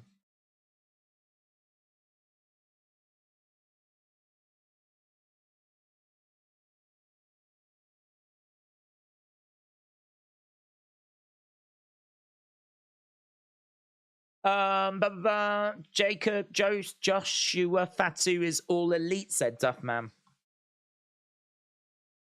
Big news, man. I thought it was good, said Dean.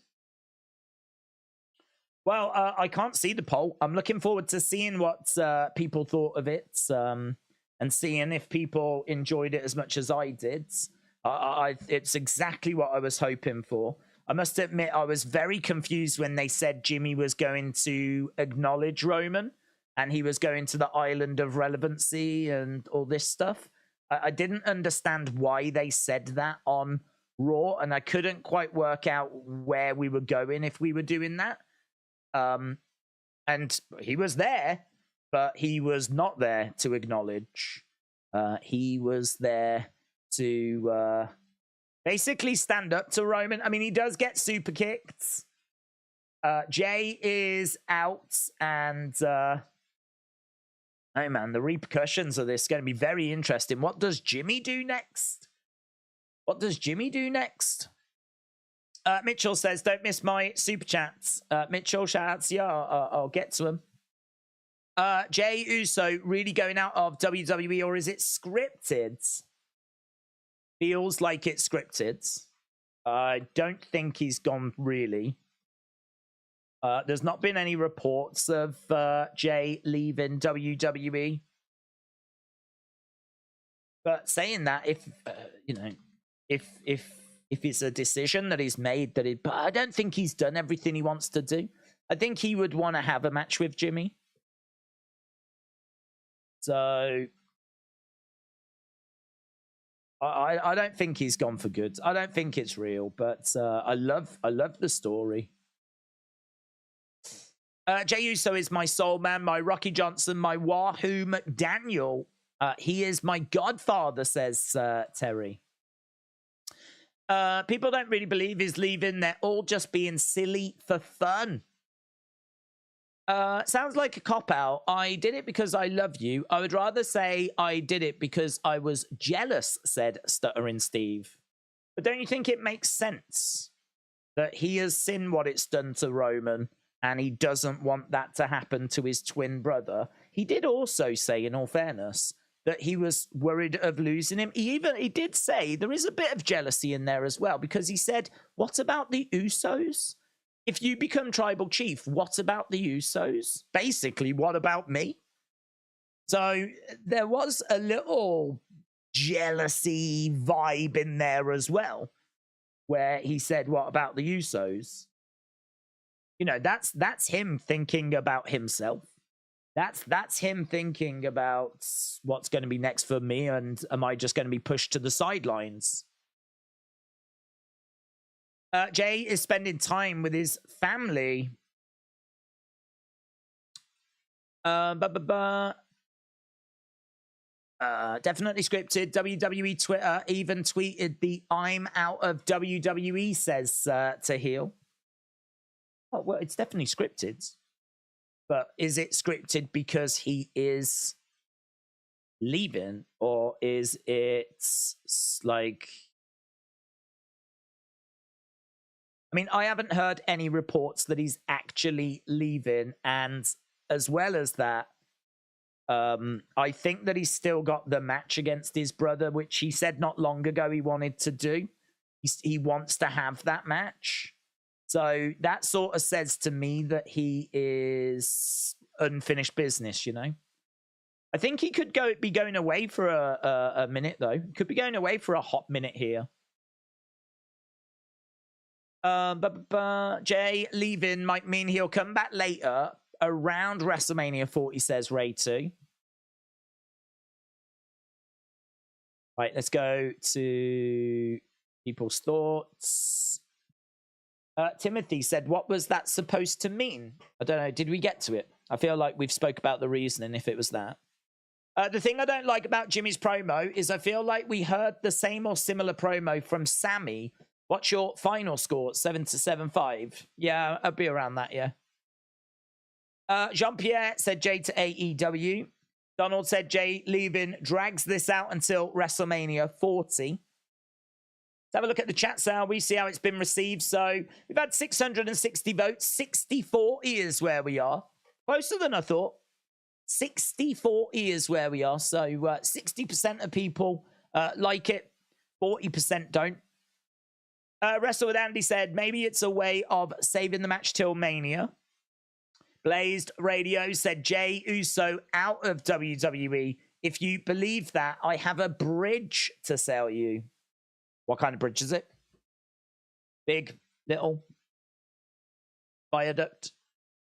Does it carry trains, boats, people, cars, steel, brick? Might be interested. Give me a call. Call me, maybe. Usos literally told Ariel in an interview they want to face each other only a few weeks ago, says James. Blaze said it's London Bridge. London Bridge is in America. You did buy a bridge? And it's in America? Which is pretty crazy. Stamford Bridge. Oof, I don't want that mess.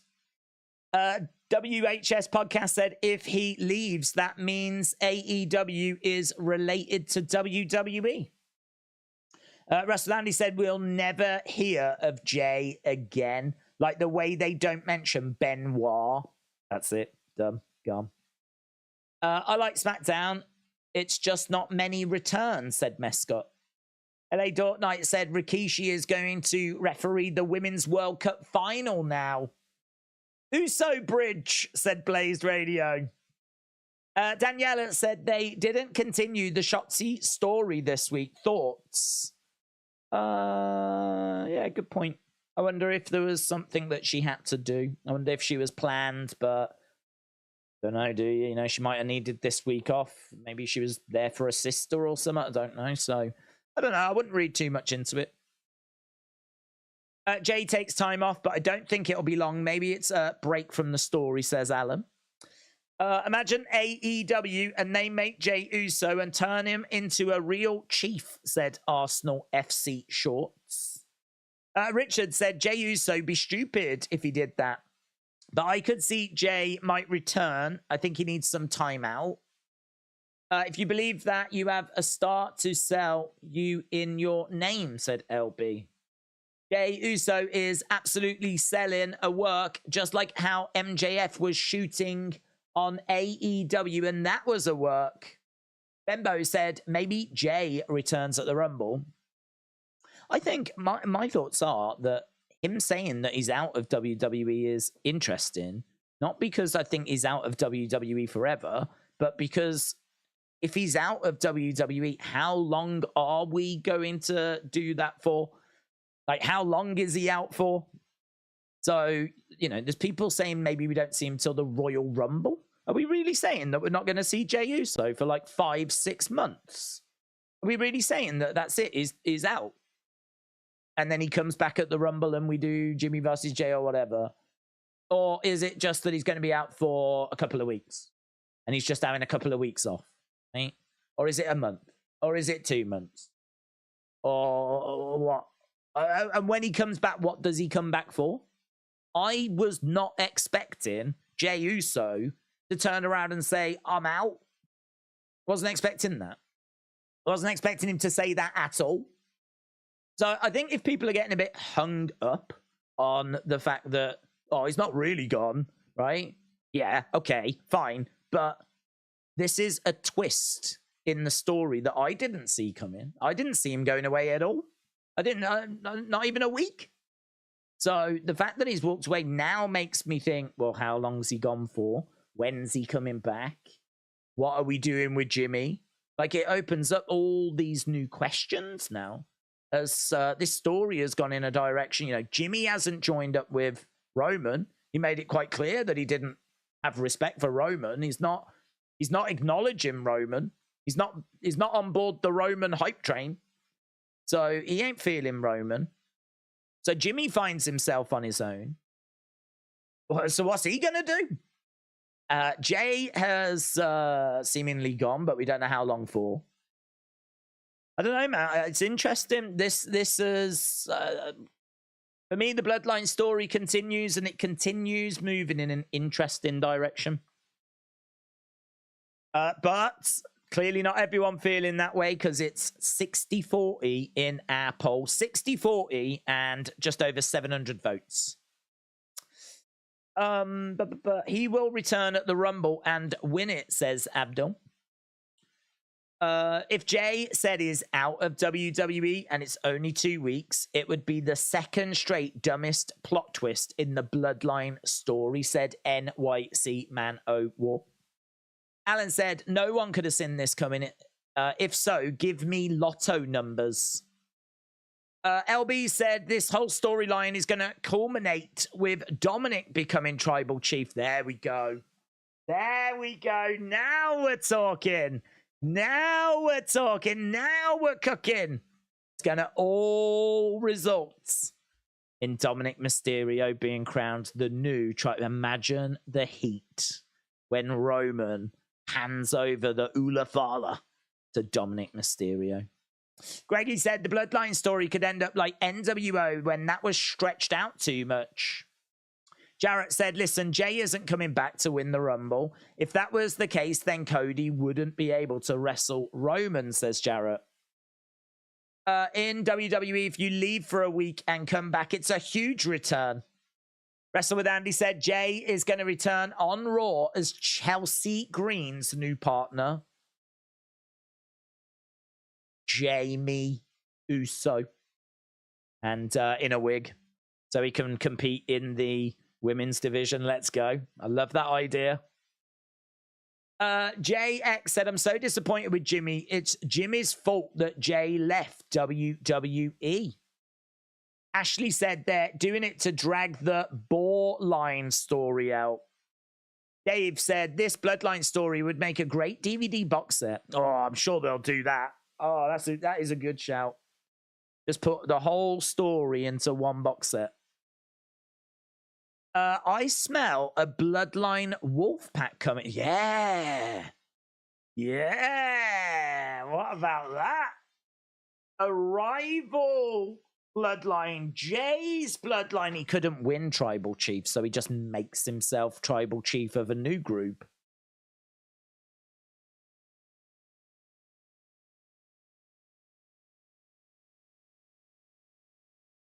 Who would be in that? XY Zion Quinn.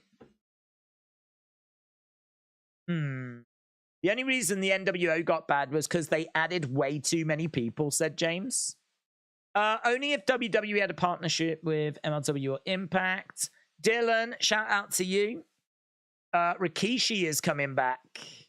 Is the episode done? It is done. And I also need to be done because I need to do my recap video.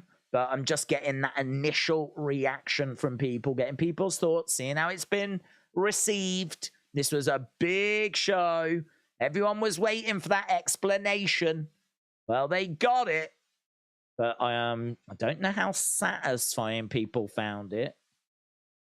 Don't know, man. Don't know. I really like it.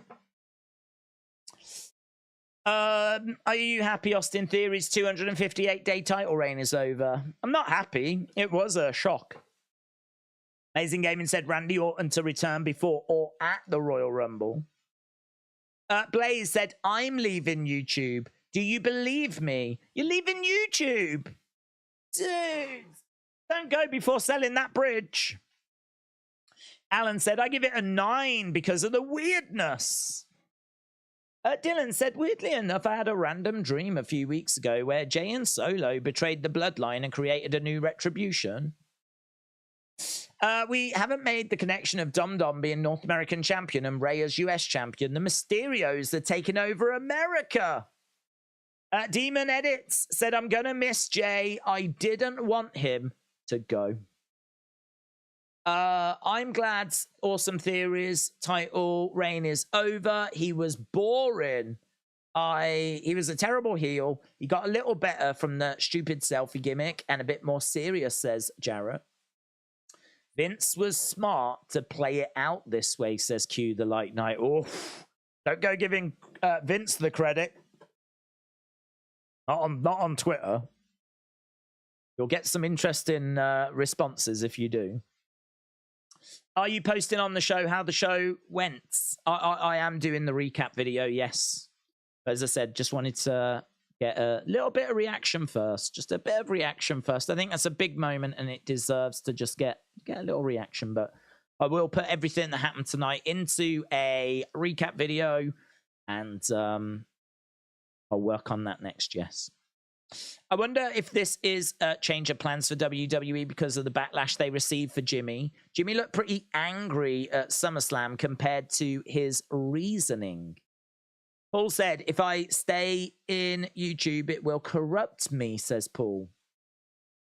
If it weren't for Vince pushing Austin Theory so hard, he wouldn't have had the US title. That's the damn truth. He'd be a mid-card or back in NXT, says Jarrett. Rikishi to come and fix his sons, said Judgment to the Heathens. Blazed has got a YouTube bridge for sale. Oh, what does that connect to? Twitter. X. You're surprised they didn't give Hogan a birthday celebration like Kurt Angle got? Not really. Not considering the responses Hogan gets now. You know, even at like WrestleMania 37, like they had to have Hogan and Alexa do some hosting. They had to put in with Titus O'Neil. Like Hogan gets pretty negative reactions now. I think obviously his comments were awful and he has apologized for that, but I don't think people necessarily believe the apology. But not only that, I just think we live in the age where the curtain has been really pulled back, and I think people know little things like Hogan was meant to drop the title back to Brett and he refused to do it, or how Jesse Ventura wanted to start a union and it was Hogan that told Vince about it, and so that meant that the wrestlers couldn't have a union. I think people know that Hogan constantly screwed people over to try and keep his position at the top of the company, and I think it's really disappointing when you've got someone on screen that's say your prayers, eat your vitamins, you know, do all the right things, and then you find out that person behind the scenes is politicking and scratching and clawing and fighting to keep their place at the top of the card, and they're, you know, not putting other people over. And, you know, again, Shawn Michaels was so upset with Hogan's politicking that they were meant to wrestle a couple of matches, and like Hogan was meant to put Shawn over, but he wouldn't do it. So it meant they ended up having just one match. And that one match at SummerSlam 05 was when Shawn goes OTT with his selling. Just, you know, he's going to lose. So he just thought, I'll make it look preposterous. I'll exaggerate it all. And so, like, he's flipping all over the place, bumping all over the place. Hogan will boot him and he'll, like, roll backwards 20-odd times. And it was a bit of a middle finger back to Hogan. Like, you know, F you, I ain't taking this serious. F you. If people are going to talk about this match, they're going to talk about how my overselling. And so, like, you know, you hear all that stuff about Hogan, and it just, I don't know, it just all adds up, doesn't it? So I can't say that I'm too surprised they didn't give him like a big birthday celebration thing. I think Hogan's legacy is tarnished, and it's such a shame. It's such a shame. I don't feel sorry for him. I feel sorry for the fans. Because I think we all wanted Hogan. Imagine if Hogan was remembered like Bobby Heenan, or was remembered like Gorilla Monsoon. You know, remembered as someone that we still love and respect.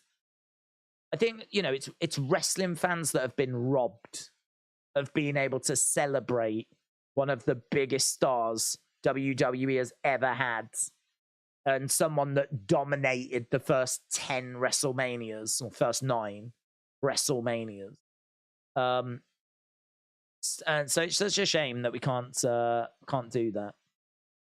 Timothy said Hogan's idea was to put Goldberg over.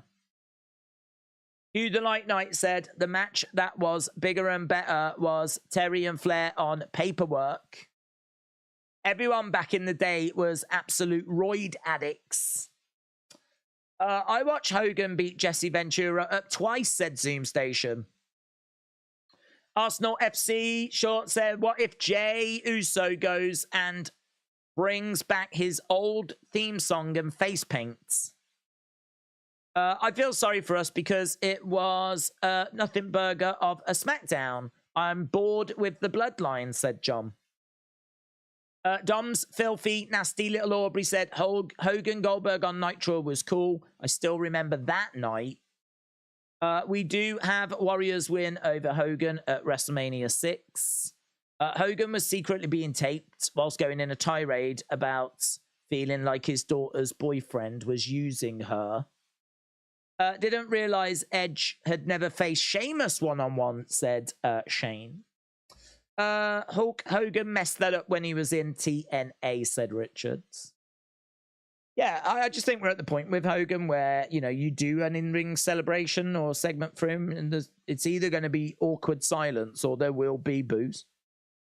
His reputation is just too tarnished at this point, so It's such a shame. It's such a shame. As I said, I really feel for the fans. Jarrett said, I'm glad they went with the route saying Jimmy did what he did because he didn't want Jay to become corrupted. It was a good spin, but just for him to turn on him was still stupid. Arsenal FC Short said, what if Wrestling Days becomes Tribal Chief? Shane, Edge, and Sheamus never had a one-on-one match. Right, I think we're done. I need to go and do this video anyway. Right, a big thank you to everyone that joined us. I hope you enjoyed SmackDown and got something from it. Seems like people are divided. We had over 800 votes, and it's come out about 60-40. So it seems like people are more in favor, but it's not blown anyone away. So 60-40. And we'll see where they go from here. So thanks a lot for joining the stream. Really appreciate it. We're back tomorrow with Anthony Joshua in action with a stacked heavyweight boxing card from the O2 Arena in London. And then we are Sunday. I'm going to see if I can get a toy hunt up, but I might not be able to. I might not get a chance to edit it, but I will try. If I can, there might be another toy hunt that hits the channel on Sunday. And then obviously we're back on Monday for Raw, where we've got Becky and Trish finally going up against each other in the match that I think a lot of people thought we would see at SummerSlam, but didn't. So we've got that coming up on Monday. Right, awesome. Thanks for watching, and I will see you again next time. Bye for now.